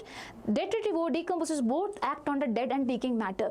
But detritivores basically are big organisms out there which basically eats thing and poops it out. Yeah, breaks it out while it does the digestion. So earthworm goes with detritivores. Okay. What about bacterial and fungal enzymes? Bacteria and fungus does decomposition, and decomposition actually starts from catabolism. So catabolism would be the answer for that.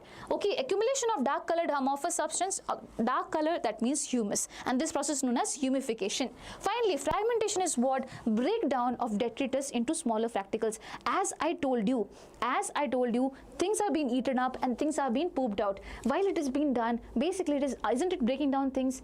Yes. So the answer for this question is going to be what? A. It is going to be A.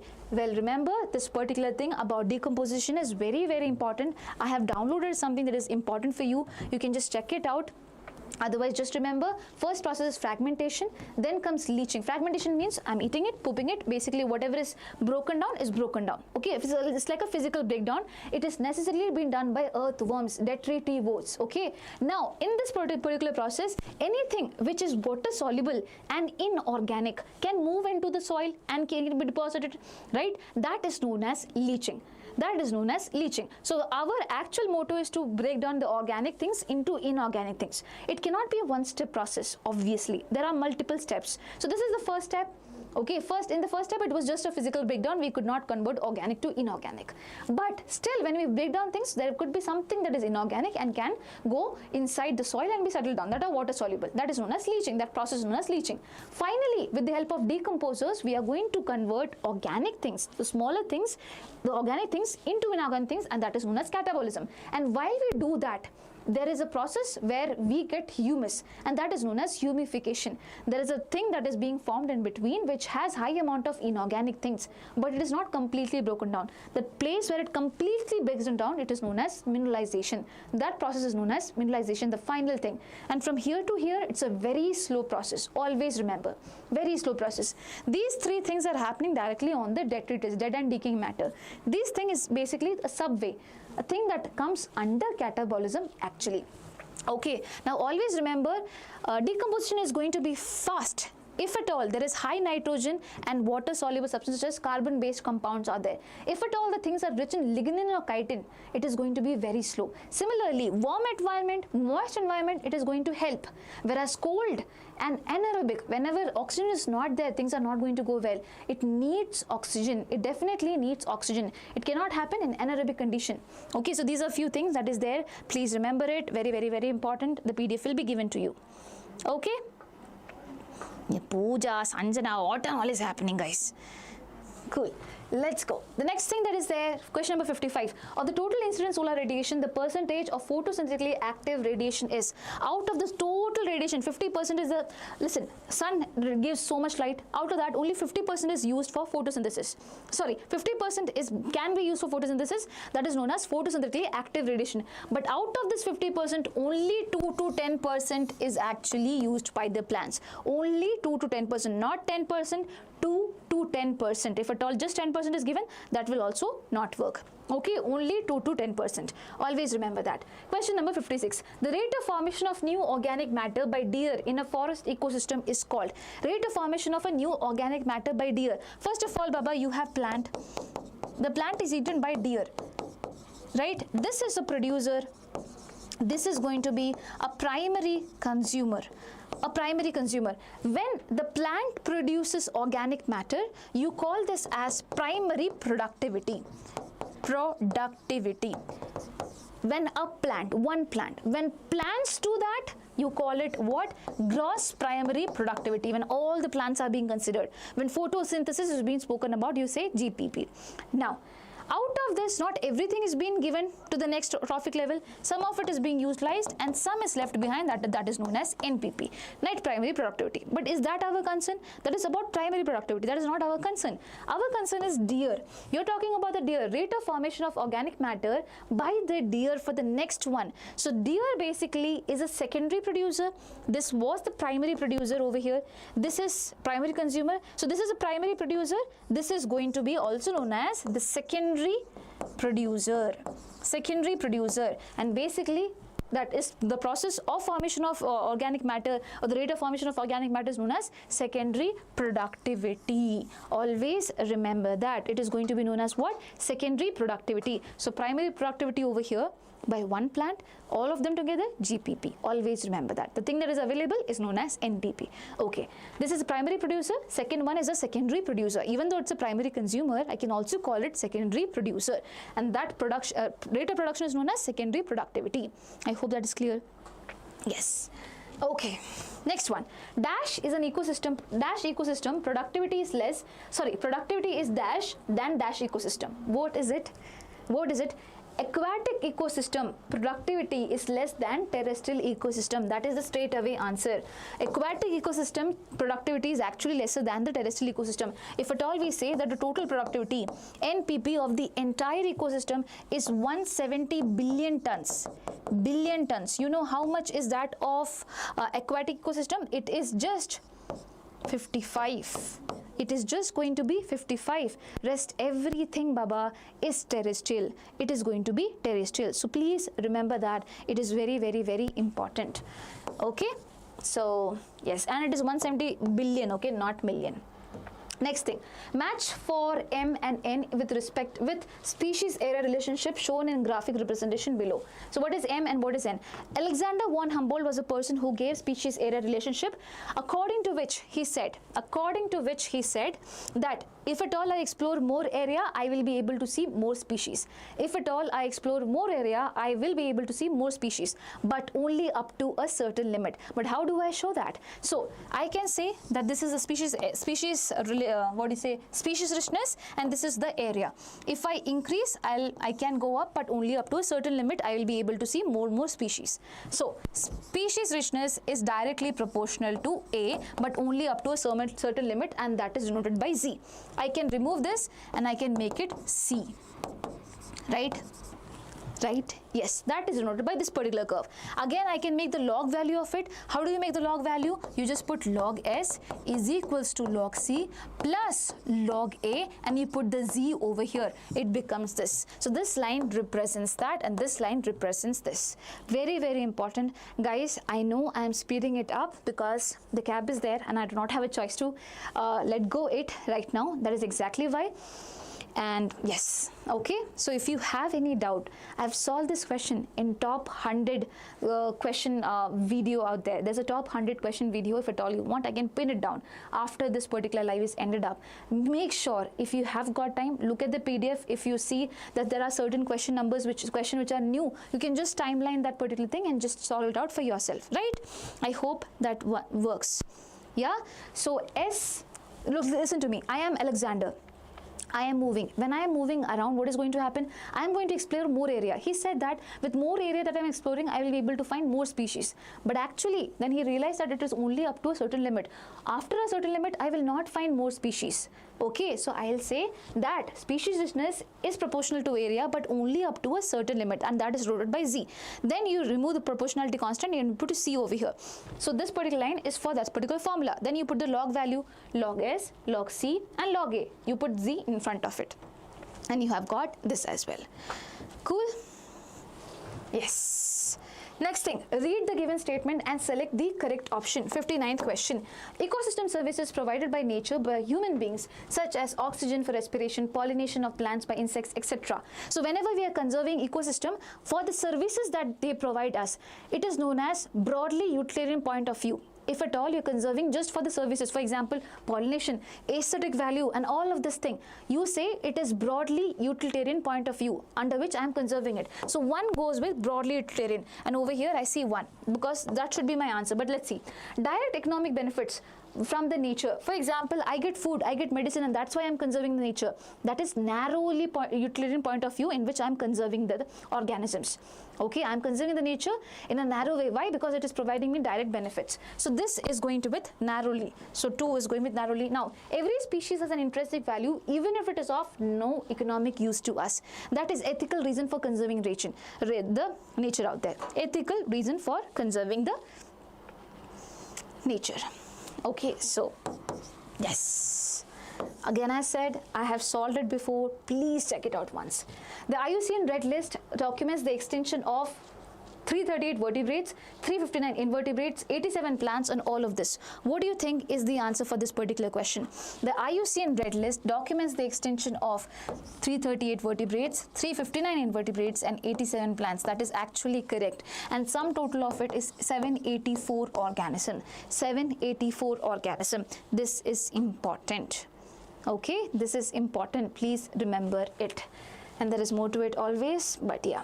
David Tillman long-term ecosystem experiment using outdoor plots showed that if at all you are increasing the diversity, basically it leads to higher productivity. If there is more diversity, that means more plants, they will be producing more, so productivity is also going to be increased. Definitely. So increased diversity contributed to lower productivity, wrong. Increased diversity contributed to higher productivity, yes. Increased diversity have no impact on productivity, wrong. Increased diversity have unpredictable impact on productivity, wrong. The only answer for this question is going to be B. Okay, it is going to be B. Okay, now we have started off with a PU1 thing. Let's try it out. I don't think it will be finished, but yes. Epigynous flower is one in which epigynous means ovary is going to be inferior and other floral parts are going to be superior. Listen, over here, if at all you see the picture, this is hypogynous. Okay, just a second. Okay, this is going to be hypogynous where everything is going to be below and this guy is at the top. Okay, ovary is superior, hypogynous. This is going to be perigynous where it is of the same level. If at all you see, ovary is here and the same level you have the sepals, petals and the male part. This is epigynous where the ovary is inferior and everything is the top. Okay, this is inferior ovary. So ovary is inferior and other floral parts are superior. This is known as epigynous flower. This is found in epigynous flower. Next thing, identify the floral formula of plant belonging to the potato family. Potato family, Baba, if at all you see over here, I am just going to explain you this. Both the male and the female part is there. Both the male and the female part is there. Sir, don't go. There is car. I'll just stop it because 9:45 they had booked it. So you're gonna come right now. Yeah, tomorrow afternoon. Constantly. Okay. You wait. Okay. Yes, guys. So yeah, so now the last thing that you see over here is calyx. Calyx means what? Sepals. It is what? Nothing but the sepals. Okay, so sepals, how many of them are there? 1, 2, 3, 4, 5. 5 of them are there, and K is representing what? The calyx. K means calyx, and 5 of them are there. If at all you see, all of them are fused, Baba. All of them are going to be fused, so we put it in the bracket. Similarly, if at all you see this, Baba, inside the calyx you have the corolla. That means petals. Petals are also 5 in number. 1, 2, 3, 4, 5, and they are also fused. So again, I will put what? I'll put C for corolla. Corolla means group of petals together. And basically, we want to put it back inside the bracket. Why? Because they are all fused. Now, what do we have? We have the androecium and the female part, that is known as gynoecium. How many androecium is there? Stamen 1, 2, 3, 4, 5. 5 stamens are there. Are they fused? No, but they are fused with the petals. They are fused with the petals. So first thing that we have to do is androecium. There are 5 of them, and basically they are fused with the petals, and that you denote by this. That you denote by this. What about the gynoecium, Baba? Gynoecium which is there are 2 of them, and 2 of them are fused. Okay, 2 of them are going to be fused. So what do? You put G and you put 2 and you put bracket for fused. And always remember, if at all you have gynoecium in the center, that means it is going to be superior, and superior ovary is denoted by this. Put a dash under G. Now guys, listen to me very carefully. Okay, so I will not be able to take the live further, but I can do one very important thing, that is I can tell you how you can find the things. Okay, so basically we have completed, so I had put actually 80 questions, so we are under 62 question. 22 questions are there, and these 22 questions are PU1 questions. These are going to be PU1 questions which I have repeated before. Okay, there are no new questions which I have put over here. Why? Because PU1 is something that is unpredictable. You cannot predict whatever is there, but I have put the things which are repeated usually. So I'll recommend you, there is a video in the channel, okay, and that is top 100 questions. There is top 100 questions. I have put the PDF of the top 100 questions in the rank booster series. I'll put the PDF again. Please join the WhatsApp channel. What you have to do is, if you have got time, just go to the PDF. Anyway, you will be just going through the questions that we have solved and the newer questions out there. You will be able to spot the PU1 questions. The question number, you can just watch the video if you need an explanation. If the explanation is not needed, then it's okay. That could be something that could be done. And again, I will be coming 12 o'clock tomorrow, and the first thing that I will be doing will be the PU1 part. Is that okay? Will that be okay for all of you? Class is there at 12 p.m. Okay, that's just a revision part of it. We'll just have a final quick thing out there. Ma'am, PU2 is enough. PU2 is important. I'll say try to complete PU1 as well. Not everything, obviously it's not possible, at least the questions that I'm showing over here. Okay, so please do that. Cool. And stay calm. There is no other trick. Stay calm and just give the examination. Make sure you read entire options out there. Biology is a subject which can make you lose marks if at all you do not read the question carefully. Yeah. So can we skip mag if we need medical only? What field of medical? So I have done a video on all about KCET. If you think that any course is something that you're looking for, and I have mentioned the subject combination that you need to have, please make sure you check that video if needed. Guys, so I'll end up this particular class. Will that work? Yeah. And I'll come back tomorrow at 12. Bye-bye. Please take care. And I hope this was helpful for you. Lots of love to everyone out there. Please, good night. Okay? Thank you, thank you, thank you. And everyone over here, if at all you have actually liked this particular video session, do not forget to hit on the like button. And yeah. Bye. Thank you. Bye-bye. Take care, all of you. Good night.